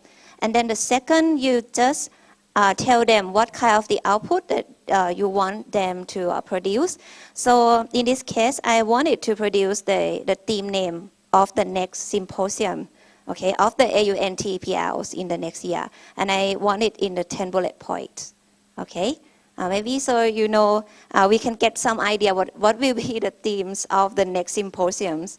And then you say the objective and the purpose of this output, okay? So the goal is to promote and engage the educational people sector to attend. Number 4 is like you give the situation, okay? You give the context. So you said this content is for promotion via the emails, okay, and the online website. Lastly, you set the constraints, okay? So what is the limitation of the things that you want them to produce? So you say that this kind of thing that you want should be friendly and no longer than 500 words. And we don't want the word studying in the title, okay? So now let's try with this prompt. Okay, so this is a prompt that we're crafting by using the guideline here. Okay, so yeah, so this is the idea of the next AUN TEPL symposiums. Okay. Okay, so we have okay, so this one I think it's not correct. So just regenerate it again. So this one is writing in the email format, and it gives you the bullet point here. Okay, what can be the theme of the next AUN TEPL for the next year? Okay, so that's cool. Next we talk about, so I hope you get some idea, okay? So this slide I will share you after this workshop so you can study by yourself. Okay, so based on the previous prompt, we will heard the word short prompting, okay? The short prompting is the way that maybe sometimes you give the example to the ChatGPT. So if you don't give any example, we call it as the zero short prompting. If you give one example, then you call it as one short prompting, okay? If you give them many examples, we call few short prompting, okay? So with the same prompt, now we give them the example of the thematics names, okay, that we hold for the last 4 years, okay? So this is the name of the previous thing, and then we can see the output compared to the previous one. Another type of prompting that we usually heard is a chain of thought prompting, okay? So this is very useful with the mathematics or scientific question, because we can ask ChatGPT to think step by step, like I'm demo at the beginning, right? So it will give the answer step by step, not at one time, okay? So you can use this kind of technique to adapt with your prompting. And then now I just copy and then press it again. Okay, but for now I give them the example. Okay. AI power personalized, still personalized theme. And this is all the bullet point that they give to us. Okay, so yeah, so this is what we call prompting. But to be careful that when we use the ChatGPT, we heard hallucination, right? So this ChatGPT, they try to answer. Okay, they just try to answer like when teacher asks student, although students don't know, right? They try to answer. Okay, so to be sure that we validate the output, no matter how convincing it may sound. Okay, so I have the example of the hallucination prompt that I want them to describe the detail of AUN symposium next year. But actually it's not happened yet, right? So we just copy this prompt, okay, and then we paste it. And then we ask them, what will be the date? Oh, they know the date for the next year, okay? And oh, they have the keynote speaker, okay? Yeah, so you can see that they try to answer, okay? And this is not true because it's happened in the next year. And it's whole in is hybrid event, okay? Who is the name in here? Okay, yeah. So the way that we can guard, okay, we can have the safeguard by say respond with I don't know if you are not sure about the events or you cannot find the relevant information. Okay, so if I say this prompt, okay, if I say this prompt and then press it again, okay, every time I try this, it works, but in the real demonstration, I don't know what will happen. Okay, okay, so it still give the example. Okay, yeah, like I say. So let me start a new chat, and then ask it again. Now it's searching on the website, and okay, it's give me the answer still. Okay. So you have to check, okay, the output from the ChatGPT every time I suggest. But before this workshop, I tried the prompt and it's worked. Okay. Oh, 24? Oh, yeah. Okay, so it's better than the first prompt. Yes. But when I try many times before this workshop, it say, I don't know. Okay, so I suggest you can put some safeguard prompting at the end of your prompt if you want to have the one layers, okay, for the safety guard. It's 2024, okay, it saved me, okay. Yeah, so it's not give the hallucinate output, and is this correct? Yeah, it's from the website. So with the 4.0 version, it's searching from the website, okay? It's not limit with the training data anymore. Okay, so that's it. That is the hallucination that we can face, and there are many kind of the research work produced. We can see that we have the hallucinate in text, image, video, and the audios. Okay, so now we know about prompting, okay, we talk a lot, and then we know how to craft the prompt. Then let's see how this generative AI impact the student. But before we talking about the student, let's see the student journey, okay.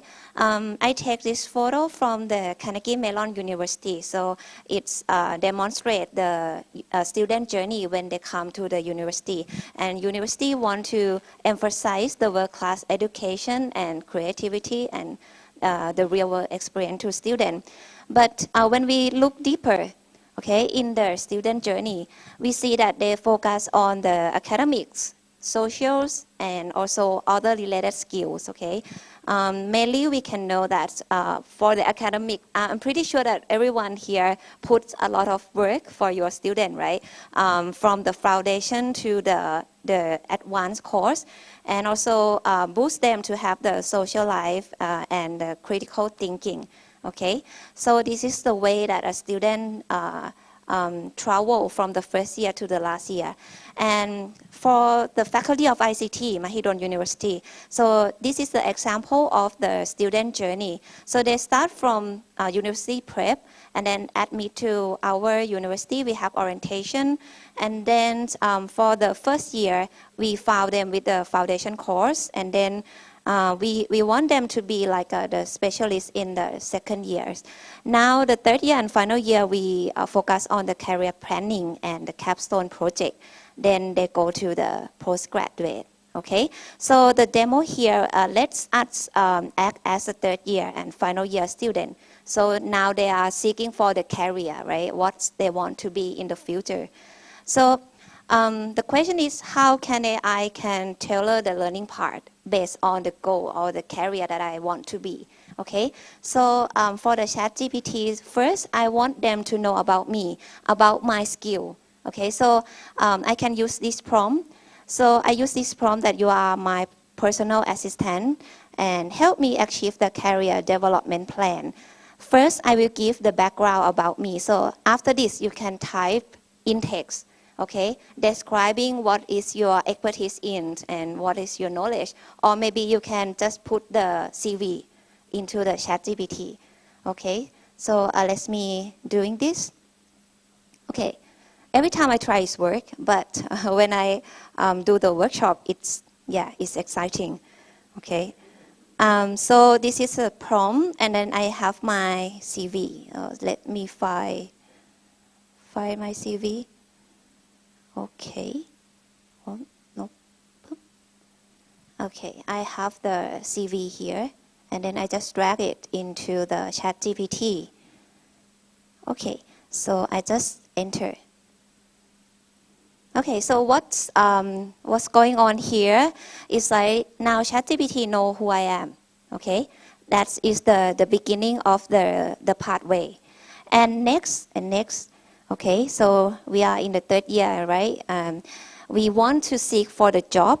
And so I just searching through the LinkedIn or any job job website like JobDB. And I want to be from the LinkedIn, okay, I interest to apply for this position, data science, okay, data science manager, right? So now the second step is like I'm setting the goal, okay? So I use another prompt. This is the career goal I want to achieve, okay? I just copy this prompt and then paste it in the ChatGPT, okay? And then you can put the description of the job that you want to be and just copy it, okay? So here, copy and then paste it. Okay, so now you set the starting point and then you set the goal, okay? So the next question is like, what is the learning skill or the gap of the skill that I want to achieve? If I want to achieve and apply for this career, okay, what kind of skill that I still need to improve? So I copy this prompt. It said at least the essential technical skill that I want that I should improve based on my ability, okay? And maybe I want it to create in the checkbox style. Okay, so I copy this prompt. And then now I paste it. Okay, so let's see. Okay, so this is the essential skill that I need to be sure, okay? If I give them the background and then give them the goal, okay? This is the skill that I have to make sure before apply to the job that I should have, okay? So you can copy this one, okay? Because in the prompt I say, make it like a checkpoint for the Microsoft Word, okay? So I can copy this code. Okay, copy this and then open the Microsoft Word and then just paste it. Okay, Boop. Okay, so now I have the checkbox. Okay, I have the learning part. Okay, what kind of skill that I have to improve in order to apply for this position? So based on my current skill, I have to improve many skills that I can apply for the data science. Okay, so you know the idea, right? We have the starting point, we have the end point, and we have the learning part in the middle for now. Okay, so next you also can ask the ChatGPT to improve your own resume. Okay, I give them the original resume, and then you can ask them to improve the resume based on this kind of job skill. And also you can ask for more jobs that maybe you can apply as well. So at this point, you know what to learn and plan what I have to learn. And you also can track the progress via the checkbox. Okay, so the next questions, you know the skill that you need to learn, right? How do I learn? Okay, so there are many tools that help you to learn the knowledge out there. And what I usually use is the YouTube, because I can watch the YouTube and then I can know more. And then actually my learning style is based on watching. Okay, so I like to do the YouTube, and you can download the Chrome extensions. It's called YouTube. Okay, I think I already opened it here. Here, okay, so you can open the YouTube summary extension, and whenever you open the YouTube, okay, like this, you will see the tab here at the top here, okay? So if the lecture is very long, like 1 hour, 2 hours lecture, you can use this one to see the transcript of the YouTube video, and then you can copy all the transcript here, just one click, and then press it in the chat GPT, ask them to summarize. Or easier than that, you can just click this one, chat GPT, and then it will summarize all the content related to that YouTube video into the 5 bullet point. Okay, so amazing, right? So you just open the YouTube video, okay? Maybe it's about the skill that you have to learn, and then you can use the chat GPT to summarize the contents very quick. Okay, so this is the way that you can learn during the way. And also you can summarize the article from the text and PDF. Okay, you can drag the PDF, or you can copy the text from the websites and then paste it in the chat GPT, and then ask them to summarize the thing. And this is the example of prompt that you can use. For example, you can just try, please give me a list of 10 keywords, okay, from this text or PDF. You just drag it, okay, and then it will very fast summarize you the 10 keywords, okay, from the content. And also, if you have the difficulty in the language barrier, you also can use ChatGPT to help you translate into your own local language, okay. And also, this kind of tool can help you to proofreading text and then fix all the grammars and then give the way how you can improve the writing, okay. So the way that you learn, you can utilize the benefit of the ChatGPT to achieve the goal that you want. And also you can, when you learn to some point, you can ask the ChatGPT to create the testing system, okay? For example, you want to check for yourself, you can ask them to create a multiple choice true-false questions or the essays question, okay, with the rubrics assessment, okay, on any topic that you are interested in. Okay, let me try one example. Okay, so I asked them to create the 5 multiple choice here.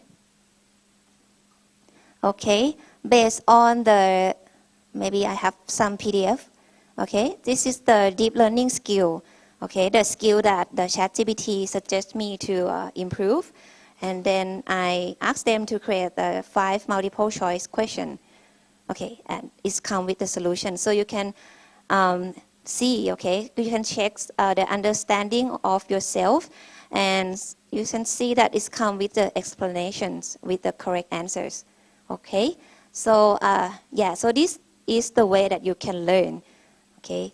And so now it's very easy. It's emphasize all the keynote speakers speak in the morning, right? How the student can boost up this thing to learn, okay? But, you know, like each student has his own persona.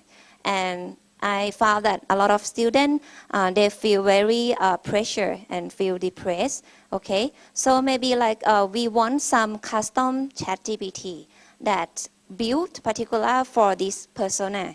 Okay, so look at this student. So his name is Alex, and his persona is like very sensitive and he emotional. Okay, but he wants to learn the AI. So how can we help them to learn the AI with this kind of persona? Okay, so in the ChatGPT, we have the capability of create our own custom GPT, and we can create based on the persona like this. Okay, so let's see how it works. Okay, so yeah, says poor Alex. So in the chat GPT, you can select export GPT here. And then when you select it, you can see that there are many custom GPT provided for you, including the GPT for writing, productivities, and for the research. Okay, so you can try. If we have time, I will explain a little bit about this. Okay, so now this is the custom GPT that some people already create, and then they put in the store. But now we can create our own GPT, and if we click on my GPT now, I don't have any. Okay, so I just create my own GPT, and if you click to create, it will prompt you to this screen. Okay, so you can create by just talking to them here, okay, with the text. Or maybe you can create by using the figure here, okay, but first I will create with the text. So here you can type the persona of Alex, okay. for example, you want to create the custom GPT that talk very cheer up Alex, okay? Something like that. So I actually, for the Alex, I have this kind of prompt, okay? So let me copy this prompt and then press it in here.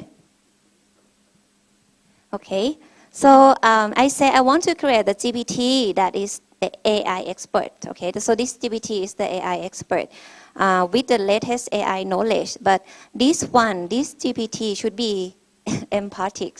Okay, encourage and supportive is great for Alex to learn AI.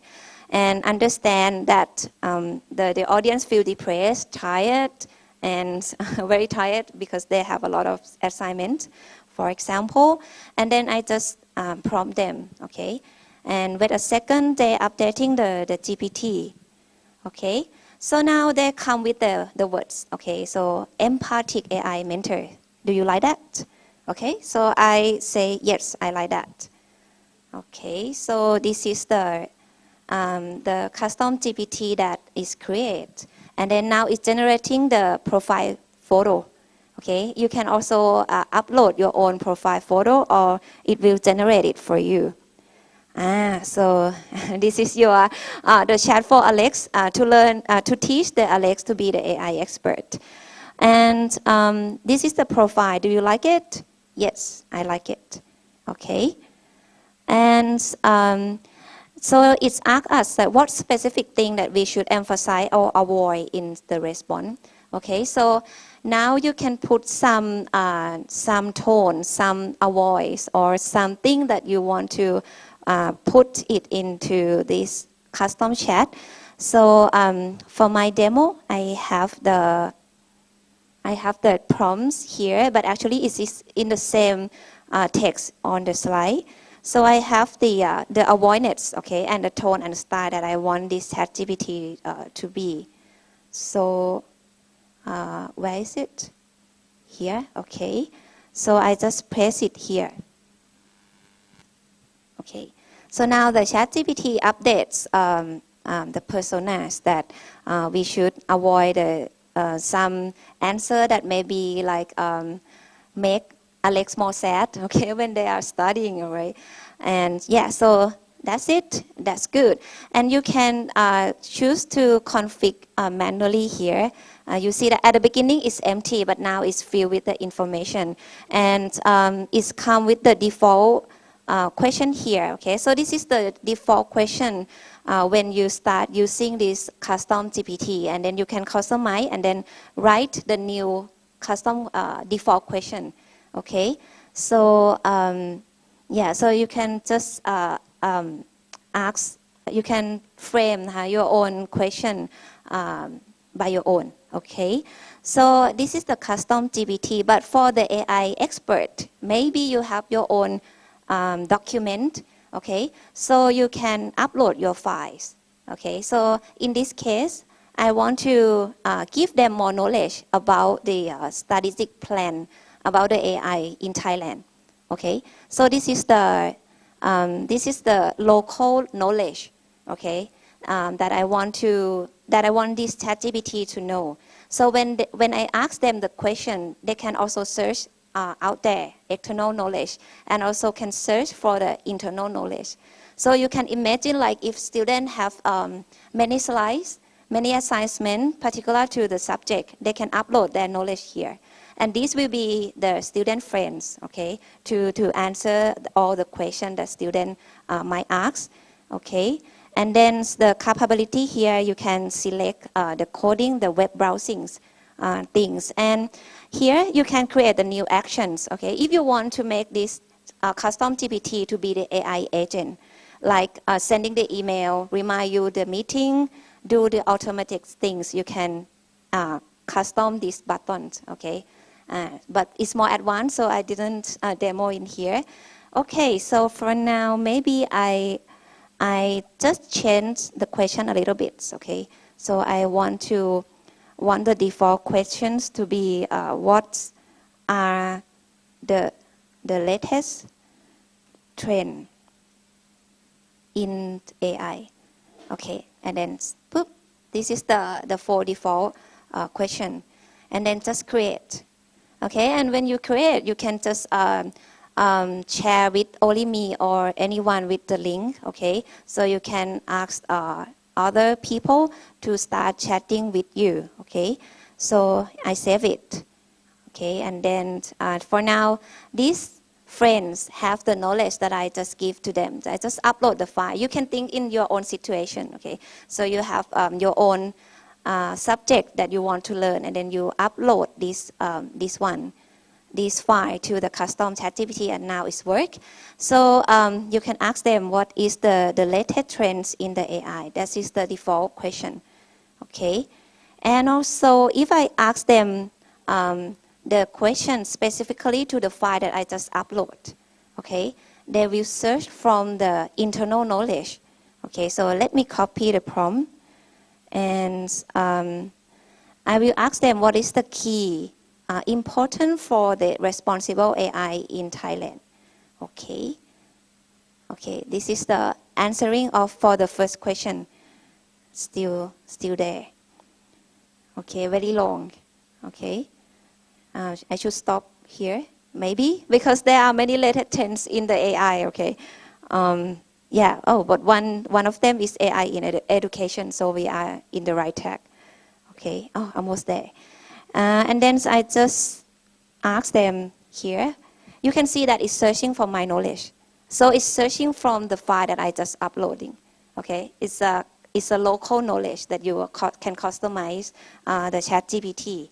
Okay, so this is the question to test whether they upload from they retrieve the knowledge that we just upload or not. Okay, so this is the friends. This is the friend of Alex to study the AI. Okay, so interesting, right? So now you can set your own custom GPT. Okay, and the last step, when you learn all the things, okay, you want to prepare for the interviews. So you can ask the ChatGPT that, what is the top 3 questions for data scientist interviews? That is general, okay? But you can ask them to act as the interviewer, okay? So I just copy this prompt. Okay, I just copy this prompt, and then I just paste it here. Okay, and for this prompt, you can just copy the job description and then paste it in here. Because this one, I want the ChatGPT to be the interviewer, okay? And then interview me based on this job role. Okay, so again, I come back to here. I want to be the data scientist, and then I just paste it here. Okay, so let's see, and name it, tip. Okay. So, hello, Tip. Okay, it's nice to meet you. My name is HR. Okay. For the first question, can you describe successfully lead diverse teams, solve complex problems? Okay, that is hard for me. Although we are instructors. Okay, if we apply for this job, maybe we get rejected. And so we say, I don't know. I'm not sure about how to answer, okay? And let's see, okay, they say that we should we should answer like this. So they give us the example of the answer and the situation, okay? So for this one, you also can ask them to speak, okay? Step by step. When answering behavioral questions like this, it's helpful to use the STAR method. Situation, task, action, result. 1. Situation. Describe the... Okay, so I just demonstration. So it's like you can just enable the sound and then let them be the HR interviewers, okay?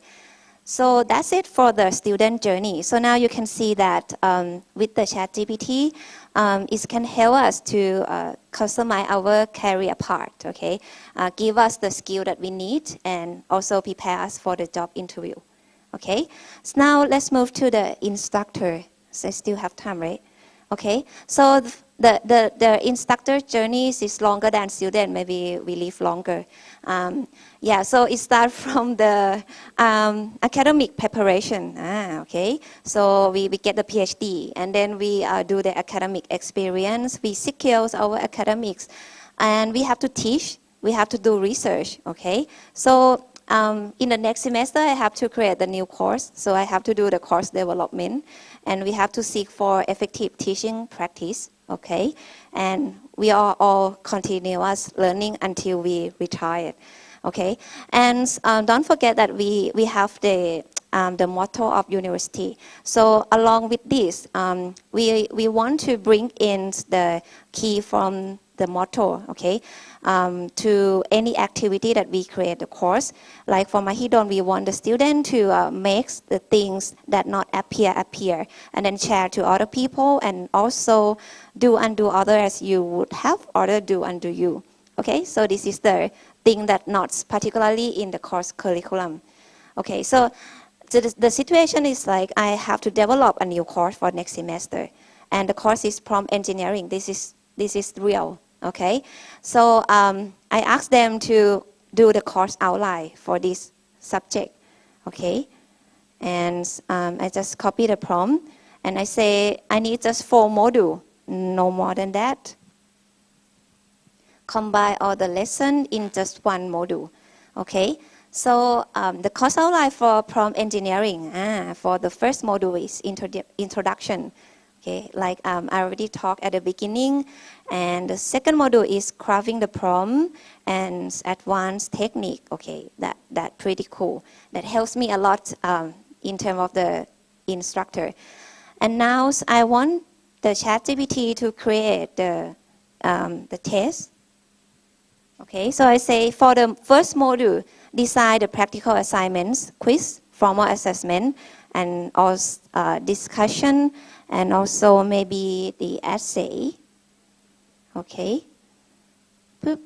Okay, we have 4 modules. Now we say that for the first module, we want them to decide the assignments, okay, the quiz, and all the things that we want. Okay, so we have the essay to write. So students have to write the essay about the evolution of the prompt engineering. Okay. This one is the essay for the first module. Okay, for the first module. Okay, let me copy this. Okay, so for all of these assessments is belonging to just for the first module. And now I want them to redesign all these activity based on the university motto. Okay, so based on this, we want them to revise the activity based on the motto of the university. That okay, we have to create the thing from 0 to 1, and then we share it 1 to many, and then we also treat other people like we want them to treat us. Okay, and yeah, so now all of this thing is revised. Okay, is revised based on the university motto. Okay, and here we can recheck whether how this course align with the university motto. So I use another prompt. Okay, so now they just revise all of the assignment here. And then I ask them again, like, how this course outline align with the university motto. Okay, and they will give us, okay, from each activity that, okay, for the assignment 1, basic prompt creation, this map with the from 0 to 1 motto, okay, so we want them to create the things that they never appear to be appear, okay, and for the assignment 2, they map with these do undo other as you would have other do undo you, and then this promote the sharing knowledge for the benefit of the community. Okay, so they explains how these all assignments, quiz, and essay that you design for the course, shaping that student to be the person that we want. Okay, and also you can create the rubrics. okay, for the essay grading. Okay, so for the essay, okay, so I change a little bit, create the rubrics for grading. Okay, so now they create the rubrics. Like if the students input this essay, we will grade based on this one. Okay, and so it's come when we want to check the correctness of the essay, right? So next, I want to create the teaching assistant to help me grading the student essay, okay, based on this rubric. They have the score guide here as well.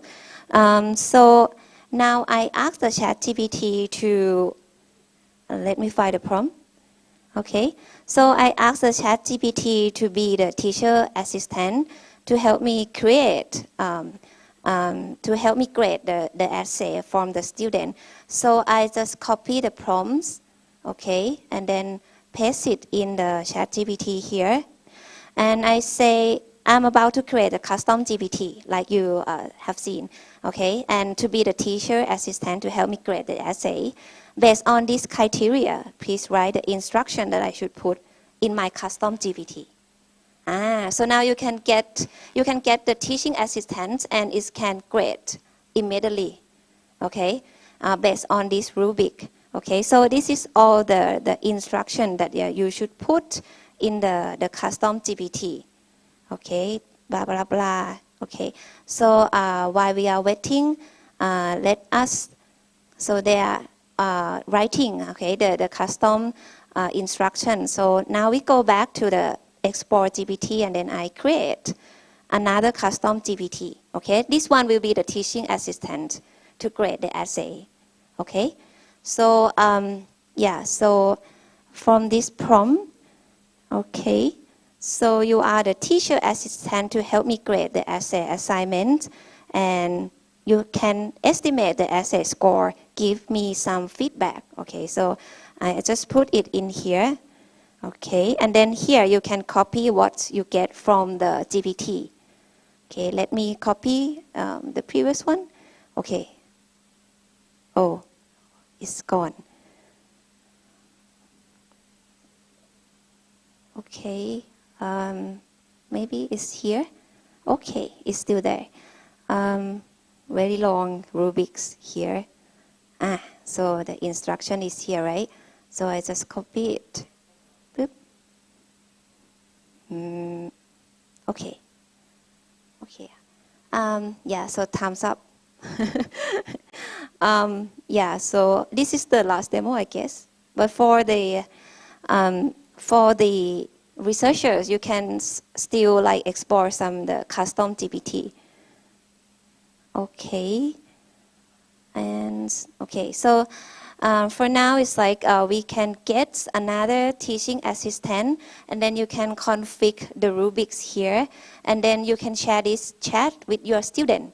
Okay, so what your student do is like they just submit the essay to this ChatGPT, and then they will give the instant feedback based on this rubric. Okay, so the question is, how can we, like from the morning, how can we ensure the student not copy from ChatGPT, right? So maybe you can let them to submit the report of the Turnitin, or the submit the reports of the copy leaks or GPT-0. Okay, first, and also when they grade the student, okay, because I don't have enough time here, yeah, you can just ask them to improve, okay, what the generative AIs provide for the student, in case the student didn't write the essay by their own. If they use the GPT 3.5, and then you get the essay, right? And then you can ask student to improve that essay and then submit to this custom GPT, okay? And this is a tool that you can ask student to check. It will check whether the text generated from the AI or not. Okay, you can use the copy leak or the GPT-0. Okay, a little bit for the researcher. Okay, for the researcher, you can use the Scholar GPT or SciSpace. So it's combine the creativity from the GPT and then plus the database that we have in the Google Scholar and SciSpace. Okay, lastly, so in order to use the GPT, you can make sure that you verify the output every time, and there are ways have the bias in the response, okay, due to the data that is training. And don't forget to clarify the prompt, and you should avoid to put the critical or personal data when you're using the ChatGPT. And just a little bit about Thailand. So now in Thailand, we have the guideline, okay, we call AI governance, but not specific to education. So we're talking about the humans, the plan, and how to implement the AI responsibly. And the organizations to hold this is EDDA. Okay, and for the AI ethics principle, we have 6 principles for Thailand. The one that very focused in Thailand is like, how can we use the generative AI or any kind of AI competitiveness and sustainable to our country. Okay, so this is what's going on in the Thailand. So thank you for your engagement, and thank you AUN TEPL platform also. So if you are interested to collaborate, we also have the free seminars, upskill, reskill with the faculty of ICT, and you can contact me with email. Okay, thank you. Well, thank you so much, Dr. Tipatin, for your very insightful talk and also very inspiring. I think everyone is thinking about, okay, $20 this evening. Maybe we should try. All right, so I've got questions from online audience. Just a feedback. Okay, so from great presentation, thank you so much, and excellent help on how to address student emotions like lack of interest and persona in personalized AI teaching and learning. So this one. Thank you. Also another one, so impressive. Like Okay. short but meaningful. Yeah, but this one I cannot finish. Maybe so it's more impressive. But yeah, because you can submit the essay and then it's great. That's okay. Okay. Maybe next time. All right. So we are running out of time. So we would like to invite our next workshop speaker. So he will be joining us online. And so the title for the second workshop is called Generative AI and ChatGPT Mastery for Educators, Crafting Cutting-Edge Lessons, Materials, and Assessments. Okay, so this workshop will be conducted in 2 parts. So the first part will be delivered by Associate Professor Dr. Muhammad Tasli Asisan from the Center for Lifelong Learning, UBD. Dr. Muhammad Tasli will cover the first 30 minutes of the session remotely. So I'm not sure if he's, okay, he's already here. And I would like to give a very brief introduction of Dr. Muhammad. Okay, so his research interest spans a wide array of educational domains, and he focuses on promoting 21st century learning skills, including critical thinking and creativity. His work explores pedagogy and instructional design, seeking innovative methodologies to enhance student engagement. He also explores the integration of technology in teaching and learning, including generative AI applications. Additionally, he contributes to the scholarship of teaching and learning, aiming to enhance evidence-based teaching practices and curriculum design. So please join me in welcoming Associate Professor Muhammad Tasli. Hello, Assalamualaikum, and very good day to everyone. My name is Muhammad Tasli. Thank you very much to the MC for the warm introduction. Can I just get a clue that you hear me right now? You're right? Yes, we can hear you very clearly.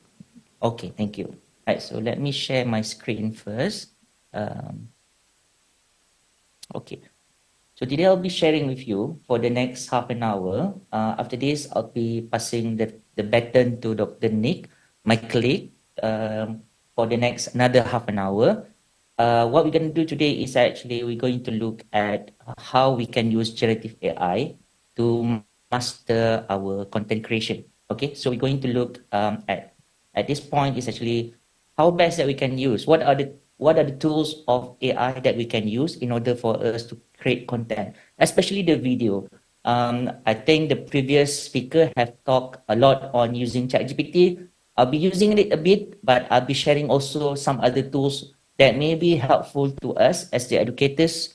Perhaps, for example, like all this while you are creating a micro-credential, all this while you are creating content for your class, for flipped classroom. So this is some of the tools that I would like to share with every one of you. Perhaps it will be helpful in order for us to create some content. Okay, but before that, I would like you to be able to scan the QR code, as well as if you have any laptop, you can just type in at the browser https://bit.ly/TEPL because this is actually the slides. The content of the slides are there. At the same time, you'll be able to access all other tools that I have also shared over there. Okay, so please either you can snapshot right now and type it later, or you can just scan the QR code. That will be helpful to you.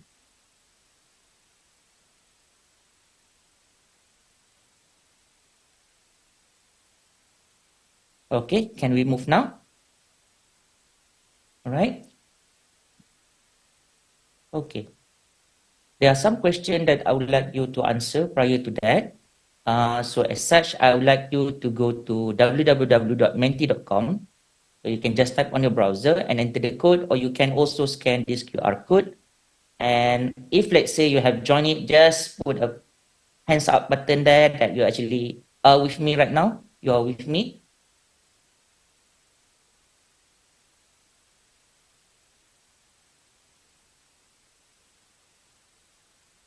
Because at least I know that I'm not talking alone. Okay, I got some engagement from your side. So please do actually join me here. Okay.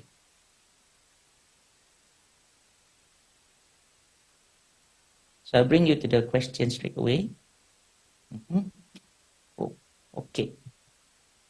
So my first question is, how do you currently do the content creation, especially video creation for lessons? And what challenges do you face? Do you actually pass the job to someone else, or you actually painstakingly doing it all the time? How long do you take it? For example, like if let's say you want to create a video for your lecture, for example, how long do you take it? Or you actually you give it up because you don't want to do it because it's too long, it's taxing, it's exhausting. Maybe you can share with me some responses. How do you do your current content creation? Is there anybody else here in the hall that is already starting to use AI? Okay, you don't have time to make a video. Some of you narrate the slides, it's time consuming. Okay. How about others? Simple recording function. Give up will take a lot of time. All right. Script, storyboard, and work with media on slides and create using PowerPoint. Have not tried yet, though thought would take time to learn tools or sleep. Mostly giving up on videos, voiceover for the presentation slide, tedious and many retakes needed. Okay. What else? Using Canva takes time to learn, right? Okay. Either record slides or record online session, PowerPoint or Zoom recording learning, traditional PowerPoint, 0 for me. Okay. Right. So what I'm going to use money. I just showed the relevant YouTube video. Okay. What I'm going to do next is actually to share with you some tools. I'm not going to actually make you expert immediately. Of course, there are also some tools that you have to use it and you have to practice it in order to make it. But I could guarantee that it actually can make our life much easier, and you don't have to record yourself in front of the camera like this. You know, you can just use AI for that matter. Okay, so that's what I'm going to share with you in just a short while. All right. So this is actually some of the videos that I've created. Maybe I can share with you. Maybe I'll just open my YouTube easier. Okay, so this is actually some of the video. Together we'll delve into the qualities that define innovators. So let's begin our journey into the world of innovation. Changing the world to be a better place. Innovation is a powerful force that can change the world. It requires curiosity to explore new possibilities, courage to challenge existing norms, and a willingness to take risks. Okay, so this is one of the examples. It's actually not straight away process that you can actually produce this kind of video, but actually it doesn't involve any recording at all, okay? It's just that I have my picture, just make that picture moving as an avatar, turn left and right and open the mouth and following the scripts, okay? And also the script is being created by ChatGPT. I also actually clone my audio in a way that that particular audio, every time that I put the script, it's actually creating my voice, okay? Almost, which is of course, it's not that 100% accurate, but it could be in the future. And also in this, in terms of the slide as well, is actually generated by ChatGPT. So there's another video here, for example. In a world of colors, both vivid and grand, I stand as your daughter with heart in my hand. To mom and to dad, I have something to say. So this is actually another video. For example, like I create a text to image, and then that from that image is actually a moving avatar, as well as at the same time it says something is based on the audio. Okay, so that is also one of the possibilities that you could do. So for example, like also like this one. I was hoping you'd ask for my cookie recipe instead, but this, much more delicious. Firstly, start with a good base. So this is also similar thing. You can just create an animation, cartoon at the same time. You make using a certain tool, for example, like the tool I'm going to introduce afterwards, then you can make as avatar, okay? And then you can actually have one platform that you can combine everything. Okay, so there are actually many other videos that you can have a look. If let's say you follow me at, you find Dr. T on YouTube, there are actually some videos that I can share with you.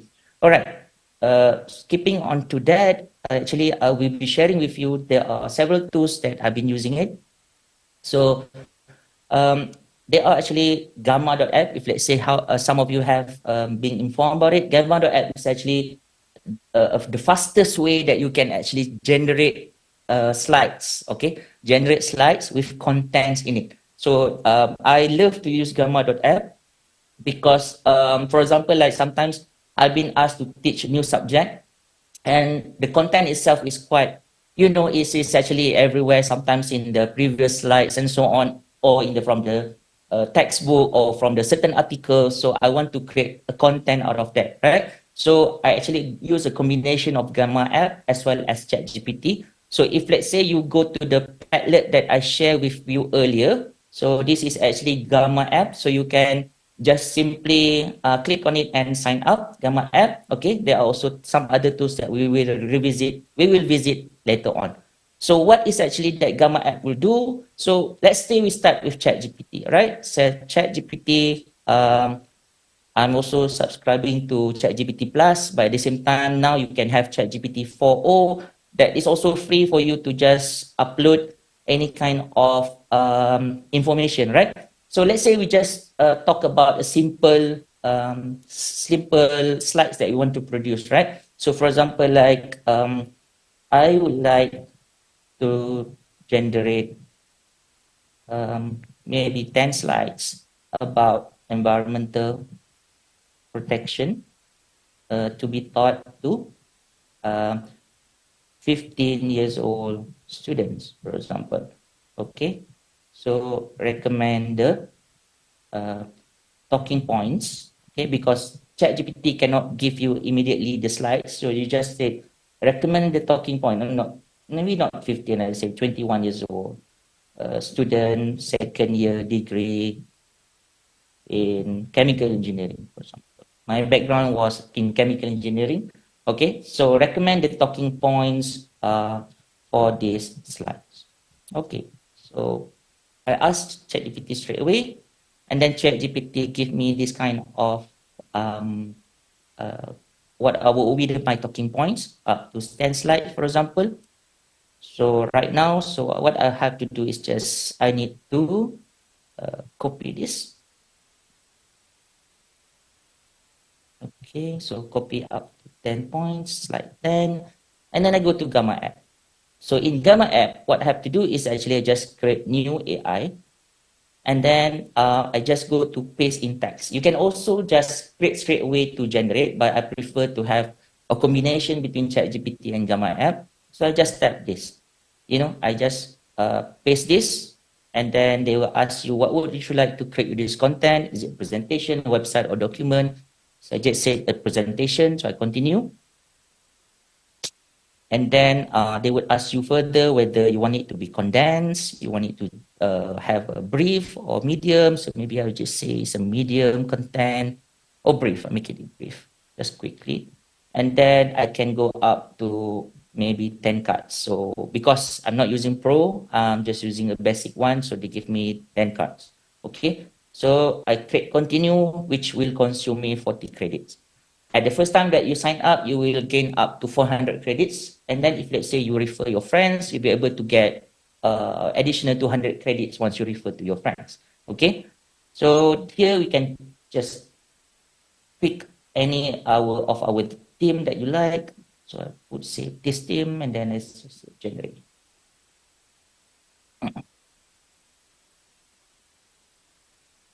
So these are actually the slides that has been generated. Okay, a chemical engineering perspective. Okay, and then it's going to be further generated. Oh, it's not finished. There's something wrong. I think as what the previous speaker said, when the time you want to make demonstration, then it doesn't work your way. Okay, that's funny. I never encountered this before. Let me try again. Okay.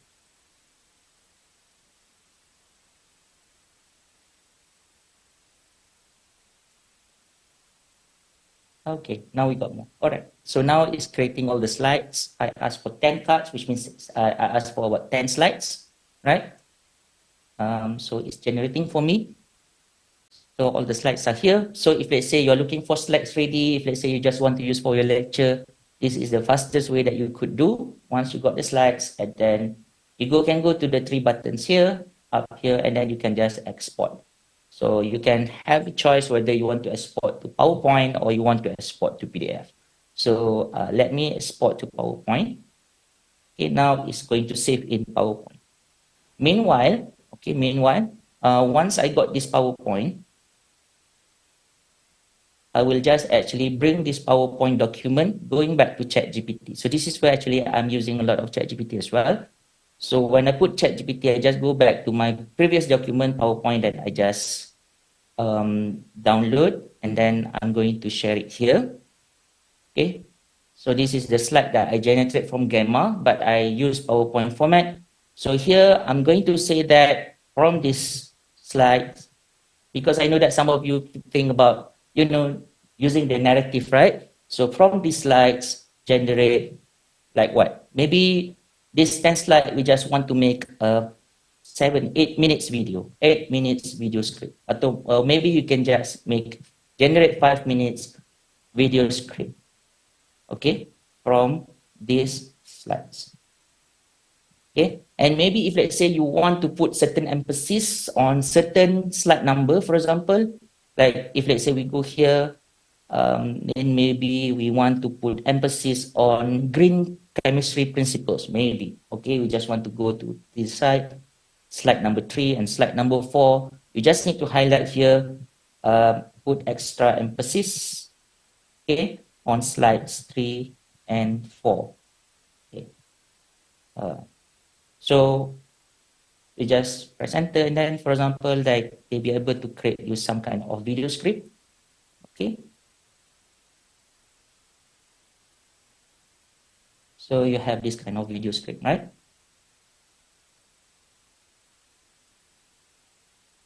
Okay. So a bit longer, a bit extended. Okay.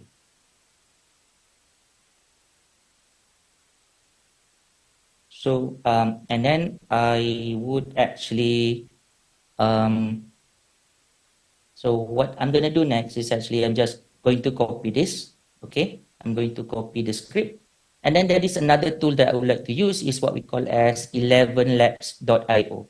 Okay. So if let's say you go to Padlet again, there is another one, which is 11labs.io, which is actually text to voice. Okay. Text, from text to speech, right? So I just paste this, and then of course I'm going to delete some. Of course, this is actually not necessary. For example, like the words narrator and so on. I don't want this to be there. So of course, because otherwise, if let's say we put it there, it's going to narrate as that word as well. So yeah, it's a little bit kind of adjustment need to be needed. Okay. Of course, AI is not straight to the point that everything just 1 second everything ready. Not really, but it's really helpful rather than not using it at all. So I'm going to bring here and then finally. So here I'm going to do is actually I'm just going to generate the speech. Okay. So if let's say you're using free account. Welcome to Protecting Our Planet, the Chemical Engineer's Role. Today, we'll explore how chemical engineers can drive environmental protection through sustainable practices and innovative technologies. So you see that you can actually use a voice from existing one. If let's say you're using a free account, you cannot clone your voice. But if let's say you have an upgraded account, you can use your own voice in that sense. But here, just now I click Bill, so the name is Bill. If let's say I change to Dr. Tazlis, it's going to be my voice. But of course, in order for you to train your voice, you need some few more minutes audio recording that you have to upload, and then you have to make it train. Okay. But now let's stick to Bill. Okay. So Bill audio is currently being generated. So we're going to actually later download Bill's audio, and then we're going to put on one platform. The next platform that we can use later on is actually we want to create. Okay. Now we have this voice, right? Okay. Maybe I want to change again. I just want to remove everything because it's going to take credit. Okay. And then I just want to have this speech only, and I'm going to use my voice. Okay. So this is where actually I'm going to generate the speech. Welcome to Protecting Our Planet, the Chemical Engineer's Role. Today, we'll explore how chemical engineers can drive environmental protection through sustainable practices and innovative technologies. Okay, so this is where actually I have already generated my voice, and I just need to download the voice. Okay, so the next thing that I would like to do is actually I just want to make a talking avatar. So this is another tool that I'm using, which is what we call as did.com. Okay, so if you go to Padlet again, there is another tool here, did.com. I'm opening it, and then let's say that I just want to use my picture over here. So I just click create, and then I'm going to create a video. Okay, and then I'm going to pick my avatar, my own avatar. So here, you can also have a choice to actually put your script. If let's say your script is short, all right, you can just put it here because it's only limited up to 3,875 characters. But if let's say you want to make a longer script, you can use 11 Labs directly. Because this particular generation as well is actually combined with 11 Labs. 11 Labs is making a collaboration with the id.com, so you can also generate your audio here. But since I have already generated my audio, I just click here, and then I'm going to upload my audio. Okay. So my audio is here. All right, so I'll just upload my audio. And this is where actually I'm going to, once audio is generated. Welcome to Protecting Our Planet. Right, so I just click generate video. So I'm just going to use 1 credit. Yeah, that's the reason why I don't generate a longer script. Otherwise, it's going to take a bit more time in order for me to generate the video. So now that the video, we have to wait until the video being created. Okay. Let me refresh a bit. I don't know.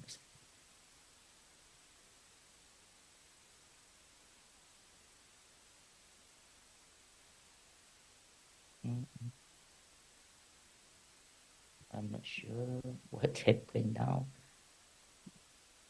Okay. All right. So this is actually the video that I have created. Is it ready now? Welcome to Protecting Our Planet, the Chemical Engineer's Role. Today, we'll explore how chemical engineers can drive environmental protection through sustainable practices and innovative technologies. Okay, so now I'm done with that. So I'm going to download it, right? So now I've already downloaded the video. And the next thing that I'm going to bring you next is where actually I'm going to bring you to Canva. So this is where actually one of the place that you can just have everything, combination you can edit and also on here. Even actually Canva have a lot of AI tools, okay? So we can just go to Canva. Let's say we create a design and then we can import back the file. You remember the slides that actually I have just created with Gamma. So I import my slides here. Okay, so now I'm currently importing my file. It's here. And I'm going to actually put my audio as well as my video inside Canva here. So once I have Canva, this is something that I have. Of course, you need to do a little bit editing here and there.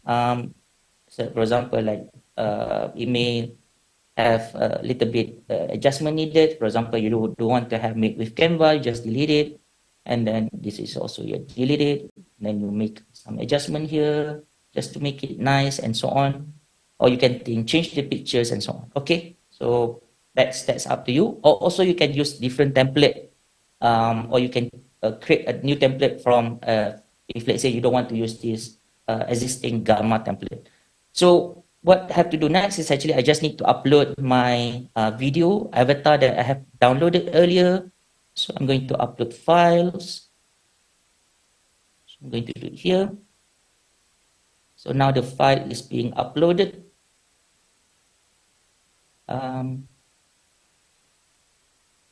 Right. And then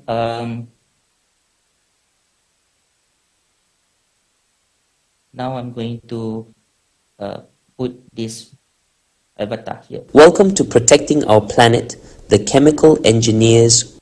Welcome to Protecting Our Planet, the Chemical Engineers Role. Okay, so that is actually, I put the videos here, I put the slides here, right? And then I'm going to make the change, and then I'm going to be able to convert this into video.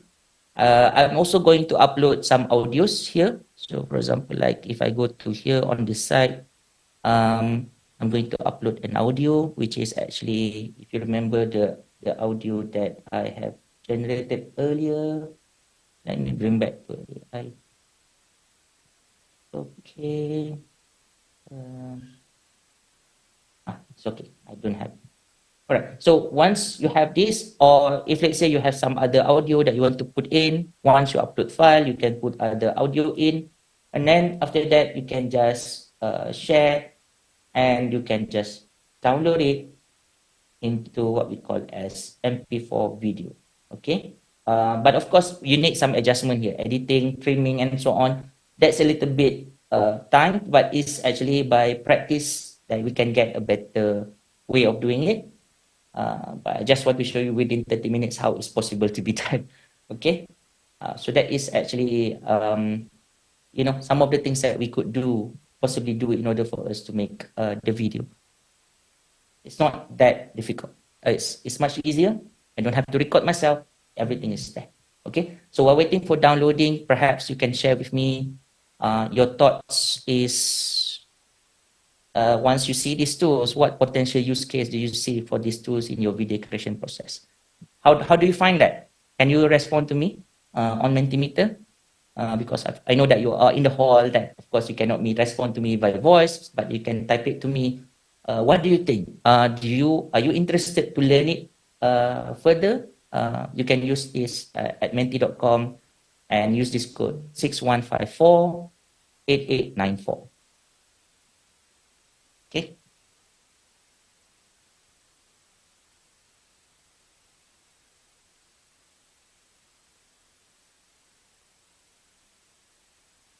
Please do respond, right? Is it free tool? How long can we use it? So there are some free tools. There are actually some tools which is, we call it freemium. Freemium that you can use few minutes for free, and after that you have to pay. So that's why sometimes I do not want to recommend a lot of tools, because a lot of AI tools are actually freemium. Okay, so you'll be able to actually, but then it's still something that you can try. Okay, but once you feel that it is important, I'm actually using it a lot for my students. I've been using a lot for my classes and so on. So it's easier for me. Can you edit video and narration slide by slide? Yes, you can do that. You can actually trim it. I'm using it most of the time in Canva. Okay. Are you really giving us the most? Is your avatar? No, I'm the one who's using it. It's not my avatar. Okay. Yes, there are actually some work need to be done. But of course, we talk a lot about content creation. There are some kind of editing that is needed in that sense. Okay, I think my time is already up here. I hope that you got some idea about what is possible by using certain kind of tools, and then that you can actually, in order for you to actually practice around. But I would recommend one of the tools that I would really recommend you to have is actually at the end here is about Canva. In Canva, because if let's say you are using Canva, because it's everything there, there are actually a lot of AI tools as well. So if let's say you go to Canva, there are actually a magic template that you can use, all right? Magic AI, you can just grab the image, you can do the highlights of the video and so on. There are certain release, what do you call that? Canva released recently some of the updates, so it's actually very helpful. So if you want to have a start, if let's say you want to move away from PowerPoint, for example, then you may want to start with Canva. Okay, so if let's say you have any question about Canva, if you want to start with Canva as well, there is a link here that you can click in Padlet, which is 30 days free Canva Pro. Okay, you can click on this link and then you can subscribe for Canva Pro for 30 days free. Okay, so you may want actually to play around with it and so on. If you have any question, in my slide as well, I have put actually my email. Okay, I am currently one of the Canva verified expert in the world. We have 55 overall in the world, so I am one of them. So if let's say you have any question about wanted to know more about Canva, then you can just pop up any question to me. All right, so I think it's time for me to pass over to Dr. Nick. Dr. Nick, over to you. Yes, thank you, Dr. Tazli. We try to collaborate online. Okay, let's see what happens. But this time, what we're going to do is to make you work rather than just, yeah. It's okay. Got it. Yeah. Okay, we're going to make you work. So I have an activity for you here. Okay, so let's see if you can follow what Dr. Tazli has done for you earlier, or Dr. Tipanjen. Yeah. So can you see my slide?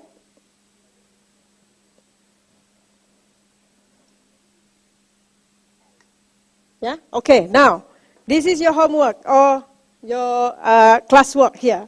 Now, open up your ChatGPT, please. Can you open up your ChatGPT? So imagine you are being given a task or a delegation by your program leader or a friend of yours to create a lesson plan. Okay? The information that given to you is the learning outcome is design, help promotion posters for different target groups. Okay? Topic is health communication.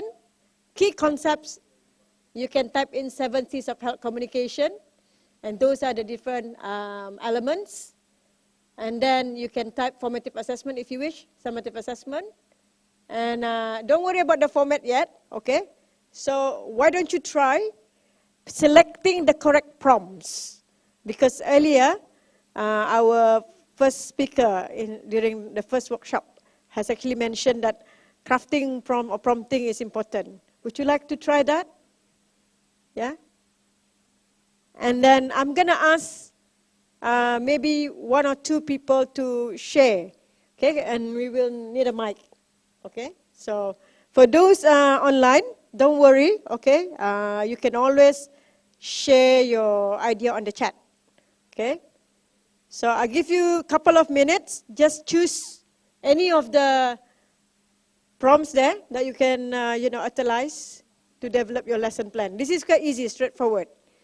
Let's see how much we have retained some of the information. Okay? So I have actually shared the ChatGPT 4 prompt that I have created, okay? So you can use that as well. And then see if we actually come up with the same output.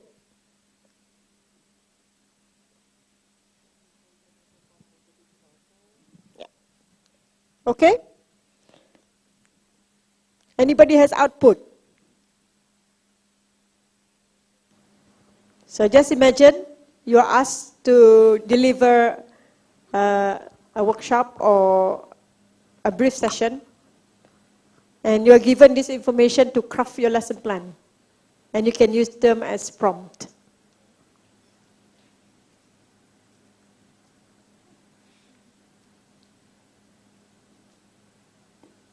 We want to test if really we can actually spend less than 10 to 15 minutes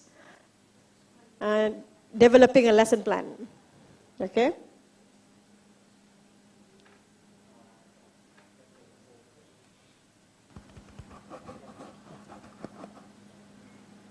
Anyone got an output? You want to share? Don't be shy. I think we are very eager to understand how we can immediately learn crafting prompts.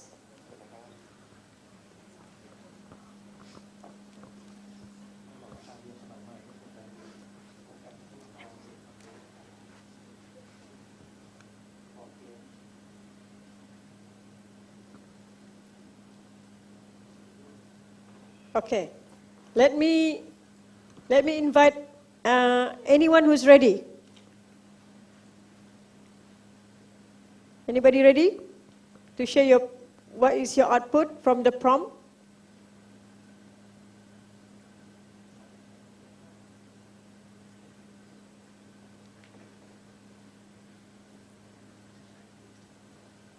There is a mic there. You can come up.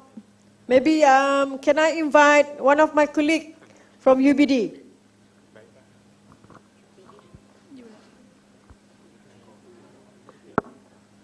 Dr. Shamimi? You can share, don't be shy. What do you have? You can take the mic, yeah.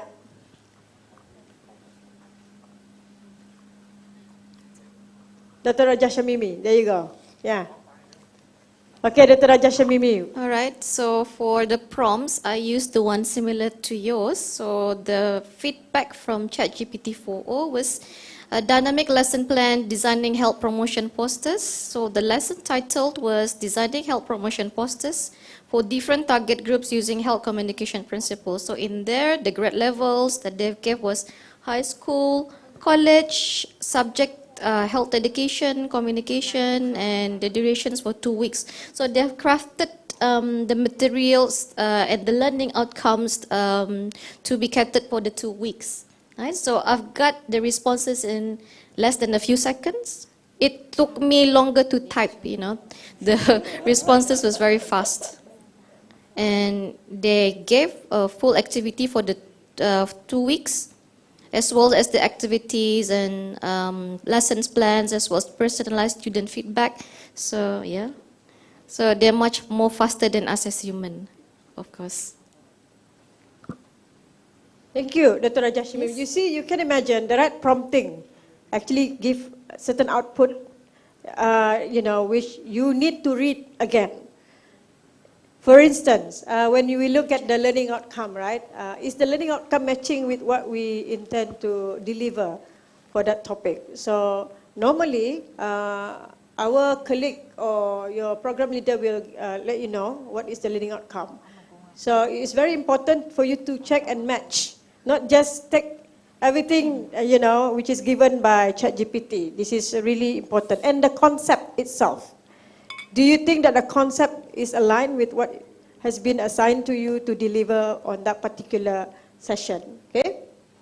And then, of course, the duration, right? The duration which is intended. Sometimes depends on the module line. You are being asked to deliver 2 hours for that topic, or maybe 4 hours, okay? So the activities you can choose, actually. I have done it earlier, so I don't have to sort of wait for the output. And even the formative assessment, it's very important for us to ensure that, we are aligned with the module line. That we, in this case, we want to use discussion and feedback, right? And then at the end, the summative assessment is group poster presentation. Okay, I'm gonna allow you to work a little bit more, if you don't mind, okay? Now, why don't you write a prompt to suggest another lesson plan for the above? Make it simple. Don't have to have a very long prompting, right? And then just write for 4 hours workshop. Let's see what you got. Because my line of prompting is not complex. I like to have prompting which is very short, but I can actually get the immediate response and then check if it's aligned with my module line, okay? So what do you get?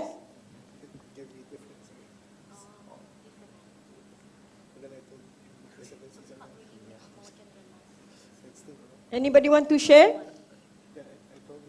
If you write 4 hours workshop, what will be the output? Maybe Dr. Raja Shibimi, you want to continue? What do you get? Do you really get 4 hours? Not really, because my prompts was different as well. So I believe if you prompt differently, it will give you different things, different outcomes. And it's based on my previous promptings, the first prompting. So it follows through. Yep. Yeah. So if the first prompts is different, I think the line of change is different as well. Yeah, thank you. So it means that, the ChatGPT learned what we have actually input during the first prompt, right? So, and then it's up to you to actually craft something which is very specific to what you want. So this shows that, it sounds very, encouraging when we start to, develop our lesson plan, when you get your first output from the first prompt. But as you go along, sometimes you make mistakes, but that's okay. You can always, edit it, because I'm sure you know where to edit. Just click the edit button and you can actually re-enter the words that you want, okay? So for this one, I'm going to show you what I have done. So thank you, Dr. Raja Shimimi. So I want it to be a 4 hours workshop, okay? So I enter this, suggest another lesson plan. This is what I got, okay? So in fact, it is very smart that it gives me the duration 4 hours, the target audience and the materials needed, and the detailed plan of my workshop plan, okay? So by hour. So I can actually copy, paste this one and edit, maybe I can start 9 a.m. to 10 a.m., okay? And those it's exactly what I want, which is very good.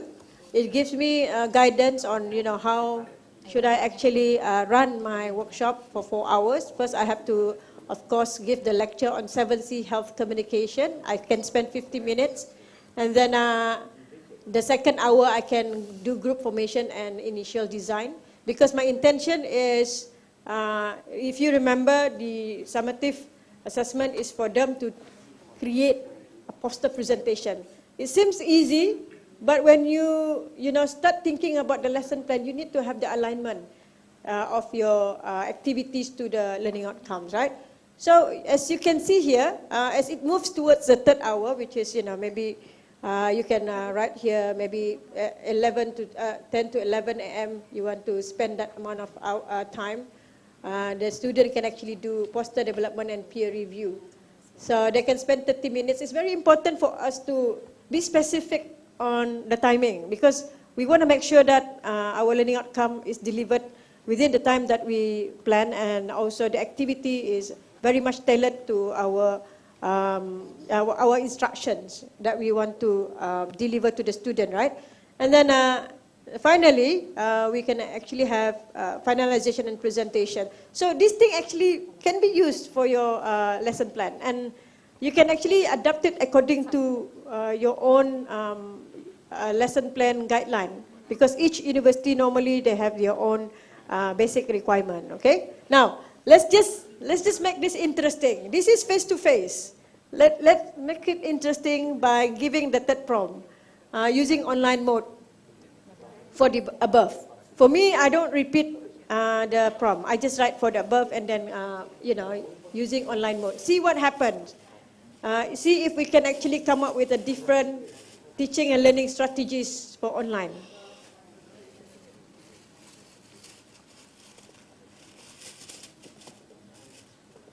Anybody want to share? What's your output? If you put it online, 4 hours, or just online mode?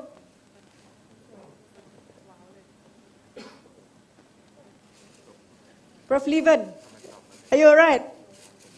Did you get it? You got sidetracked. It's okay.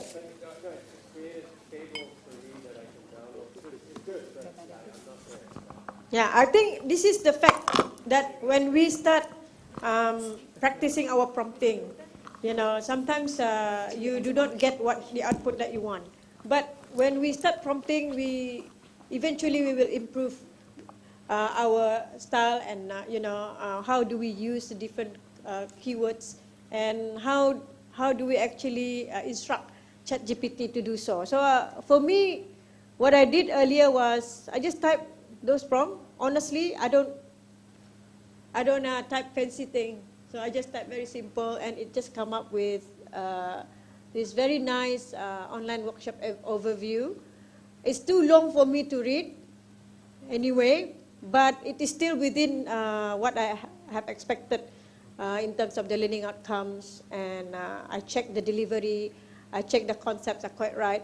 So as you can see that it allows the student to do interactive learning activities, and then with collaboration with their peers. This is very important. This is like integrating everything that we know as an academic, all the learning and teaching approaches that we supposed to ensure that the student engage during your sessions, and especially online. Online, you need to actually allow them the interaction like what we did now, right? Now, so my last prompt is actually use table format. I just typed that because I want to know the overview. So at the end, it just gives me a very nice table. You can try it. You just ask use table format, and this gives me understanding that what to use. Okay, so as I go through the time and activity, for example, when I give the students an interactive presentation, it allows me to use a different type of approach. Like for instance, in this case, is video conferencing and PowerPoint. That is something that can help you to plan your lesson plan properly, right? And then again, we are encouraging engagement online. I'm sorry, those online, if I'm not really engaged with you, but this is just to share with you that you can actually shift your delivery from face-to-face to online. And ChatGPT can help you on planning, the appropriate strategies, and even, types of tools, right? So even Canva, as mentioned by Dr. Tazli, was actually mentioned as a good tool to develop poster. So in my area, public health, designing a poster is a very useful health education or health communication tools. So I hope you can try again at home Okay? And my message here is crafting prompts doesn't have to be elaborate and difficult. And the only thing that you need to do is you keep on using the specific information which is required. So you have that on your handbook, or you have that on your in your module line. So you can just use the keyword. Okay? So it took me only 10 minutes to develop this one workshop, 4 hours, and I even can actually shift the delivery from face-to-face to online. Okay? So imagine that what you can do if you're developing micro-credential. If you have a 4MC module line, you can take each of the learning outcome and actually break it down and develop it into a series of workshops. And of course, you know, it's very important for us to emphasize on upskilling and reskilling opportunity for professionals. And of course, another aspect of it is if you're offering workshop in a series, you know, of course you need to have some costing. So you can actually reduce your costing by moving the delivery into online. Because for face-to-face, you need refreshment and all those things, and you have to transition the cost to you know, the participant, right? In terms of making it more affordable to run the workshop. So I think that's it from me. I hope you can actually try. It's very simple, and I would like to invite Dr. Tazli again to continue. Yes. Okay, thank you, Dr. Nick. So before we end our session of the workshop today, let me share my screen first for a while. Okay. So before we end our session, I would like to share with you a bit of bonus. I would say it's a bonus. It's actually what is the capability of Canva, for example. Like one of the things that you could do is actually what we call as the function of magic media, where you can actually generate text to image from here. So if you go to apps and then you type here magic media, then you'll be able to go to magic media here that you can generate text to image. This is recently released, text to graphics, as well as text to video. Okay, so for text to video, so for example, like we want to generate a planet full of alien, for example. I just say that this is the description. So I can just generate a video that they will give you some kind of generation. This is powered by Runway. So if let's say you're using free account, of course, they just give you, I think, if I'm not mistaken, 50 for lifetime. But if let's say you're using Pro account, then it will give you monthly renewal of 50 credits that you can generate. Okay, so that is actually text to video capability. They can also give you text to images, which is powered by .e. And if let's say you just want to have a graphic as well, that is also possible, text to graphic. Okay, so while waiting, just now, that is should be ready. It's just that if let's say you want to make it, the scene is not that long. It's actually just 5 seconds, right? So it's just for engaging. But if let's say you want to continue generate it, so you need more credits in that sense. But again, I just want to highlight the capability so that if let's say you're just making a slide, so your slides become attractive and so on, right? Okay. So let's wait for just a little bit more. Skip. We hope that it's possible to get the video, at least the scene. If you notice that there's also OpenAI, that ChatGPT, they will also someday, they have said about releasing another text to video, which is Sora, but I think it's not available just yet for us to use. So again, generative AI is not just text to text, but it's also text to images, text to video, text to audio. And I also actually, if let's say you are interested to generate a song, there is also another website that you can use, which is, we call it suno.ai, suno.com, where actually you just actually prompt what kind of song that you want, and then you'll be able to create, and then you'll be able to get the song that you have. So that's actually very amazing. You know, that's how actually AI has evolved in that sense. So let's go back to this. Okay, so now I have this. You can see right now, this is the video that has been generated. Right? So it's moving around, something like that. So you can use it as part of your background and so on.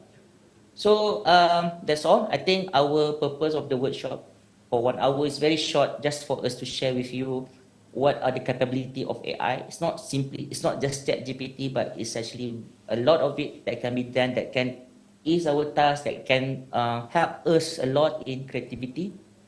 As I think what also being highlighted earlier is that AI will not replace us, but those who are actually using AI will definitely be able to replace us.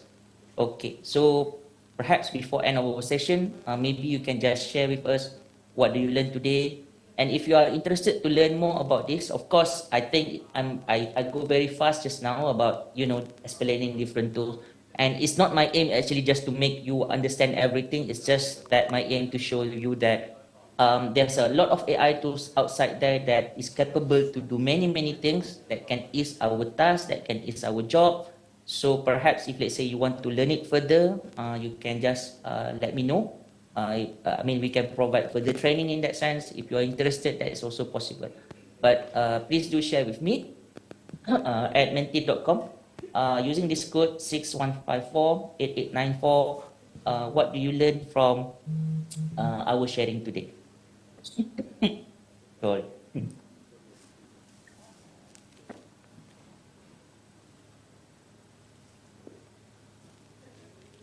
Okay, can't wait to try. Thank you. New AI tools are very interesting. All right, can show me some resources on Malot so others can learn from those. I think you can, I hope that the organizer can paste the Padlet that I shared just now so that it can also be shared over there. Now got some ideas how to initiate.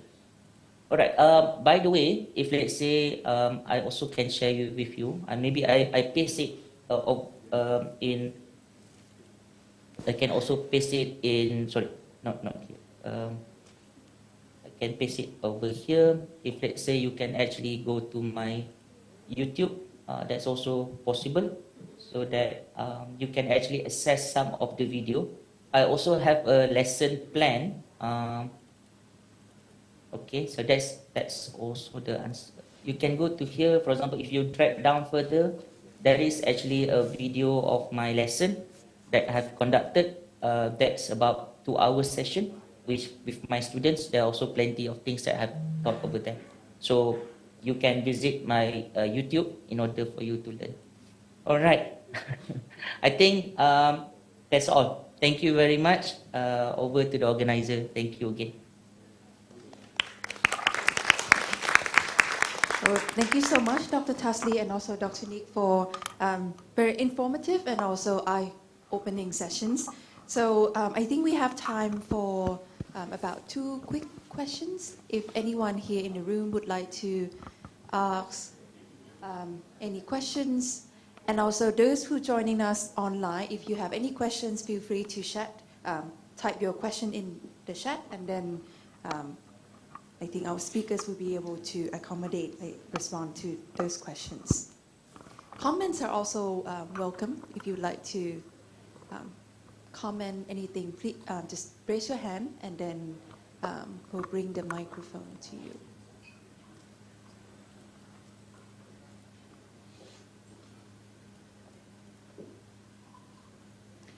Everyone can't wait to, go back home and just try. Just let me go. Need to try it now. It's just so exciting, right? So I guess it's yes. We've got Professor Nevin. Yeah, thank you for that presentation. Definitely, lots of eye-opening tools to see. I was wondering, kind of, because I'm thinking about my course, and so, how would I don't want to start from scratch. Is there any way that, there's some of the tools can, help me improve what I already have? I don't know if that's been tried. Yeah. Thank you, Prof. I think the most important thing is before you try a new tool is to evaluate your existing tool.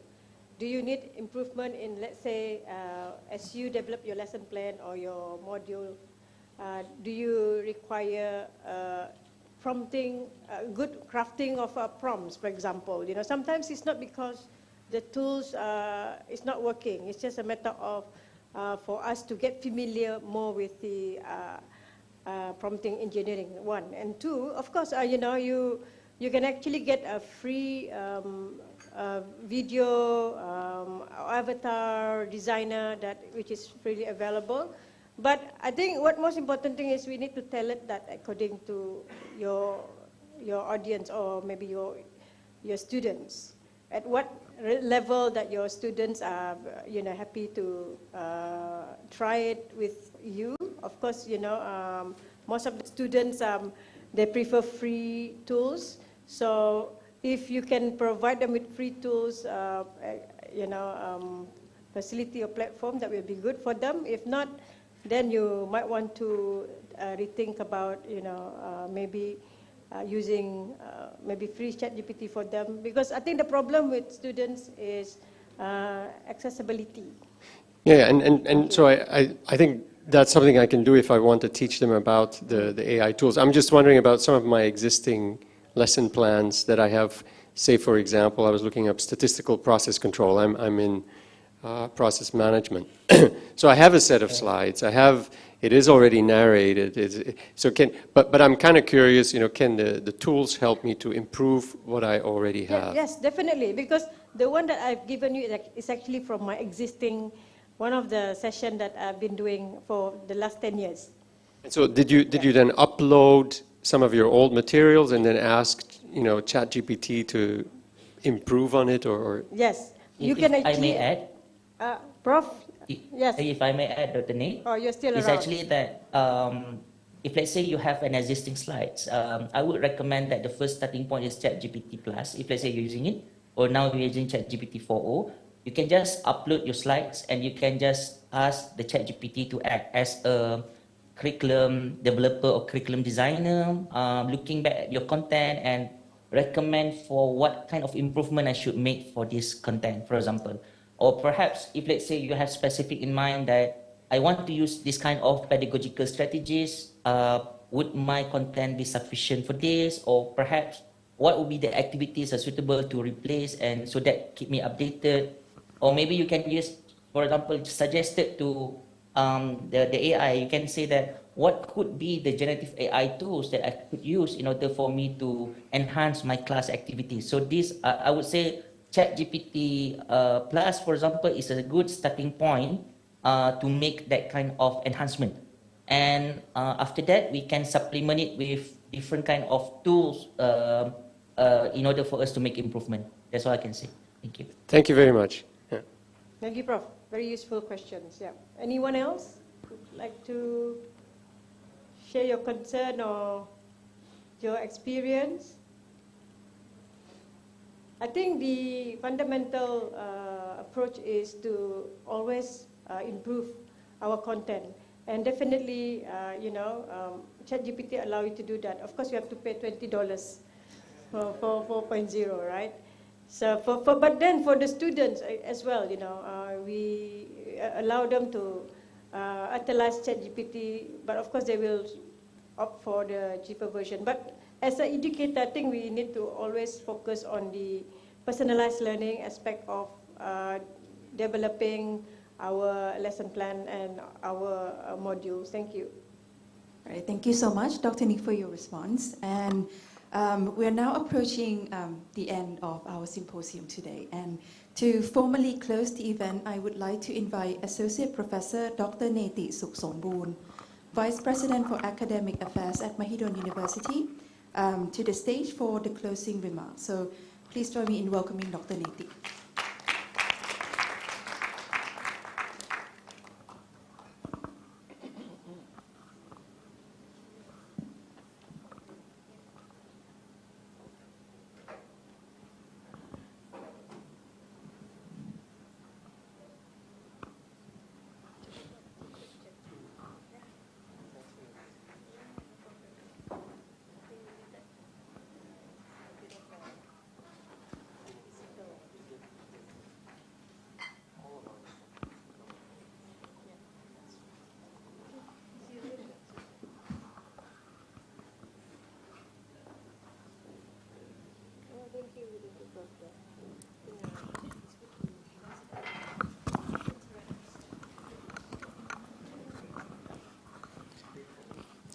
Distinguished guests, colleagues, and ladies and gentlemen, as we come to the close of the 4th ASEAN University Network Technology Enhanced Personalized Learning Symposium, I am filled with a sense of accomplishment and gratitude.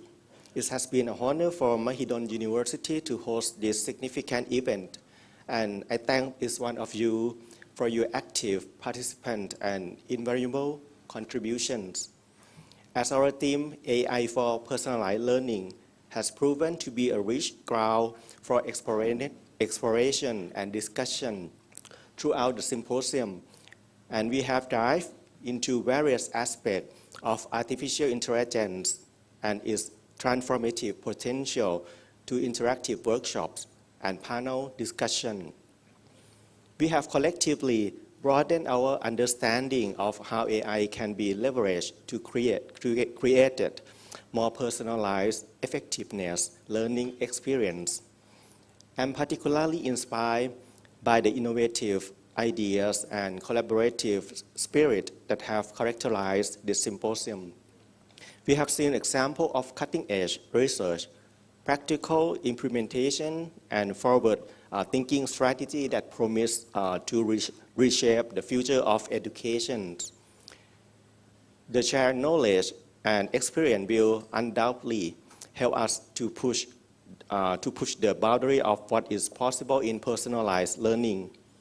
I would once again like to extend my deepest gratitude to our co-hosts, Singapore Management University, University Malaya, University Brunei Darussalam, and of course, University of the Philippines, Dilemma, for their unwavering support and partnership.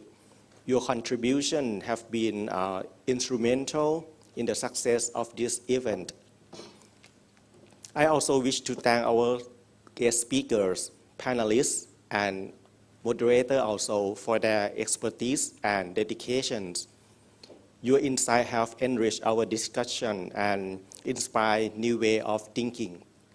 A special thanks go to organizing committee and volunteers who work entirely behind the scene to ensure the smooth execution of the symposium. Your hard work and commitment have made this event a memorable and impactful one. As we move once again forward and let carry out the knowledge and connection we have gained here, let us continue to collaborate, innovate, and strive for excellence in our pursuit of personalized learning through AI. The future of education is bright, and together we can make the lasting difference in the life of learning across ASEAN region and beyond.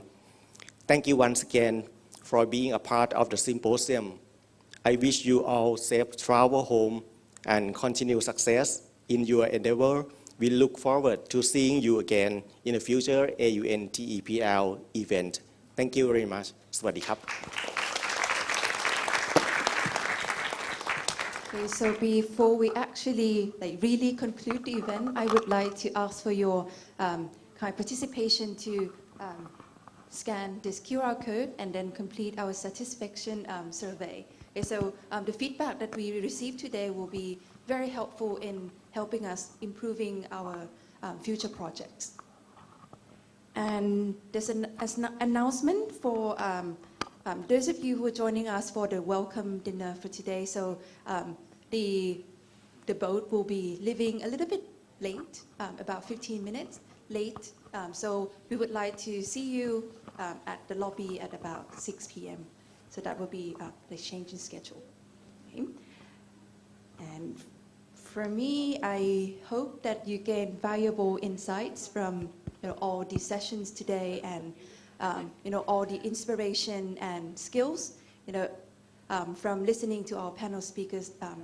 Applied it into your own context, and I hope that the inspiration from the speakers will get forwarded to you, and then you bring it forward to your students as well. Okay, so safe trip home, and looking forward to seeing you again in future events. Thank you very much. ขอบคุณค่ะ